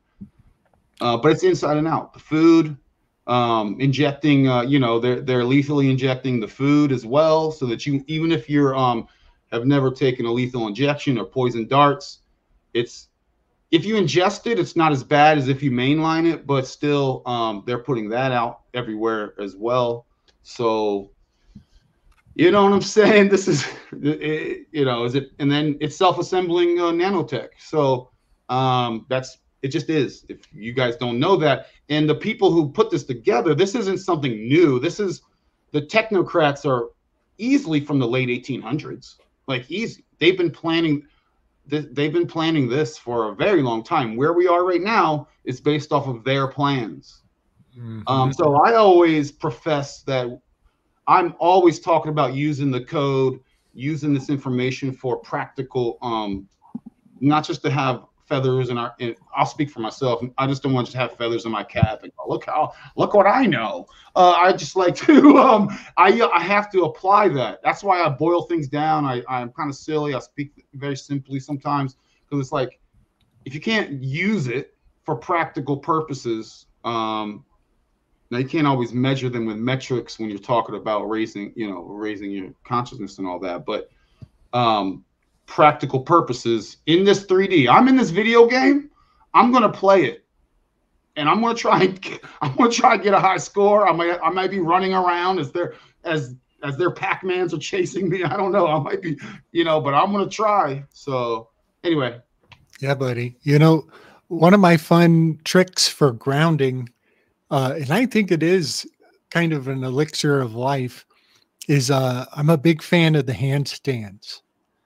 I've been doing handstands for a very long time, and it's become a meditation of sorts for me. But something that physiologically happens, your blood begins to flow in ways that it never gets the chance to flow with the inversion of gravity. But there's also, it's almost like because your blood is going against its usual relationships, it's emulating frustration or anger. The blood is running to your head right now.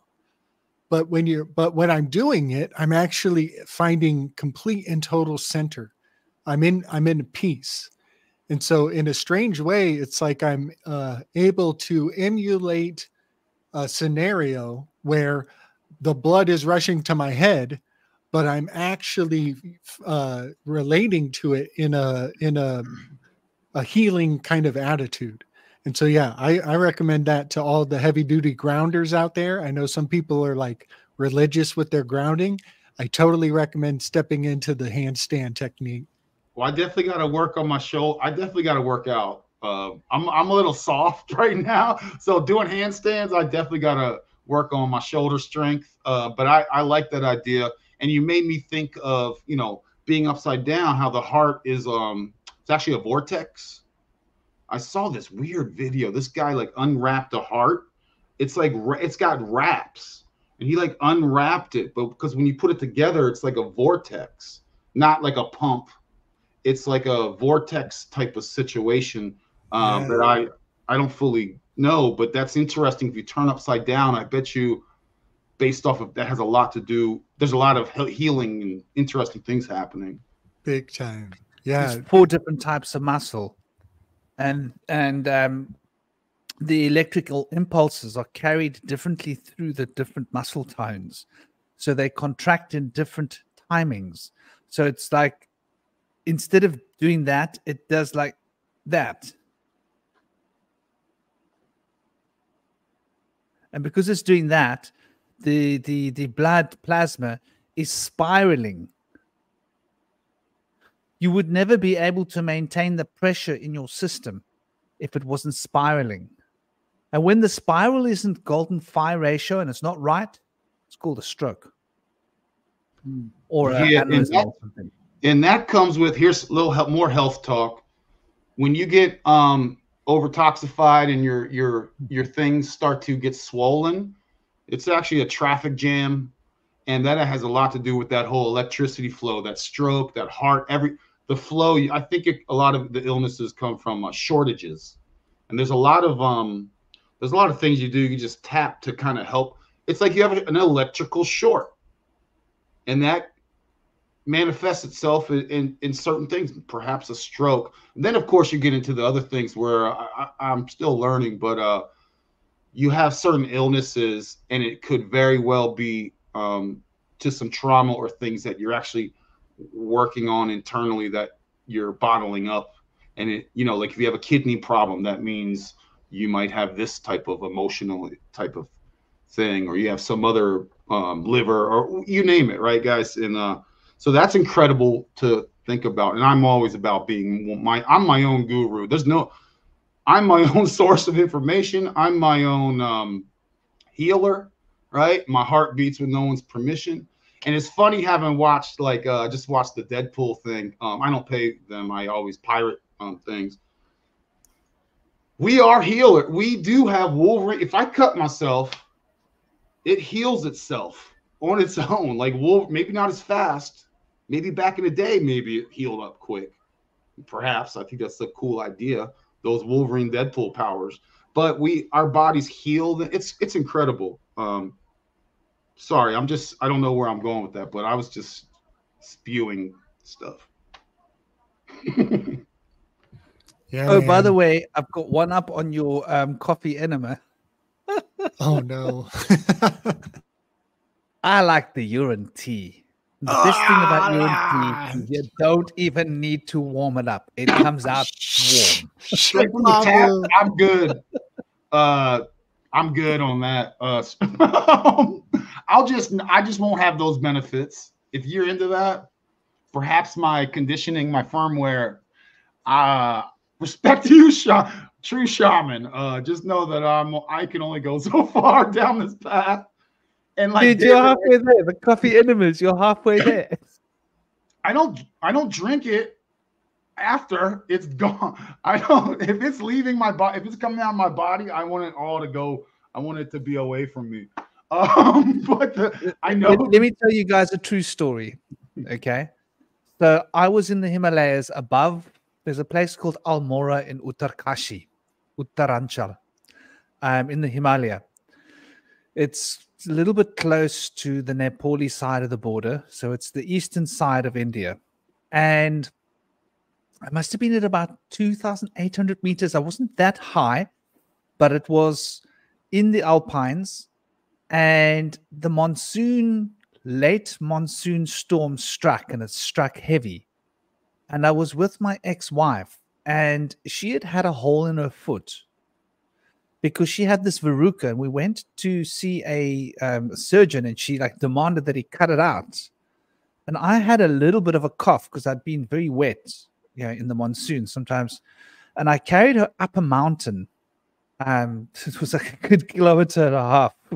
My gosh, it was an ordeal of my heart and my body. And if you do a lot of physical exercise, then it pushes whatever's in your body to become excessive if you've got like an infection of sorts.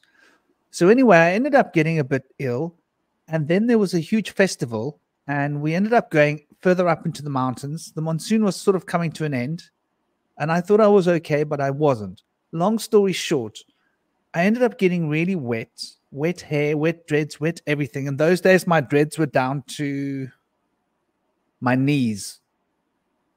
So anyway, got really, really, really ill, was in a tent, and I got pneumonia. And I was struggling to breathe because I had so much fluid in my lungs. And then I was coughing up blood. And my only medicine was from that tea tap. Oh. And I got down and I got friendly with the tea tap. And I discovered something. I was like, wow, this stuff removes the fluid from my lungs, but it only lasts about 45 minutes of air breathing time. So I needed to maintain the flow of tea and keep pouring the tea into my body. So I was drinking, and I'm not exaggerating when I say I was drinking about 3 liters of tea a day, maybe 4. And it was the only way I could drink. I could breathe, because I drink the tea and I've got like, I'm not coughing. It literally would suck the fluid out of my lungs because of the tissue salts and everything inside the tea. I like calling it tea. It's quite funky, actually. See you guys' faces. Like, anyway, bottom line, 8 days later, I was fine. And I'd been coughing up blood. It was to the point where my ex-wife was freaking out. She was like, "You're going to die." I was like, "Come on, we've done this before. Relax." Like, I'd been like close to death a couple of times.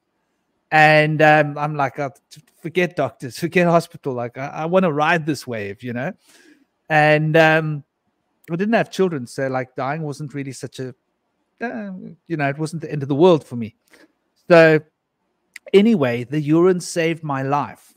I had second-degree burns in Rishikesh and on my leg, and everybody was like freaking out, like, "Dude, that's serious. You got to go to a surgery or hospital." I was like, "What do I need a hospital for?" I got a tea tank. And so I made compressors with tea every day, like 4 compressors with tea. It was quite hot, so it was great because basically I was showering 3 times a day anyway. So I'd make a compress, sit with a compress and shower. So I'd make make these compressors, have my shower, compress shower, and obviously drink the tea like wholesale. My point is, if you drink your tea wholesale, you'll be shocked. Now, you can't just drink your tea. If you can't drink coffee. You can't eat too much salt unless it's Himalayan rock salt, because you don't want to eat too much of the sodium salt. The rock salt has got all sorts of other elements in it. The black, the kala namak.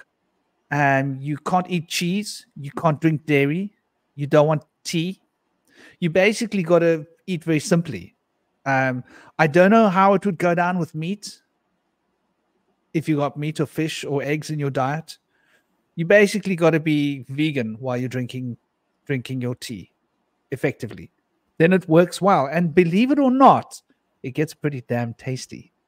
When you are tweaking your diet, it's a training device for your body. You drink it and go, what did I eat? Right?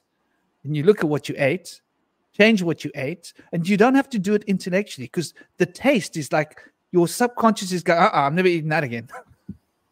So if you want to become a vegan, like start drinking that, and your body will just tell you, like, don't eat cheese, don't drink milk, don't do it, just stay away from it.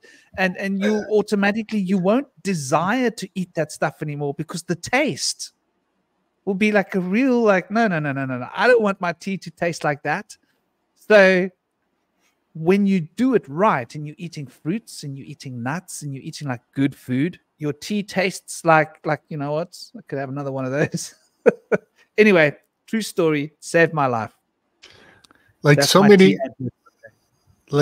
things in life, I believe you, and it sounds like a totally acquired taste. But I have to point out that, the healers of the past, they weren't just drinking their own, they were sampling their clientele.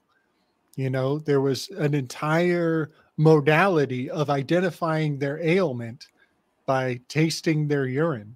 But I'd imagine if you're really good at that art craft, you don't really have to taste it. You could probably do a pretty good job just smelling it, But yeah, desperate times. I'll look into desperate measures, but I'll also wait for desperate times. At least if the brown stuff's on the fan, you know which way to look. I actually first started drinking it when I was in the Himalayas. Must have been like 2003 or something. And I was looking at that white cow, and I was going, "You're one of those indigenous Himalayan cows, aren't you?" "Oh yeah, baby." So I was following this cow around with a beaker. It's difficult to get the clean cow urine because they tend to poo and wee at the same time. You got to have good reflexes, and your timing's got to be spot on. But once you get onto that cow's white cow's urine, you go, I see what these old men are on about. Because you see these guys that are like 100 years old, and you're like, "So what are you, 60? No, I'm 100. It's like, "No, you're not. You're not 100. And you meet the next one, they're like 90. It's like, "You're not 90. Like, what's your secret?" They go, the beaker, the white cow. I'm like, seriously? This is your thing? Wow. So, I'm like, well, I'm open-minded. I'm going to give it a whirl. Before a while, you start to develop a taste for it. And once you've got a taste for the white cows, because it's very sweet because of what they eat, they only eat grass. Then you go, you know what? I reckon I could hack my own. But it is definitely something that's referenced in the Shiv Puranas. Okay, so Shiva teaches Parvati in the Shiv Puranas. There's two things he teaches Parvati in the Shiv Puranas. One of them is cannabis and how to use cannabis to unlock photographic memory, the siddhi, peace, super 2.0 meditation skills. But the other part of his teachings for Parvati is how to live in the body for extended time. And that has got to do with Shivambu. And Shivambu is the name of this tea that I was talking about. It's called Shivambu. And he teaches her about all the mysteries around this. What diet you've got to eat, when you got to drink it, how you got to process it. There's different processing of it. And you can bottle it and cure it. But, I'm not that big into bottling and curing because I think it's quite curative enough when it's fresh. That's just my take on it. But there's a lot in the Shiv Puranas about how this is used to basically bring an almost eternal life force into your body, and how to remove all the toxins, and also how to reverse aging. So there's a lot in it. And I do believe that for anti-cancer treatments, they do extract certain things from urine and try and remanufacture them and give them to us. So it's got a lot of anti-carcinogenic action in it. So if you're drinking it, you're probably never going to get that. You know, you mentioned the white cow, and I'm glad you said it because it brought it. I recalled a character I was kind of missing from my mythological library. So I grabbed out my Dictionary of Classical Mythology by J.E. Zimmerman, and the character her name is Europa, and yes, Europa is the character that I was trying to recall. And I'm just going to read the description of Europa because this character plugs into the mythology that I recently did an episode regarding the peacock and the story of Argos. And I was trying to recall who was the woman that Zeus was seducing that brought Hera, his jealous wife, to send an agent to spy on him. And the agent she sent was the 100-eyed giant whose name is Argus, which is an anagram for sugar. And the woman who Zeus was philandering with, her name was Europa. And here's her description here. Europa, the daughter of Agenor, Agenor, the king of Phoenicia and of Telephasia, the sister of Cadmus, Celix, and Zeus transformed himself into a white bull when whom Europa was charmed. She climbed on his back, and Zeus carried her away to Crete. She had 3 sons by Zeus. Those are Minos, Serpedon, and Rhadamanthus, and Apollodorus. Oh, that is sourced from Apollodorus. So yeah, I just wanted to put Europa in the in that mythology. And then isn't it fascinating that Europe calls themselves Europe? And this is a woman, a female, who was seduced by, interpretive quotes, seduced by Zeus, and carried away on top of a white bull. And fellas, is it true? Isn't there a particular psychedelic mushroom that comes from the white bulls that you were talking about, Franklin? I think that's a different type of mushroom that is harvested from their fields.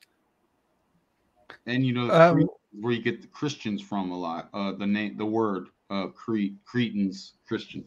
Continue. Totally, the secret. They've got the secretions. Yeah, there's a load of different kinds of mushrooms.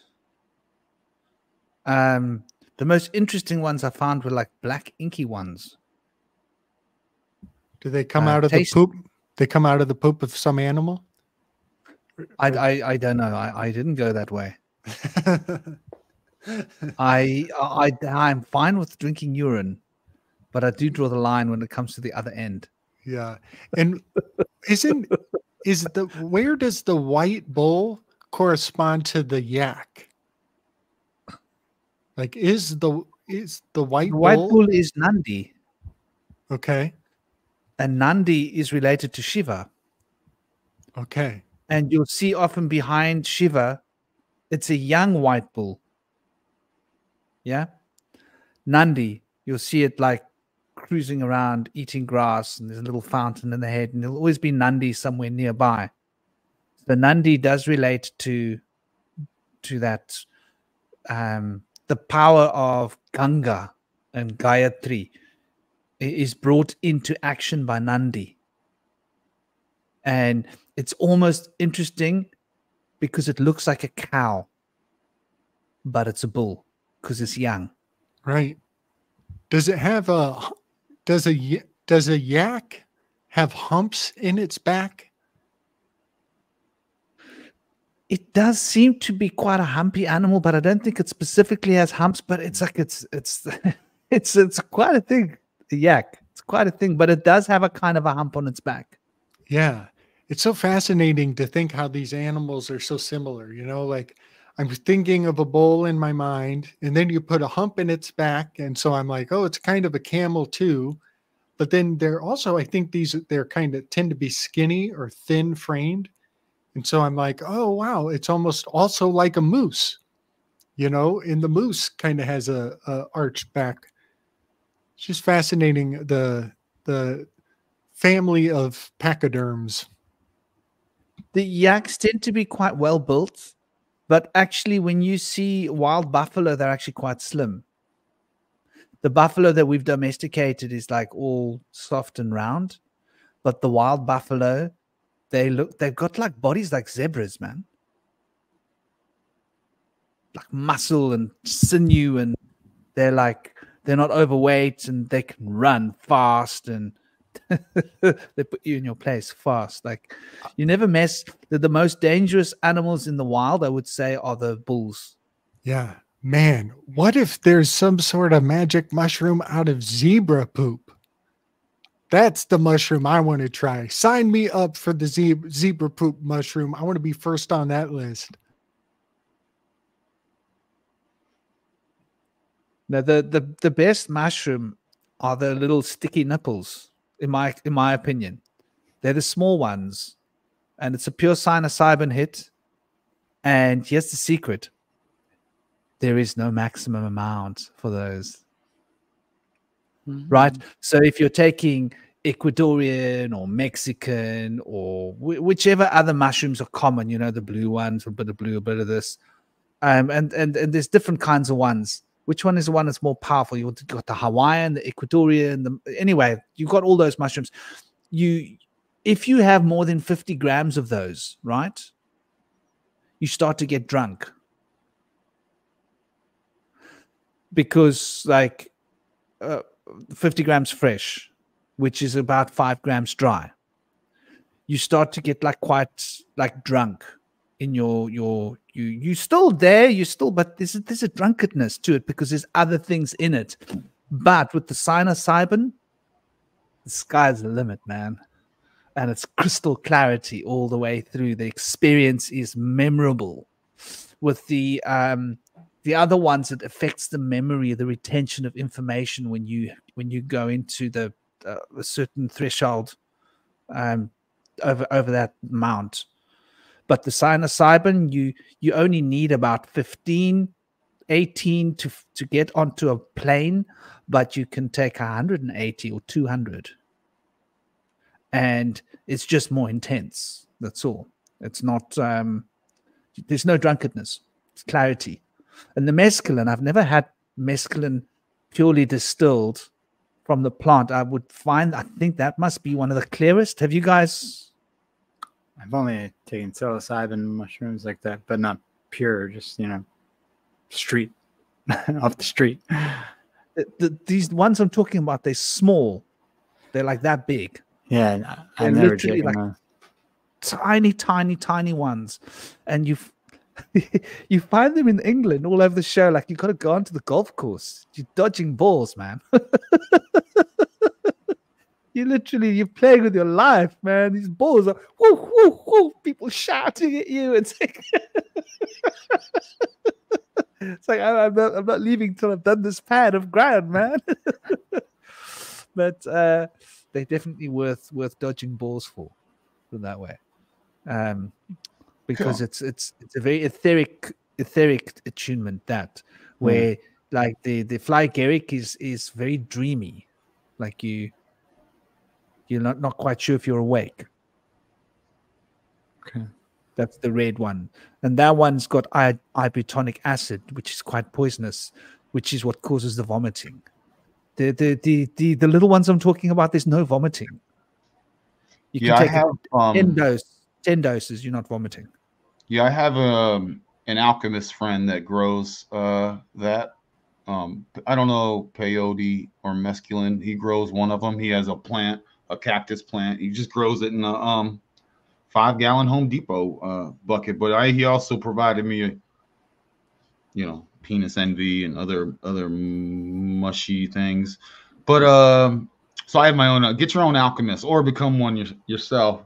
But I usually go over his house and he just feeds me a bunch of stuff. He's one of the few people I trust to just. He's like, lift up your tongue. I'm like, well, what is this concoction? He's like, don't worry about it. You're gonna like it.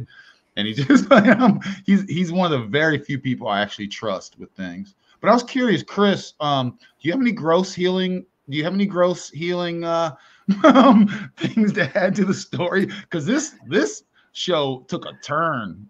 Not I wouldn't say gross. I mean, my favorite thing to do when I'm not feeling well is I mean, basically it's like the Tumo type of breathing, the Wim Hof type of breathing method. Like it works best for me, at least. Basically do 4 or 5 rounds of the I shouldn't even say it's Tumo because it is basically exactly what I learned from Wim Hof, which is, I know it's slightly different, but 4 or 5 rounds of his breathing method, and it works very well for me for some reason. Last week I was under the weather, and I know why. I literally think I have had EMF type poisoning. Just regular. You feel sick, regular cold, right? Yeah, but ever since last week, I've just Franklin reminded me, I'm just I'm hacking up all the junk and spitting it out, and I believe a lot of respiratory problems, especially since 2020, is related to dialing up their frequency, their energy, all that stuff. So I agree. That's why I posted that thing on the in Slick's room on Telegram yesterday about the IEEE with the what was it? They have the acronym MK for master key, which I thought was interesting, but they also had SAR, which is reminding me of SARS, but it's actually standard absorption rate of radiation, basically, by the body from any type of device that's around you. I mean, I know there is evidence and studies that have been done that show that this type of stuff does affect your blood oxygen levels. It affects things like that. So, I mean, I'm absolutely sure this is doing damage and can make people sick. Big time. Yeah. Isn't it fascinating how they create an acronym and try to tell you that it means something different? And meanwhile, we're looking at the 2 definitions of the acronym and realizing that it's not as different as people take comfort in, Chris, I put Wim Hof, I put him as a number 3 personality type. And I've I have quite a few. I really admire Wim Hof. That's awesome that you've harnessed his technology. That's something I'd totally love to get into myself. But there's a strange thing in the number 3 personality types. The 3rd speaker in the symposium, he was going to be the 4th speaker, but the 3rd speaker got a case of hiccups.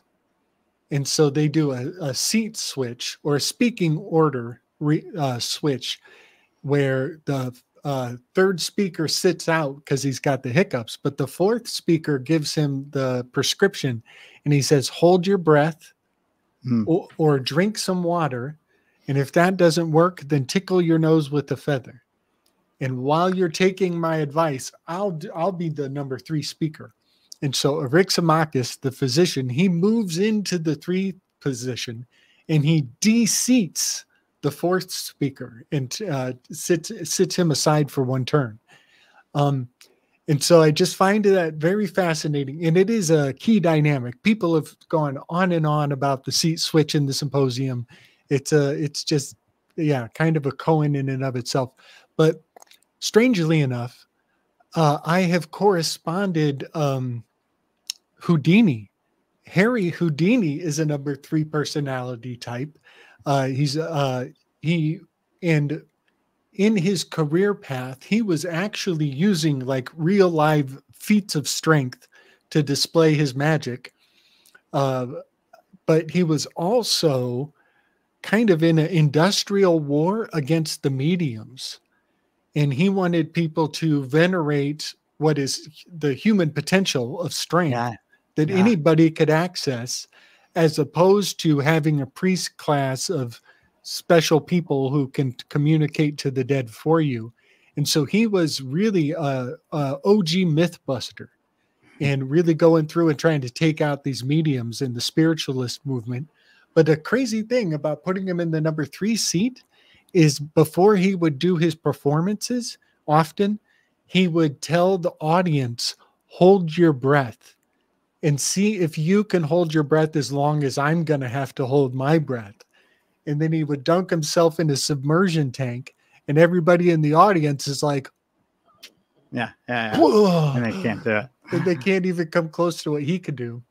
And I just find that, and then also his name is like Eric Weiss, which maps onto Eryximachus's name in a really wild way. So I also see Wim Hof in his breath work as kind of doing a similar thing to what Houdini was doing, in that it's very similar the way you might describe it. Yes, very it's like, it's like this. It doesn't take special people. It's just you accessing your highest excellence, challenging yourself. Yeah, that's really potent.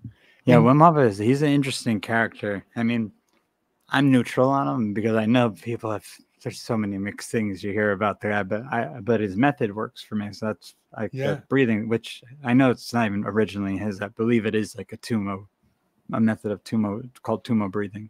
Yeah, the same thing those monks do out in the cold when they're like drying the towels that are wet in the snow over on there, but with their body heat. I'm quite sure it's the same exact method. Yes. And he's just the spokesperson, right? It's like he's just he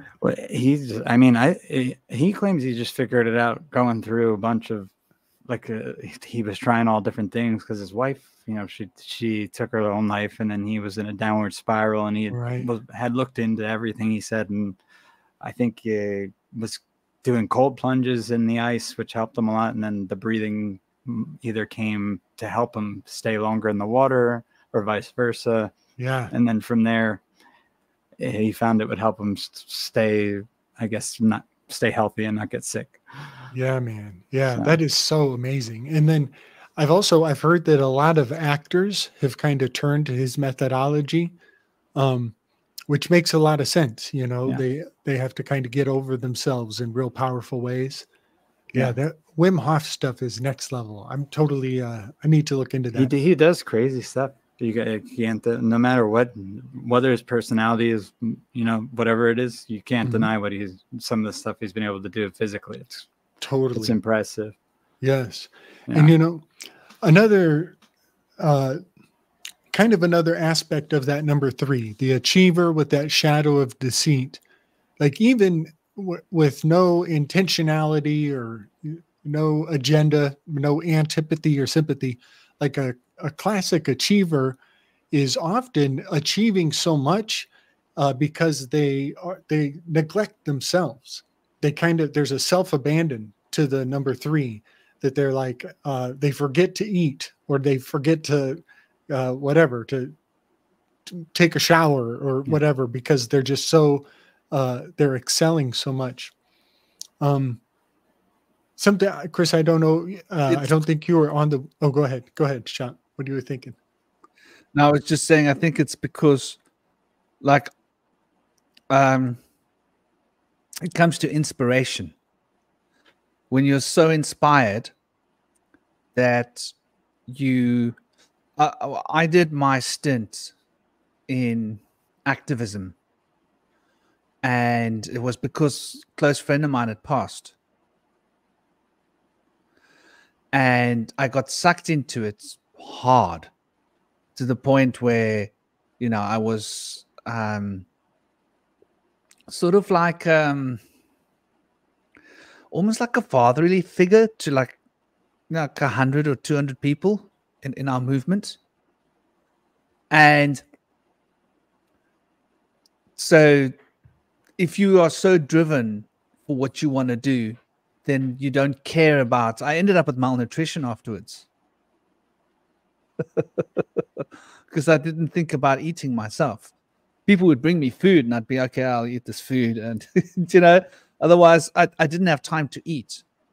I had too many things to think about, too many things to deal with. And it was, okay, well, this is very interesting because this ties into SRA, SAR, right? Satanic abuse ritual. We were talking about SAR, yeah? SRA? Yeah. So, like you're saying, the words, the meanings. Mm-hmm. There's a government contractor I worked for named SRA back in the day. Military Industrial Complex company named SRA. I'm sure it's related.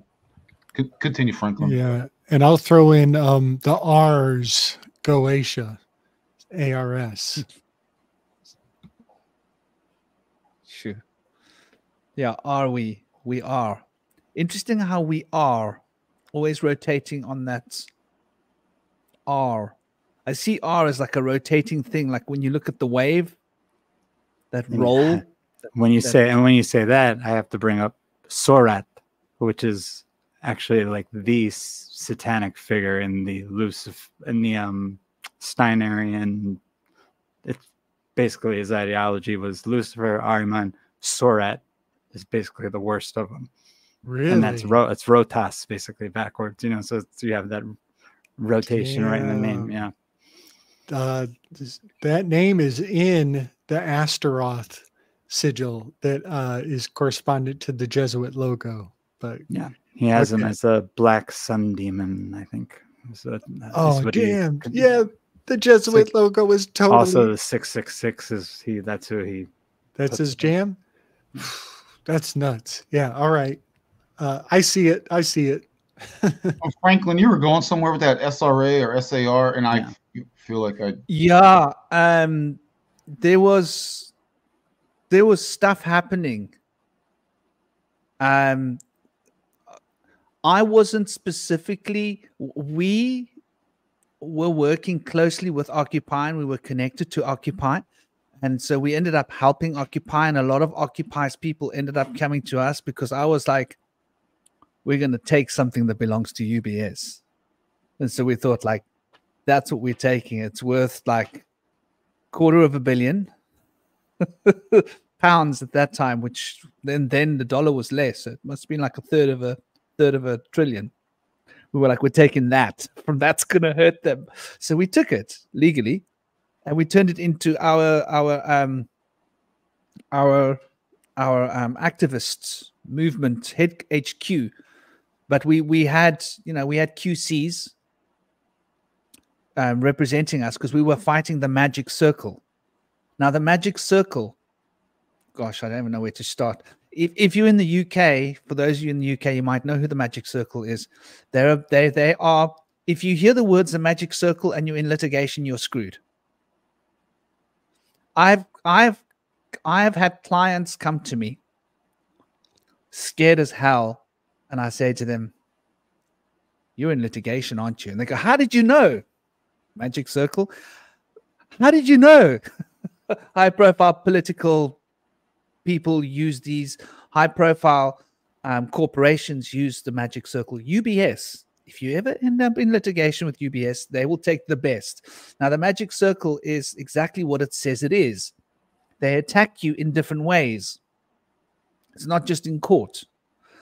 And so our movement was being attacked. This is why I couldn't leave the building.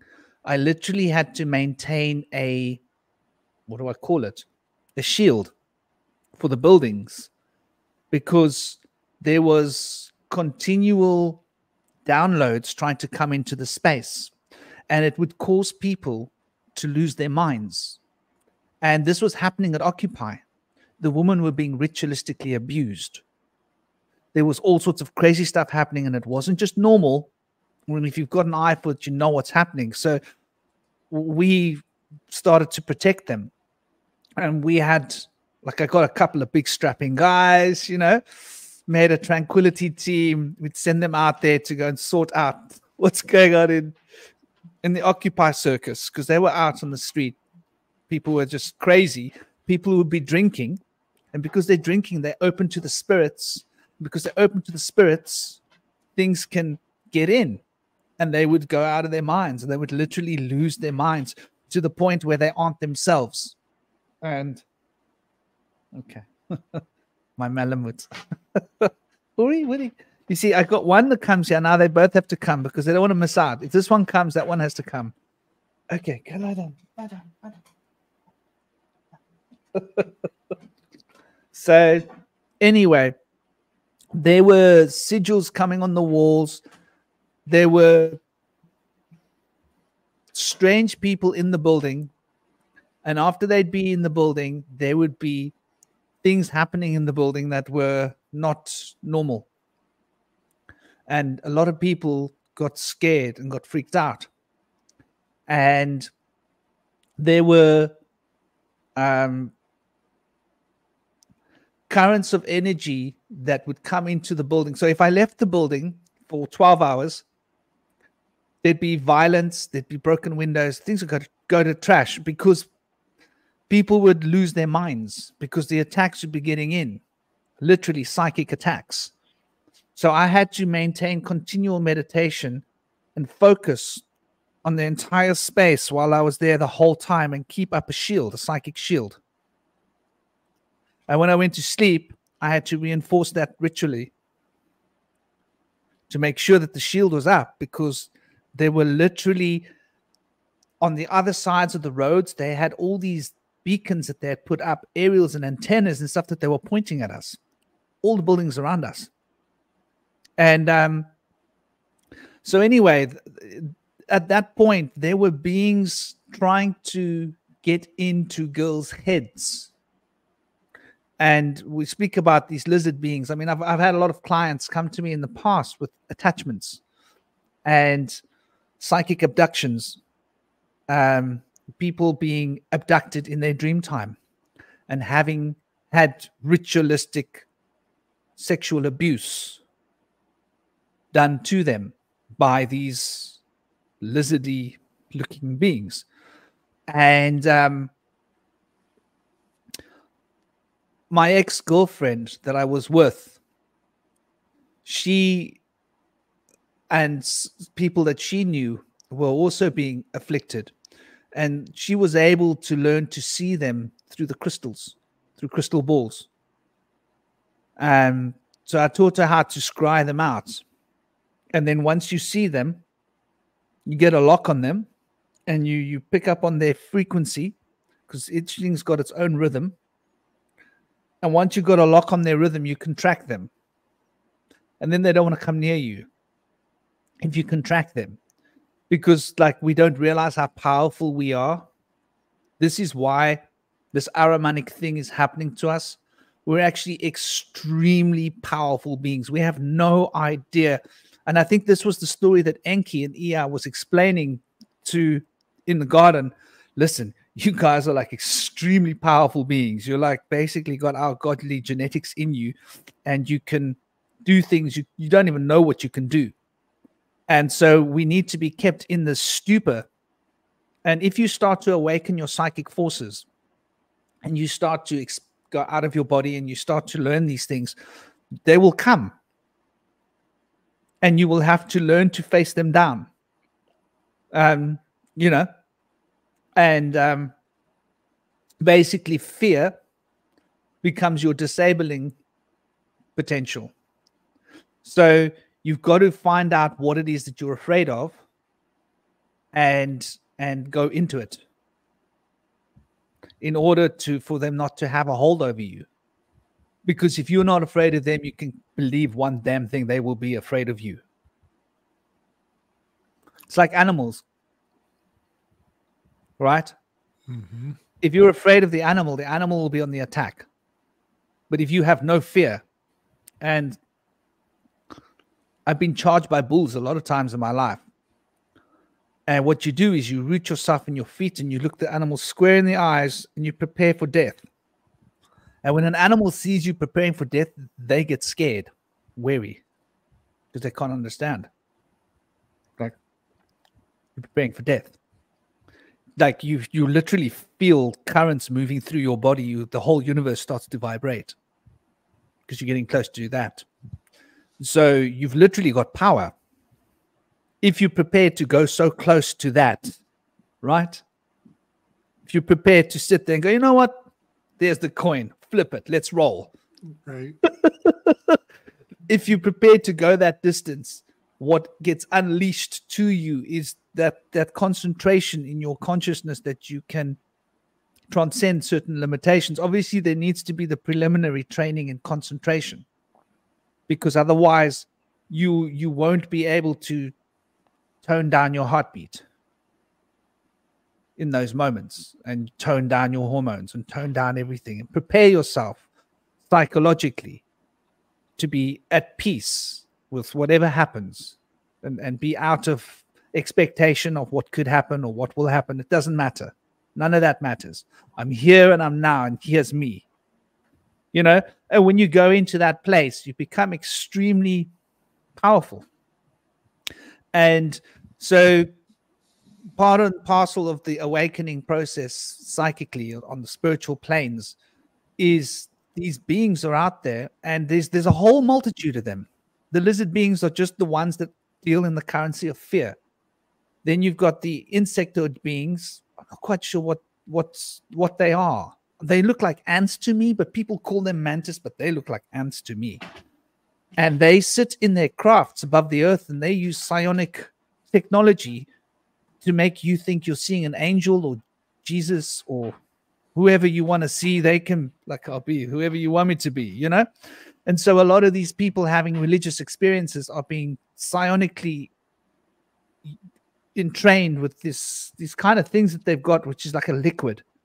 It's like a liquid metal that they can hold. That's a moving liquid metal, and they can like put it in front of their face, and they make triangle in their crafts, because the craft looks like a throne. They've got a throne in the center of their craft. This is disc. These ones have got disc crafts.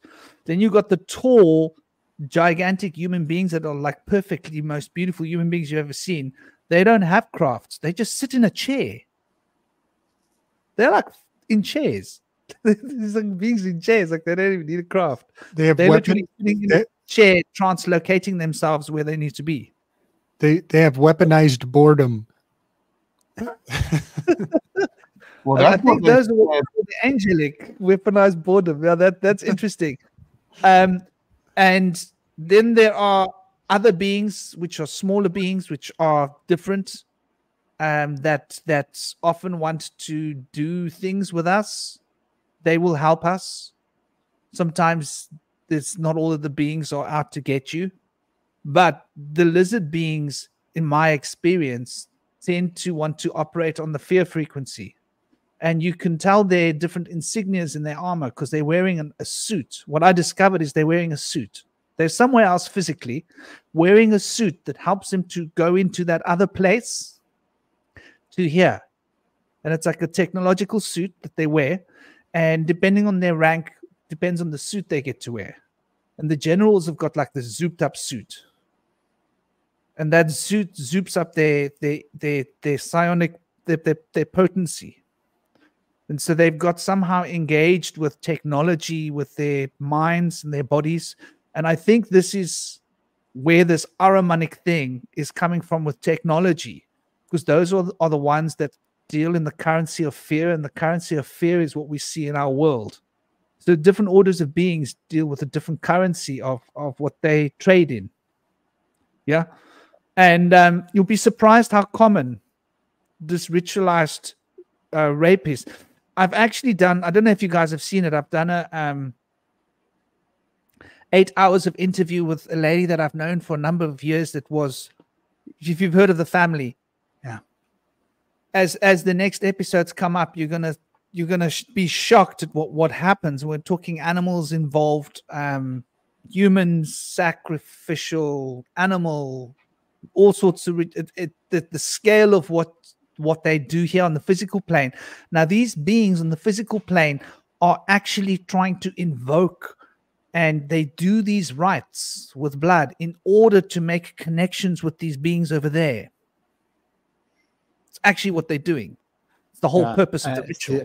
That's what I was going to ask you. I feel like that's what a lot of people are probably going to even have questions about, as to like, where does the separation between what humans or like people who work for, say, black budget type operations or independent military contractors that certain higher power agencies that are even above governments are paying out to do certain things to the population for various reasons, whether it be subversion, control, influence.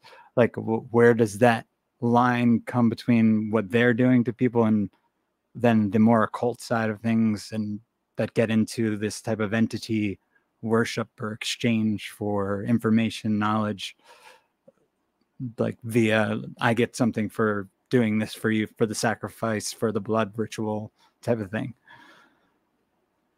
I can equate that to how the drugs get into the USA, CIA and military. Yeah, no, I guess I'm saying, like, so is it are all of these operations operating on this occult level, or is it just some of them? Basically, I guess is more of like the question I'm asking. On the higher echelons, I imagine. I mean, I don't have direct experience with the military things, although I've known people. I used to help a woman, Joanna Summerscales, who was part of a MASH project, and she used to help super soldiers, mostly people that were affected by my labs. But I met a guy in a park who had been stationed in no other than, and this is mind-blowing, right? The Falkland Islands during the war. We're talking about Black Goo.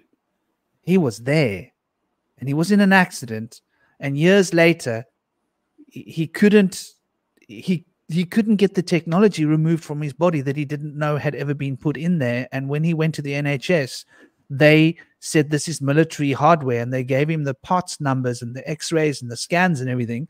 And he liaised with them, and they responded to his emails and his letters and everything.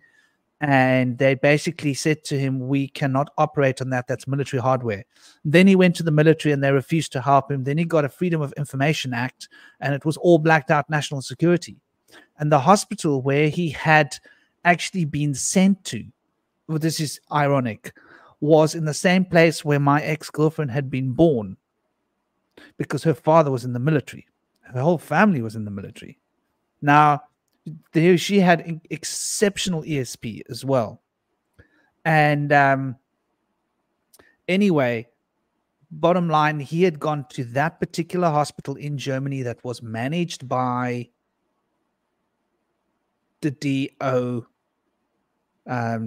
DOA, but it was the site was under the jurisdiction of the Air Force, but another group was in there, so that there was no accountability. Yeah. And there had been a fire, and they had had a psychiatric unit there, and they had had a lot of women in that area of Germany making claims that their babies had been disappeared there, when they'd given birth. So I believe that these ritualized pods, and there's lots of them, are out there collecting children. This is what I believe. And that there's loads of them all around. And yes, the Buckingham Palace butler was caught part of it. The celebrities are involved in it. We think it's all just sex trades for celebrities to have fun. They're just skimming the cream of the crop. There's a bigger program running, and it's a global program, and the number of children disappearing are not in the order of thousands, are in the orders of what? Tens, hundreds of thousands. And these children are being taken through various different cults, through various different... Yeah, in Cape Town, they found them in boxes at the airport, and they were being apparently moved and distributed and sold through Amazon and Facebook was involved, and it was a big scandal. You guys obviously heard about it. Here in Cape Town, they found the boxes. They had to rescue all these kids, and so they, the airports are in on it. Airport security is in on it. It's a huge global thing, and I think they've got underground bases where they are taking children and they are doing experiments out of sight, out of mind, in places like maybe Antarctica. Maybe they've got places where they've built bases where we don't know what's happening, and they can just ship wholesale lots of there and take them underground and play with genetic modification, testing their new ray weapons, and also testing different forms of psyops in order to enhance their psyops. I think this has been going for a long time. I don't think it's new. So that's how I think those things are connected. These other pods are the collectors. They get the families involved with their cults and stuff, and the children. I mean, the lady that I'm interviewing, she was connected to the family, and this woman was literally found guilty of having a whole lot of children with faked birth certificates that nobody knew where they came from. She got away with it with a fine, slap on the wrist, because she had money. But because of who these people know, because of their connections with the echelons, they are sort of protected up to a degree. So I think that that's just one pod, and you'll find them all around. Yeah. And a lot of these Christian organizations that are cults are like exceptionally dangerous. People don't know what is going on. They don't know what they're getting involved in. Under the auspices of Jesus, these things are happening. And I think that this whole arm prickery adventure was possibly also something along these lines. I agree. I agree. I think one of the reasons too, even with like let's take the Epstein thing, one of the reasons they only really talk about the sex trafficking is because there were other aspects, like you were just talking about, the whole genetic aspect of him having all these multiple women, and that he was trying to have children or having children with, I think in either New Mexico or Mexico, I'm not sure where that ranch was that he had. Never talked about. No one ever speaks about it. But I think that's more so the important stuff to them, versus that's why they let people say as much as they want about the sex trafficking stuff now. Right. It's like it's the cover fog for the worst things behind that. Mm-hmm. Epstein, I gotta say, this is a great topic right now. There is a grand formula for what I call the replacement theory spell. And it's bigger than just what people think on the surface. It's happening in ironic capacities that people are not thinking of. One of which was, I talked on my show about James Earl Jones. The actor for Darth Vader was, I think, a British dude with like a high-pitched voice, was not intimidating, and he did all the roles. He did the whole movie in the suit. And then he goes to the grand opening night, and nobody gave him the memo that we're only using you to do the movements of the suit. And the voice that's coming out is this badass James Earl Jones voice. And so he had a disillusionment in a fascinating way, historically. Now, I want to point out how this is, I think, Boba Fett, the bounty hunter from Star Wars. And you can see... I was watching that recently with my little boy. He loves it. Yes. And so you can kind of see, he's got that weird little antenna on his head that's kind of hooked to one side. You can see that there. It looks like an orange peeler, that little hooked thing. But yeah, also he's got the seal down the middle of his face, very much correspondent, and his colors are identical. Yeah, he's got a rocket launcher over his shoulder. There's a little rocket launcher over the shoulder. So Boba Fett was this card at large. And forgive me for conflating Boba Fett and Jango Fett. I'm not that Star Wars nerdy about it all. but I believe it's Jango Fett is the alpha, is the father of all of the Fets.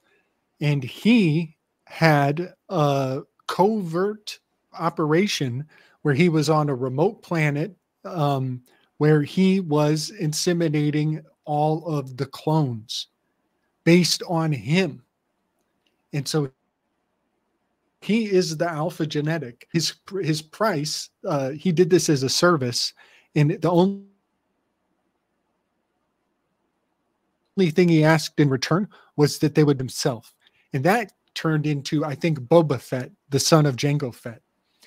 And so I find it quite profound that this was brought to life in Star Wars and then made completely paramount and central to reciprocal arcs, story arcs that have grown out to be The Mandalorian. And now we've got the Yoda series, all based on this Jeffrey Epstein archetype. And I just want to put it into its modern day context. He was a clone too. Boba Fett was a clone. Right. Yes. Well, right now, the P. Diddy scandal is popping off. And we're realizing, now keep in mind that this is Jeffrey Epstein 2.0, but Epstein went into prison and disappeared and is probably alive on an island. But P. Diddy is going to get dragged through the mud. And so, again, with the replacement, I call it a placement ray erethe, that they're kind of putting one personality type that we all hate and loathe, a Mossad agent, and he gets off scot-free.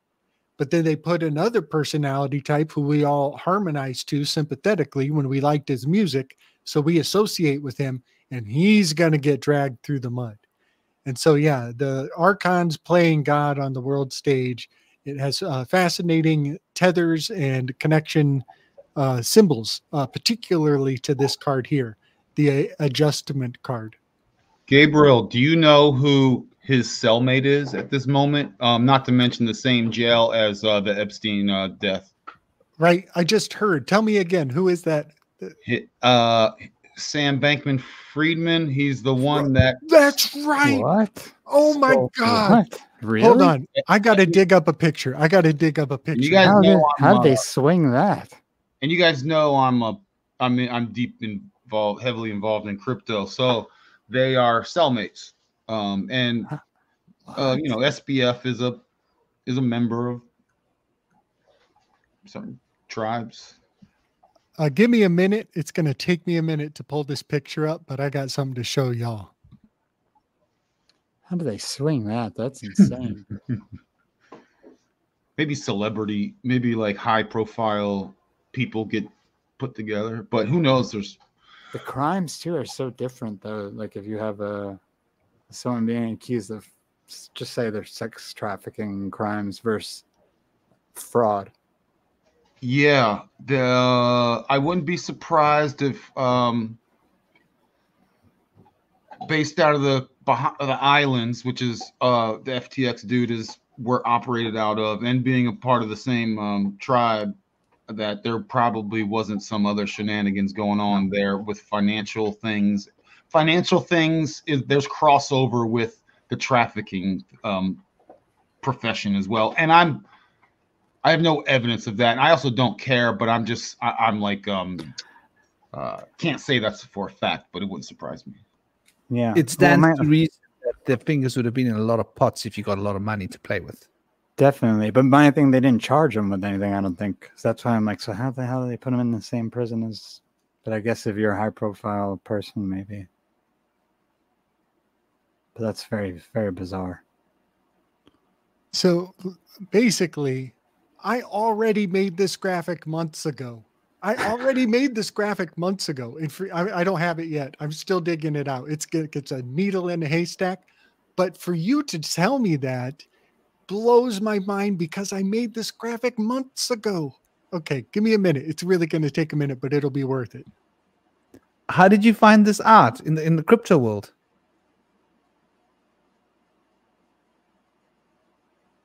Mystic. Ronan. Oh, sorry, I'm like cooking at the same time. I just saw a headline. a headline in the weird websites that I peruse from time to time. I actually, yeah, the any real, I actually don't care what's like any like current events, but that was just thing that that came across, and I have one foot in the crypto financial space, and I have one foot into the weird. So just so happens they collide a lot often. So I mean, there is also with all this weird darkness that, you know, Shaman, you actually reminded me earlier. I mean, when you stare into the abyss long enough, it might stare back at you. So that's incredible. But with this, if you know, the dark arts are heavily in crossover with all the financial aspects as well. And we're going, and that what you were talking about, Chris, you guys were talking about the whole well, they're coming out with digital IDs, so all of that like straw man thing that's going digital, which has been in the plan, and you will need digital IDs to even access the internet, and so that's going to be interesting. So you'll have a representation in the digital world, which is very transhumanism. You mentioned and that's been that's their goal. Programmable everything.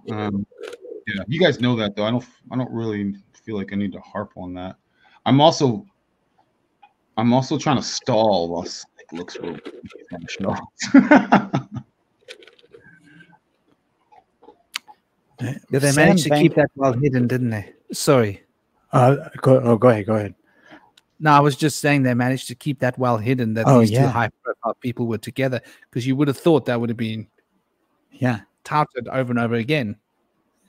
And I was just going to say that guy's name, Sam Bankman, was it Sam Bankman Fried or Friedman? It's a whole thing is bizarre. His name is like, it's like a outright anagram. Like you could just read it.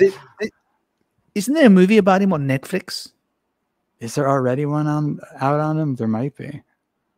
I think there is. I'm sure I haven't watched it, but I'm sure I saw a headline on Netflix somewhere some time ago, like the story about him. Yeah. And you know, his cryptocurrency shenanigans and how he made so much money and scammed billions or something from people. I'm sure I saw, like, you know, you when you're hovering over things, it pops up for a few minutes or for a few seconds, and you start to get a bit of the clip. Mm-hmm. So FYI on that, and if you're interested in going down that rabbit hole, as far as relationships, parents, the dude's parents, the girl's parents, and family and connections, let's just say there's Epstein connections, and as far as Mossad, etc., you can go down there if you wish, if you feel like getting your conspiratorial tinfoil hat on.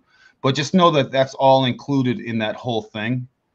And there's also lots of money was being funneling to the Ukraine and all this. So that's where the trafficking also comes in. I'm trying to avoid details. You guys can look things like that up on your own if you're interested. I personally am. I'm over like conspiracies and stuff. Like, I'm just not interested. But yeah, there's all that is involved with the Sam Bankman-Fried thing. And it actually doesn't, when you think of it that way, doesn't surprise me that those two are together, because they're probably working for there was a story about all the children from Ukraine disappearing, and there were charitable groups that were trying to get they were speaking out, and NGOs in Ukraine saying, where are all the children gone? Who took the children? They came and fetched children, and huge big loads of children were taken off, and nobody knew where they went, and nobody knew that it wasn't tracked. Holodomor 2.0 in the same location, doing it again. All the men getting removed and starved out, and all these people funneling money through there.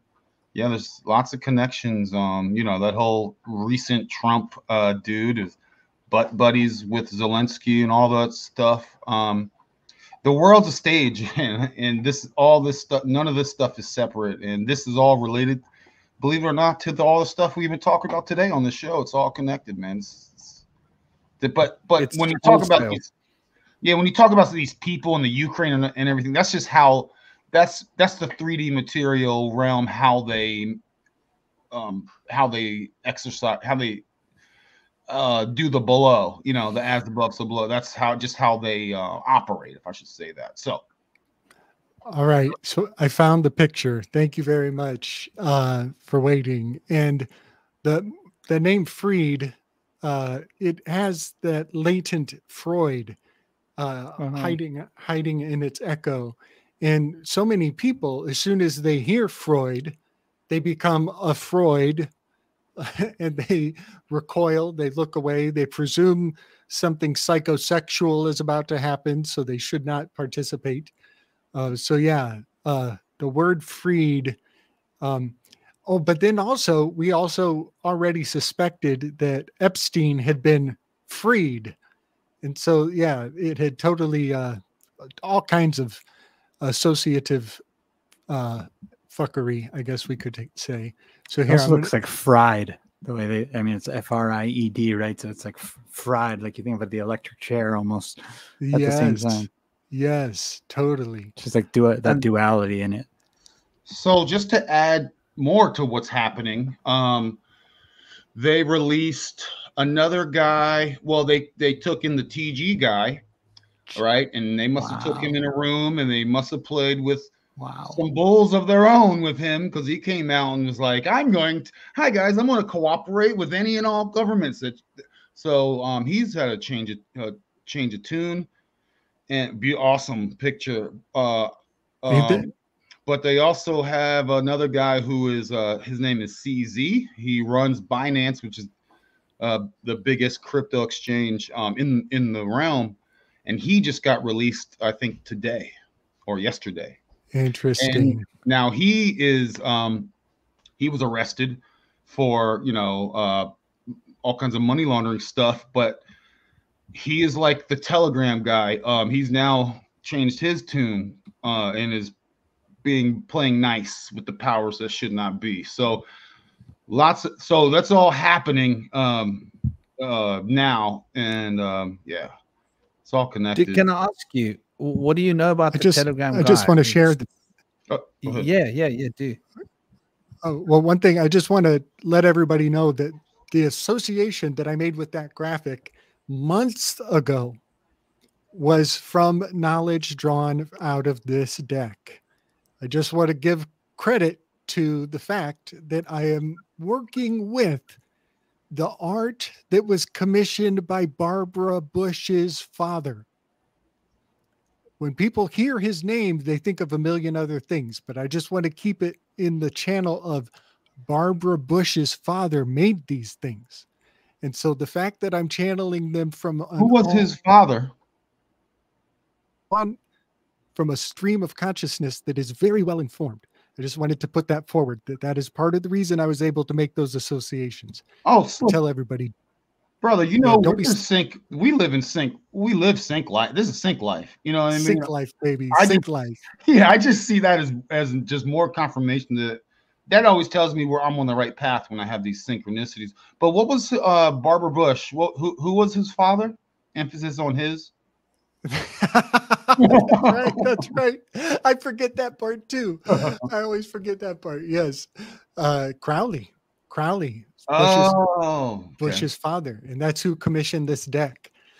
So a great many times when I talk about his name, people think of a million other associations, but when you come through it and just put it straight as, you know, this is the Farst ladies, Papa, things become very poignant. Dude, there's so much to that and Mandalorian stuff and never remove the mask and all that sort of things. Right. And making heroes, a hero, a protagonist who you never even expect to see their face. You know, that guy may not be a very good actor. He might only be a good pantomimer because the voice could totally be something else, could be totally CG'd. It's so fragmenting. Dude, there's so much. So basically, you're saying that George, which one is Barbara? Is that Prescott's wife or George's wife? Prescott. Yeah, Barbara was with Bush Sr. Yeah, not Prescott. Prescott. No idea. Yeah, Prescott's the guy. Family, huh? Prescott Bush he was around in World War II and all that. No, the Barbara was married to Bush like from the 90s, the Reagan CIA director, vice president, that Bush. So we saw that Bush go downhill faster than a pram without wheels. That sounds wrong. Yeah, with like when you're a Sith, you do and you're an energy vampire, yeah, you tend to get the life sucked out of you. Well, it seemed like he was being handled by a handler. And we are guessing that if Barbara is truly Aleister Crowley's daughter, as the story suggests, she would have been occult trained. You would imagine she would have had ESP. You imagine she would know how to handle her husband. Franklin, I hate to break it to you, but a lot of these first ladies are not as they seem. Remember, we were talking a lot about the phallic talk earlier. I'm just going to leave it like that. Well, I definitely feel that Obama was, being handled. A lot of big mics. There's a lot of big mics, Wander, swinging around. By the husband? But this is nothing new. I mean, oh gosh. I mean, even like Victoria's Secret, that open secret, that Victoria was replaced by a dude, and in the 1890s. So I was mentioning the Roaring 20s, and there's a lot of that a lot of the trans and all that transhumanism goes together. It's funny. I then saw the 1890s were supposedly one of those wacky type of times. Then of course, yeah. So, and then you guys were talking about HAH earlier. I mean, I saw that all that book burning was all that like propaganda, trans related stuff as well, whereas the books being burned. But yeah, this is again, nothing new out here, man. The 1800s were wild, So I was just looking at Bankman Fried's mother. It seems like there's like this sort of, he might be in one of these families where the matriarchal line is actually the line that is the dominant one, and the husband marries into it. Like I think this is what happened like back when the Hyksos, during that period, it was going on then too. But because the mother, some of the stuff she's involved in, like for instance, her last name isn't Bankman. Her last name is still Fried. His Sam Bankman-Fried is the combination of the name. Neither of the father or mother took either one of each other's names because they thought it was unfair to gay couples who couldn't get married. That's just how much on the left side of things they go. But she's also listed here as writing about fetally androgenized girls. Like this was one of the topics she wrote heavily about while she was in law school at Stanford, and she also went to Harvard Law. She also was at Columbia University, just the same with her husband. So she was involved with a bunch of shady stuff. It seems like the husband was too. So you have this. Now he's with Diddy. And then there was another thing that I was looking at that isn't totally related, but Ronan was saying that this family actually is related to Epstein. So maybe it is. If you think about that ranch Epstein had, that was in New Mexico. Do you remember that other shooting that I heard in New Mexico on a ranch? It was like right by there, the one that happened on the set of Rust with Baldwin. So you have you almost have the sacrifice there. You have the Zorro Ranch that Epstein's in, not too far from it, both in New Mexico. It's like the two sacrifices going on in one area, and I'm sure there's a third one. And then there's also in New Mexico the isn't it like, what is it? It's the place that's studying psychedelics hardcore right now. Is it SRI? Is that where that is? Maybe Stanford Research Not Institute. Stanford. It's thinking- Sanford. Maybe it's Okay. Jesus.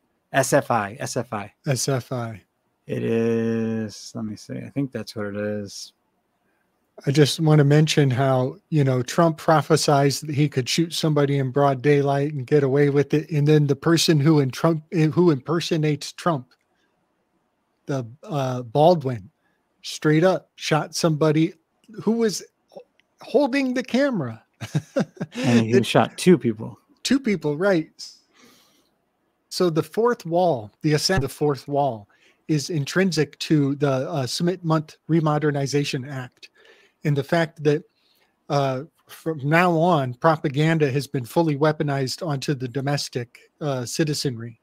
And so they have to knock down the fourth wall, which is Deadpool's jam, that's She-Hulk's jam, and that's what Baldwin did. He literally blasted the fourth wall with the gun and got away with it, and then turns around and sued them. He countersued. Yeah, very Trumpian, that Uber mentioned fourth wall spell. Yeah. I'm trying to find this freaking school that is in New Mexico that I was talking about, because actually I think Ray Kurzweil either worked there or was on the board there, so that brings us right into the transhumanism again too. What the hell is it called? I think that this is an ancient thing, like this transhumanism. For example, they speak about it in India. They actually had a robot in India, and it's in the pantheon, man. And in the end, Krishna interviews this robot. Stratford? In the end. Sorry, is it Stratford? Okay, go ahead, Frank. That's it. There we go. Finally. But go on, Franklin. Yeah, Krishna interviews this robot, and after figuring out that this robot's got an unusual programming, it will fight on one side, and it will switch sides and fight on the other side, switch sides and fight on the other side until both armies have lost. And he's like, no, you're not fighting in this war. So what he does is he removes the head of the robot, and he does something to adjust it so that this head can fly around on arrows. So this robot's got like this weapons which are like arrows, and part of the thing is he attaches the head somehow to the arrows so that they can fly around, and he can survey the battlefield. And this is how I forget who, but it mentions in the Gita that there were some people watching the battle from far away, and there was this robot, this being, was known to be made out of metal, and they uncovered this head like 1,000 years before, and the king had it written about. They didn't know what this metal head was, and he couldn't find out any information. One of the sages came to him and recounted this ancient story, saying that this being is that being, and the reason there's only a head was it was taken off, and it was a metal head. So it seems like they had AI and possibly transhumanism. You know, when I think about this, you ask me about AI. So in the Babylonian stories, they've got this soul eater. I don't know if you've seen it, soul catcher. It's a box that they're carrying around. Mm-hmm. They're carrying this blooming box around. Like, what box is this? And when you look at what this box is, it's like the soul eater. And you see them dragging people and putting them in front of this box. I don't know if you've come across any of these images. You know what I mean? I think I have. But cool. I've heard of. I very much am of the opinion that there was transhumanism going on in Babylon, in with the dark Babylonian priest class, at least attempts at it. Oh gosh, the nonsense I get when I put Soul Eater box in here. I've got all sorts of animated rubbish. They're so clever, man. They are so clever. I'll have to try and find what it's actually called in its own language. But anyway, I was fascinated by this. Like, this was like 15 years ago, and I reckon that it's possible to maybe extract human consciousness from the body and lock it into something. I know that sounds weird. No, I think I believe it probably is. And there's a possibility to ritualistically prepare someone for this in order to extract the consciousness and to be able to make an AI which is out of human consciousness. Imagine you could sort of wipe out the personality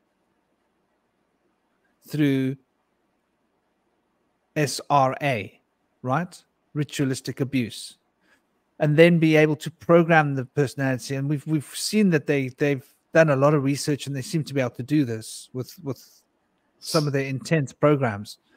So what are the odds that they could make someone willingly want to be a donor? Let's see what I think is, I don't know if they could wipe it, but they could certainly block it. And they block that person's consciousness, upload something else to the human body that's not them, and they're sort of in the background.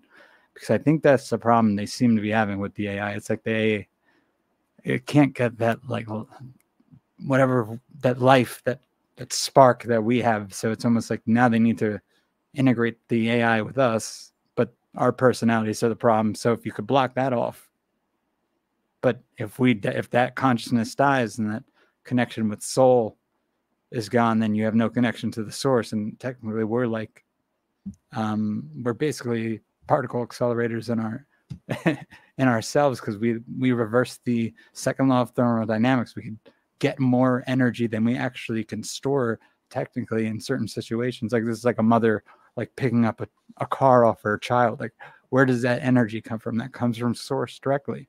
So they want that sort of energy, and they want it biological and integrated with AI.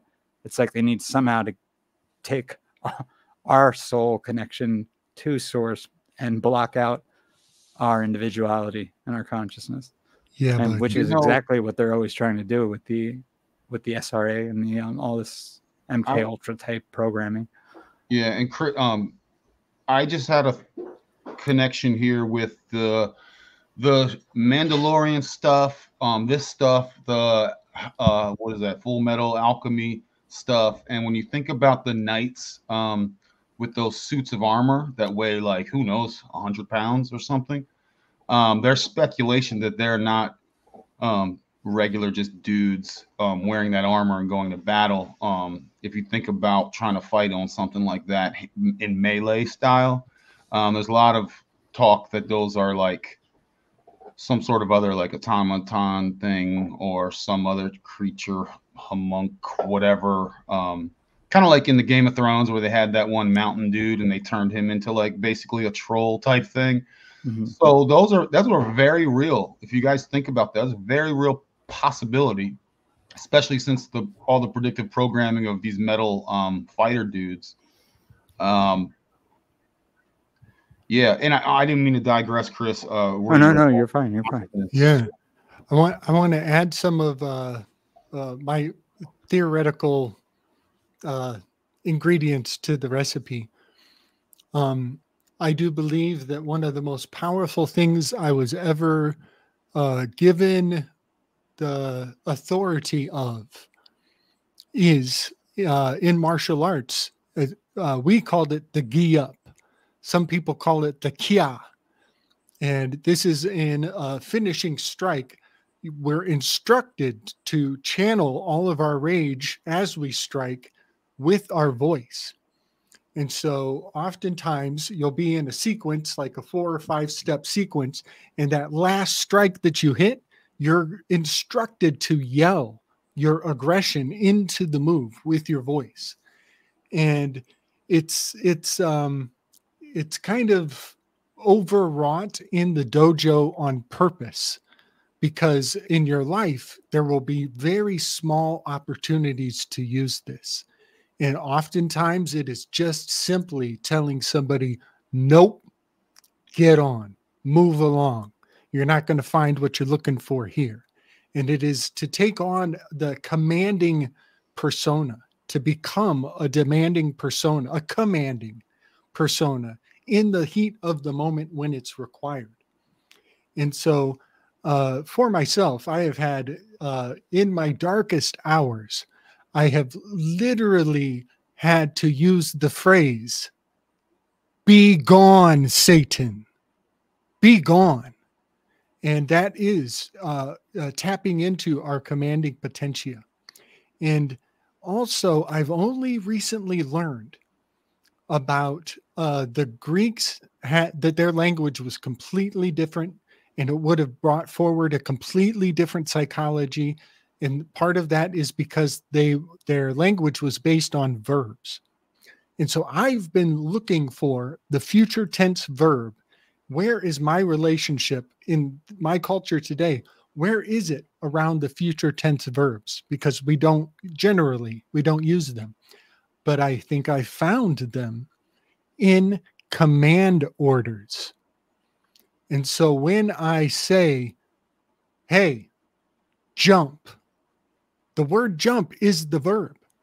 And because I'm giving it to you, I'm expecting you to execute it in the future. So somehow future tense verbs are relegated to a commander's authority, to a person who's going to tell others what to do. And by telling them other people what to do, they have command over future tense verbs.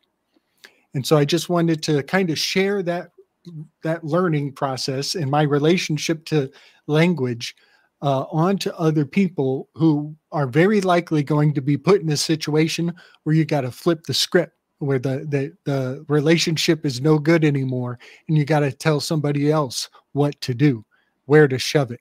And a lot of this, I think, has to do with people, they're going to their AI machine and they're like, "Hey, would you please maybe consider putting some information and do me a little favor?" And then, but there are some people in this world who have a commanding attitude with their tools. They tell the tool what to do. They don't ask it to please maybe think about considering me if you got time in your day. There's a total attitude switch here. And so I think that some of what I learned in the dojo as a child will be very useful for people in their relationships to the computers going forward, is to be commanding and not be requesting or hoping that it goes your way. That's very interesting because I'd never really taken that word apart.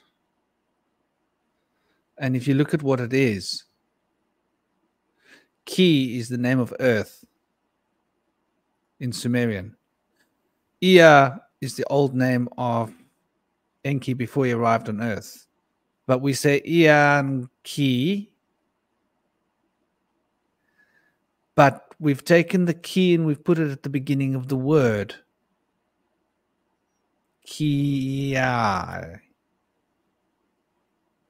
So that's quite interesting because we are literally chanting the name of Enki and the word of the earth. And how does that get into the Japanese tongue? Hello? How do they get the name of Ea into that and recognize that that's the way to manipulate energy?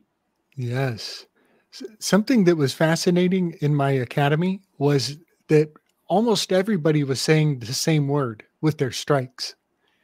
And I came along, I picked up, somebody was using a different sound, and I picked up on that. Oh, this guy's saying something else.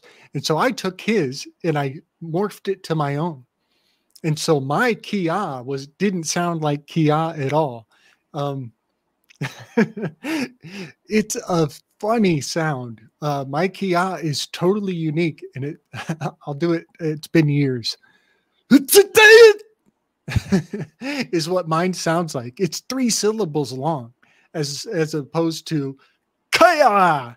Mine is and it's totally different. So I recommend everybody find your Kia and make it personal, make it yours. Franklin, when you just mentioned Ea and Enki and this like this key earth, like this combination, It reminded me of something that I was thinking about yesterday when Gabe was bringing up the moon a lot, and the relationship between the word monkey and moon key, because we have the monkey pox and we have what seems to be this moon key, or this loose cipher, this something going on with the moon that seems to be a key to the calendar.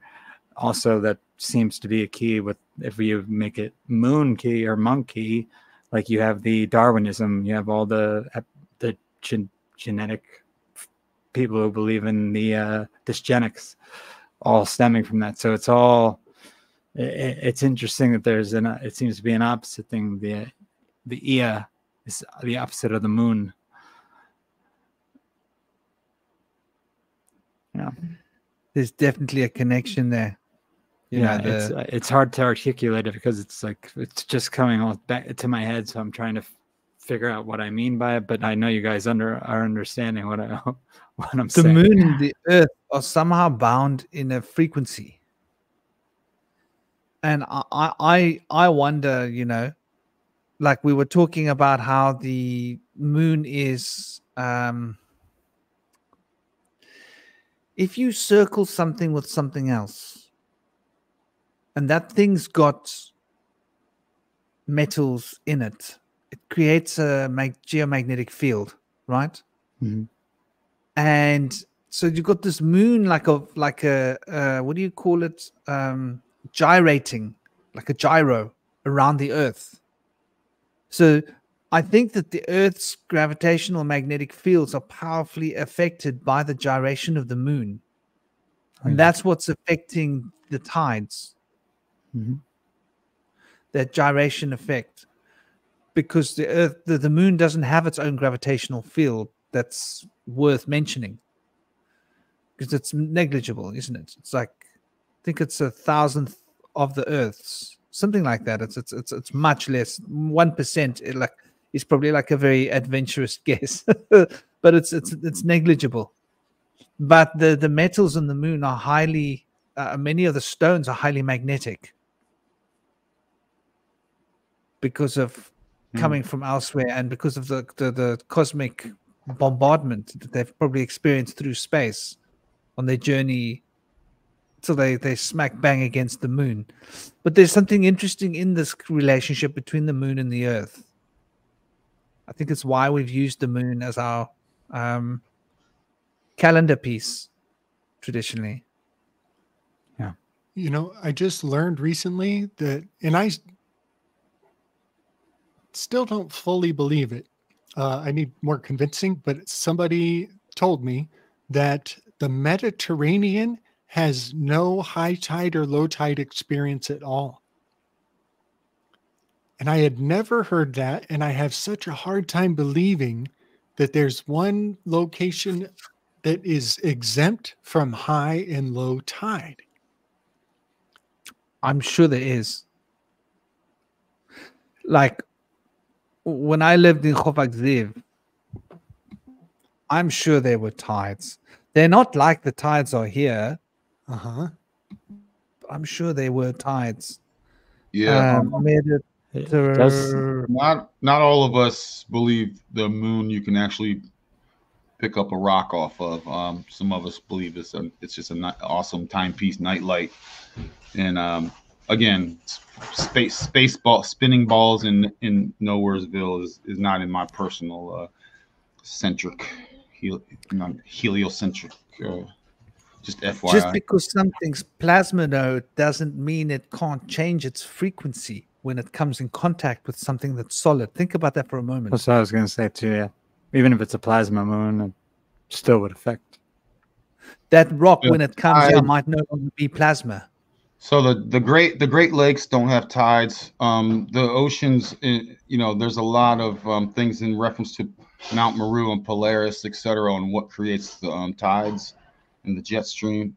These are, I'm not stating this as absolution, but I'm stating this is kind of where I lean towards the Great Four Rivers and the four. I was thinking of this a while ago when Gabe was doing the the moon kind of swivel and then the sun kind of swivel. There's all that's all. You can also see that as like the swastika, but you know they have those two swastikas that they kind of go. So that's, in my opinion, representing the four rivers based out of magnetic north. Just throwing it out there, and I don't know anything, but I'm also not trying to convince anyone of anything. I'm just that's how I see things. Talking about Rupus Nigra. Yes. BlackRock.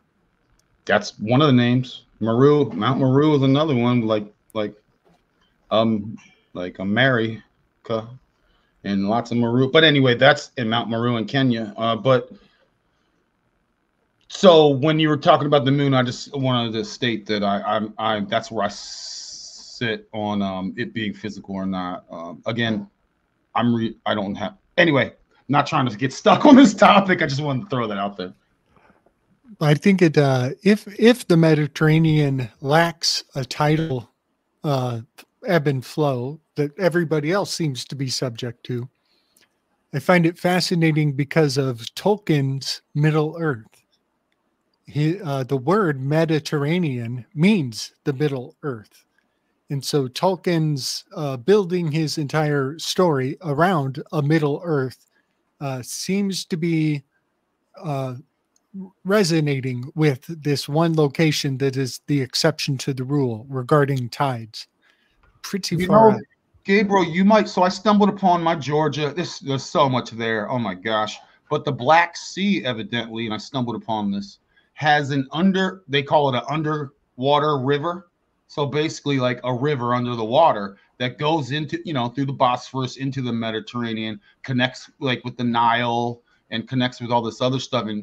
And you might want to look into that. Just maybe spend like 2 minutes and just look at it. I'm not saying spend all day, but that's worth looking at as far as flow. And it was just a new discovery in science. Like it's like, okay, but that's the thing. Some of the biggest waves in the world are where? Portugal? In the Black Sea. Black Sea? My son used to get obsessed with watching these waves pound the crap out of oil tankers.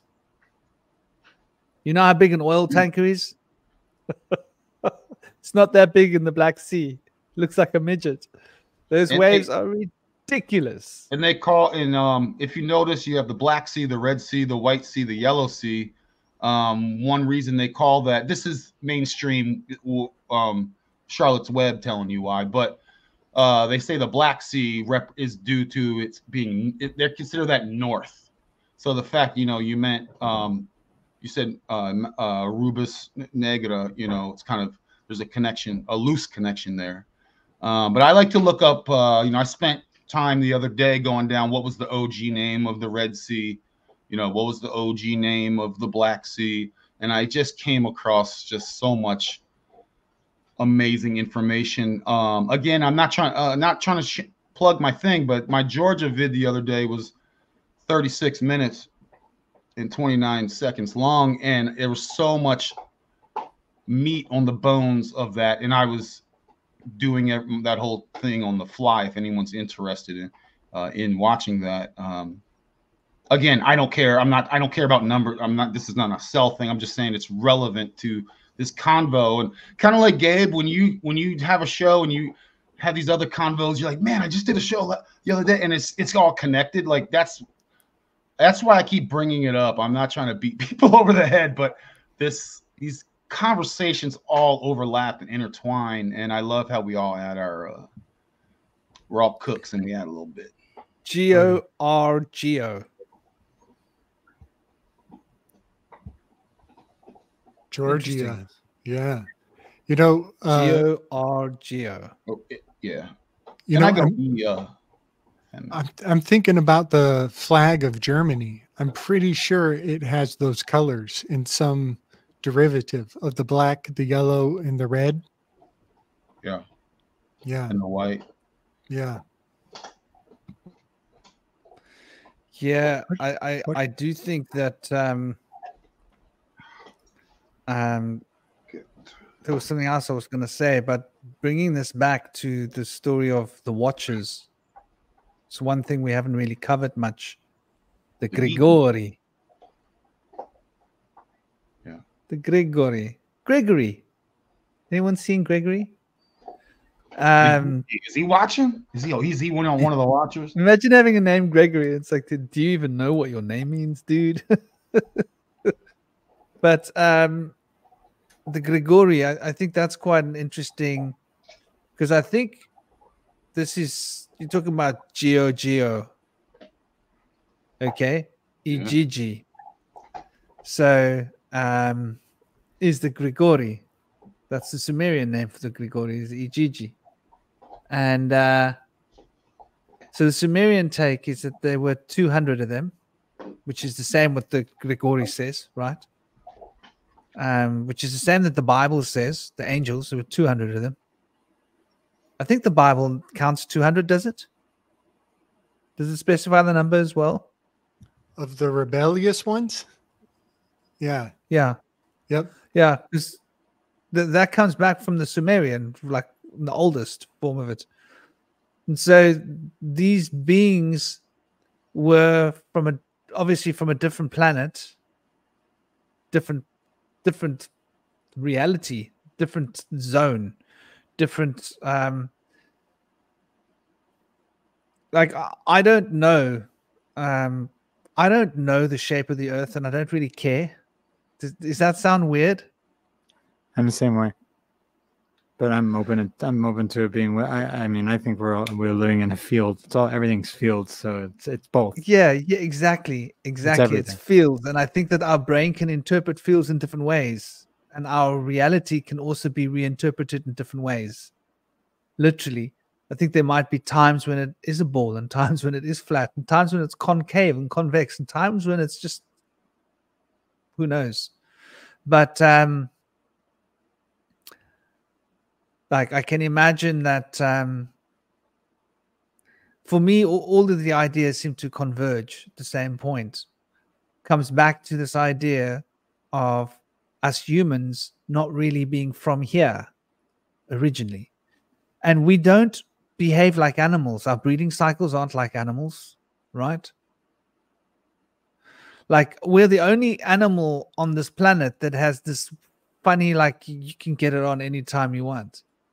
And as long as you're like within that 29.5-day cycle, you're good to go. If there's nothing broken, you got babies. Other animals, they only get a breeding cycle, don't they? That's when you breed. So we automatically deny the program of all the other living creatures on Earth, in a sense. So that and we are not like animals in as much as we tend to destroy this biosystems and ecosystems we're living in. I think that's not our natural way. I think naturally we would live in companion style planting, etc., and symbiotic. It's more of the part of the whole thing we've been talking alluding to is the takeover and turning things into artificial as opposed to natural. I think back in the day, I think there's plenty. You leave us alone, Franklin, we can grow in symbiosis with nature and benefit from both. I believe that's my thought. I do agree that the Bushmen did it, and the Aborigines seem to be able to get it right, and there are people that do seem to be able to figure that out. But I just mean this whole thing is part of us, if that makes sense. Like everything that's going on, all this political nonsense, all of this small group trying to rule over the other group or whatever within our group is part of us. So like it's us that's doing it to us, if that makes sense. Maybe a small part of us that's doing it to us, but like other creatures don't have this. And if you take those few people that are doing it out of the picture, there'd probably be others that would want to fill that gap. And there's probably a certain percentage of like psychopaths in our population. Got to stay vigilant. Which sort of, and the number grows. Hey? Got to stay vigilant. Yeah, the number just grows and grows, it seems. Yeah. Unfortunately, hurt people hurt people and create new hurt people. So that psychopath thing is again, I don't think that's natural. I think that's a product of a lot of the effery that's been going on. It's a conquer what we are, and I don't like to use the word we and us. I don't like that myself. I only speak for myself, and no one else speaks for me. But in this material way, we are a conquered people in this realm. Like the people have been conquered. That's why you need all that paperwork, etc. There are people that have conquered.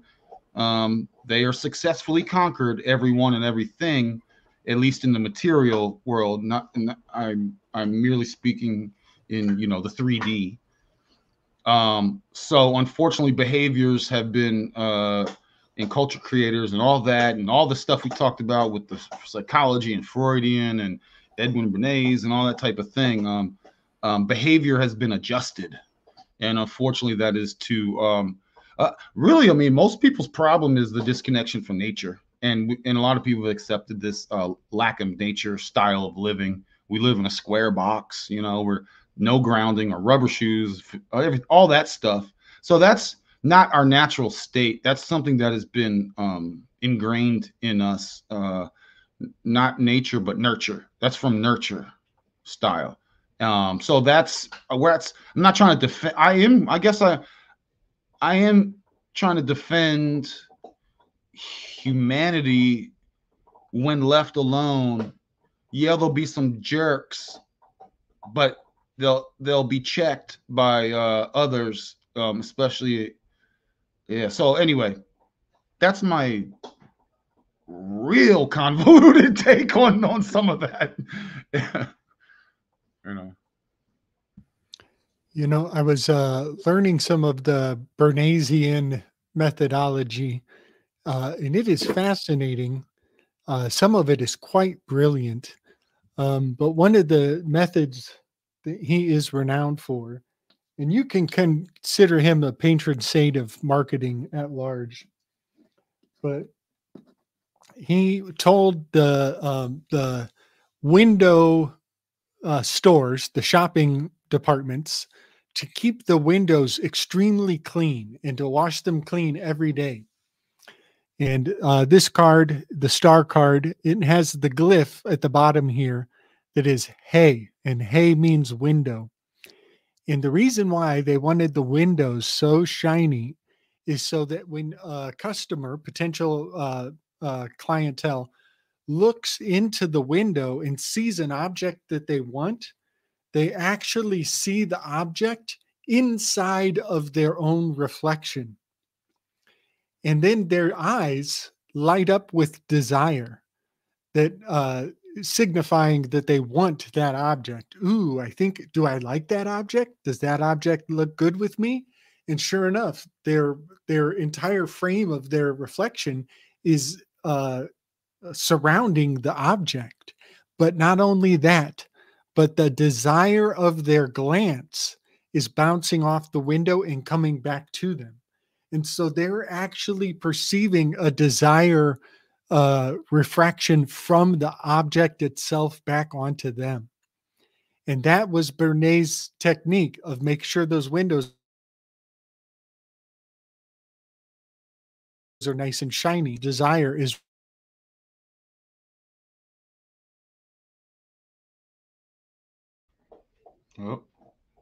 breaking up.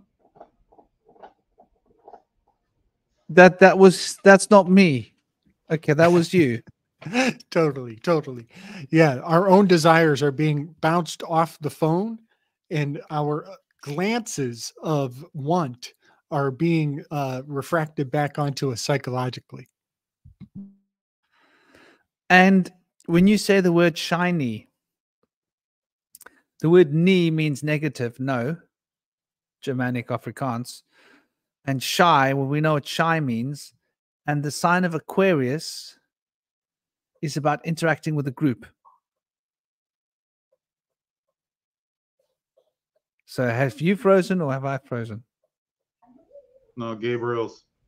Okay. So just checking. Yeah, so I was just saying that the shyness relates to the Aquarius sign, which is all about the group consciousness, the collective consciousness, and interacting with the collective consciousness. So in your horoscope, that house, the house which relates to Aquarius, which would be the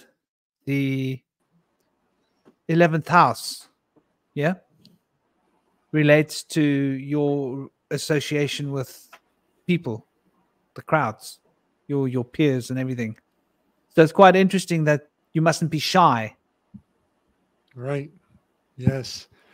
You know, this is also Atlas Shrugs. This is an Ayn Rand card by my read. And I definitely see a lot of throwing the altruism out with the bathwater with too much Ayn Rand. You know, I love Ayn Rand and I love objectivism, but, you know, moderation, all things in moderation for sure. I was yapping about that yesterday, Gabriel. In Third Eye Edifies Telegram, Ayn Rand and Atlas Shrugged. Which, by the way, I'm not a big fan of Ayn Rand necessarily, just based on her origins. But I was yapping about that yesterday, so just more thanks. She looks like she's on the farce ladies list as well. And just the I don't want to get too I yapped about this yesterday, but that's interesting. just the message is a little it sounds good on the surface, but when you kind of peel it back, that the agenda behind it is something different. But again, it sounds smart. It's it's how smart people talk. Go ahead, Chris. I have nothing. When you just mentioned Atlas Shrugged, for some reason I was thinking of that phrase I guess it's played on the news reports throughout the story, like, who is John Galt? And I was like, what the hell does Galt mean? And I just looked it up, and it's a stiff blue clay sometimes used for making bricks. Isn't that interesting? Big time. The bricks. And they trace it all the way back to the Maori people. Nice. Yeah. You know, one thing about the who people? The Maori. The Maori, M-A-R-I. Yeah. And a stick, and that's funny that it's a stick. I like when those higher up type people play chess, they use a paw and they push the pieces with using a paw. So not used to be making sticks, bricks. No, I know, but you said it was like a stick used to make a brick. Oh, right? clay. It's a blue clay used to make bricks. Oh. Yeah. Sorry, I was reaching. No worries. I do that a lot. The building blocks of the future economy. And I mean, we got the masonry bricks, we got the blue frequency that someone had. Was that you, Franklin, who had mentioned that yesterday in the chat? I can't remember. Or was that Shinobi? Shinobi might have mentioned that. He was talking about the color blue. He was getting into it. Yeah. You know, the monetary systems that are built into the Voltron mech bot of the bricks, they actually spell out an interesting phrase. It's the won, the euro, the ruble, and the yen. And when you say them together, it becomes 1 euro rebellion. 1 euro rebellion. I think I got a boogie, fellas. My booty's getting sore. I need to stretch. Yeah, man. My dogs have used the loo. They're still tormenting me. Yeah, we're gonna have to catch up. I know there's so much we probably forgot to talk about today that we should soon. We will again. We'll next week, if anything. Man, you guys, we managed 6 hours. Oh yeah, you guys were on way longer than me too. So you guys were killing it. Yeah, you know, I catch a break because I'm like I'm working at night. I'm like, Franklin, I'm gonna come like an hour or so late, bro. Please. He's like, okay. I never stick around this long. You guys kept me. You guys Yeah, there's so much to talk about with this topic. We could probably do whole like infinite shows on it. There's just totally, yeah. You know, something that you'll notice on my channel, it's like, Ronan, you asked the best question about, are we hypocrites? And to be engaging in the art craft of the people that we are posing, and to come on and to do mind control on anybody who cares to us. You know what I mean? And I think the answer is yes, because the definition of a hypocrite is an actor, and thereby we're here acting, but we're engaging in their art craft and trying to supersede them and even supplant them and give people a better option with their attention. And I kind of deal with that sometimes on my channel. Like my last video, I was like, if they're going to make the moon evil, if they're going to try to convince people that the moon is theirs and they are clearly evil, then isn't it the most direct opposition to that is to convert those symbols into working for us? And if people want to be afraid or venerate or channel a conduit of egregoric tithing to these symbols, should we do our best to hijack their supply line? Shouldn't we be hijacking their supply line? And I think that is kind of the attitude that I just want to put on the table before we close off the conversation around egregores and the Gregori, these signs and symbols. I think it would be cowardly to do otherwise. And so that's part of what motivated me into making a moon hoodie and trying to put that on the, in the psychic space, as these symbols work for us. We do not work for these symbols. And I just want to end on that attitude. And I'll add too to that, to what you just said, because, and this brings me back to Steiner. There was something in his teachings about the Ashuras and the Archai. And these were Ahrimanic influences that were supposed to be from a old moon that isn't the moon we have now. It was like an old moon, but they still exist in this etheric spiritual realm. So it's like there's always like and the Archai, it makes me think archetype. So there are these archetypes that seem to want to hurt humanity in some way, and they do that by twisting things. So just keep that in mind. Don't get it twisted, twist them your own way. That's what's up. And this month there's 2 moons. There's an extra moon for just a little while, and then it floats away. Yeah. That's all the more. That's interesting. All the more reason to harness that power for our intention. Exactly.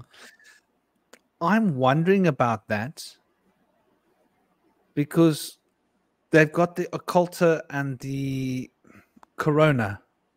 Yeah. The ESA. It's the occulta and the corona, which is that, what is it called? Occulta corona. Occulta ESA. That should come up fair. Proba 3. Yeah. Is the missions. And it's basically creating false eclipses. Yeah. And it's on their website. Aaron did a bit of look into the money. It came out with 7 billion. I think it was 7 billion. And the funny thing was, after they had finished fixing CERN, we actually did one. It was an eclipse maybe about 7 months ago. When that eclipse was done, they had just upgraded CERN with new magnets, made them bigger and stronger. They turned on CERN the same day that they launched the occulta and the corona. You got to love the names, huh? These are the 2 spaceships, and they basically carry. So they've got like super high tech AI that these 2 spaceships can fly together and carry a false, whatever they need to do to make an eclipse. And at the same time as that was happening, they turned on CERN with the biggest hit of zap that they've ever turned it on. And NASA launched the APEP rockets, which are high altitude research. So apparently they're just research rockets that are looking at what's going on up in space. Obviously, APEP is the god of Egyptian of chaos. So The frog. I don't know, like, what's the story with this extra moon? Is it real, or is it being created as a, like, look up there? You know what magicians do?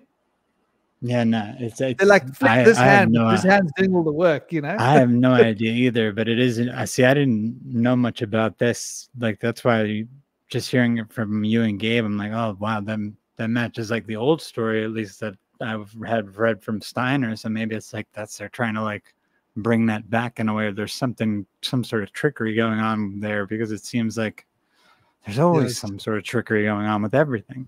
Yes, it is the hyperstition, where they layer the meaning inside the meaning of the original meaning until it's like Russian nest. It's like those Russian nesting dolls, like one inside the other, inside the other. You never get to the end. Yes, These people.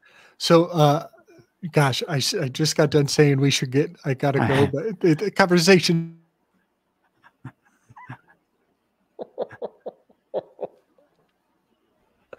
And he's frozen. So juicy. I've learned about. Okay, sorry. The avant-garde is on my radar, and I realized this was the handiwork of the avant-garde. And I think people could study the avant-garde and put a better name to the demon, but these are it's totally militarized, but they use art for to make cultures fight against each other, and that is how they benefit. And it's kind of a tar baby topic, because to engage with art is to give it exactly what it wants. And so the avant-garde knows that the more acrimony and the more controversy they drum up, the more attention they're garnishing, and they already have accomplished their goal by giving it attention. And so, yeah, I'm looking at the avant-garde, which kind of means advanced guard, and they used to call themselves Vanguard, and that's one of the three, principal agencies, principal corporations. What were you going to say, Chris? There's a book called I think it's called the Shadow. It's either In the Shadow of the Beast or The Dark Shadow of the Beast. It's written by I think Garrison Hewitt May, with a foreword by Kenneth Grant. I have a PDF. I could send it to all of you. I'll post it in the room. But they talk about the funnel effect, which is basically an occult concept of just pushing what they call an image train of just various ideas into the public consciousness that are negative in certain ways that they want the public to eventually manifest. That's exactly what you're talking about. That's totally it. Yeah, man. The avant-garde. I'll share that PDF in both rooms, the roundtable room and your room. Right on. I appreciate that. The Xhosa word for people is Abantu. And Abba and B and V are interchangeable. So Abant. It's part of a root word for meaning people, also in African language. So that's just quite interesting that this is all about controlling people. Yeah. Kind of like ushering the drones to the front of the line to use them as human shields. That seems to be, I don't know what the water company is using them for, but they got them. Yep.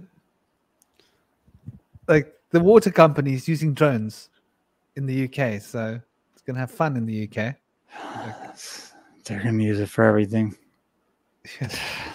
Much love, dear brothers. It's been great having you all on. I hope you guys in the chat have enjoyed this as much as we have. Sending you all big love. May I say, I Please appreciate all you guys. Massive love, peace, and harmony. Emphasis on the Mooney with this convo. You guys kept me around for a long. I was stuck around. I appreciate it, but I appreciate you guys. I appreciate everyone listening to this. This was a fun convo, and I gained a lot. I hope I added some value as well, and I appreciate each and every one of you. No fear. None of this is fear. Just knowledge is power and all that. You know, this is not fear to be fearful. This is a video game when you boil it down. So, you know, you might as well, in my opinion, I'm going to try to play it and get a high score of some kind. But massive love, guys. Later. That's all I got. Yeah, brother. Great Big talking love. to you. Great talking to all you guys. Big It's been love an and honor with you respect. guys. It's been fun, enjoyable. It's after midnight. I'm going to sleep like a baby. Thank you all in the chat. I hope we all got what Take care, guys. we came for. Sending big love to everybody. Bless. You guys take it easy. You too, brother. Don't forget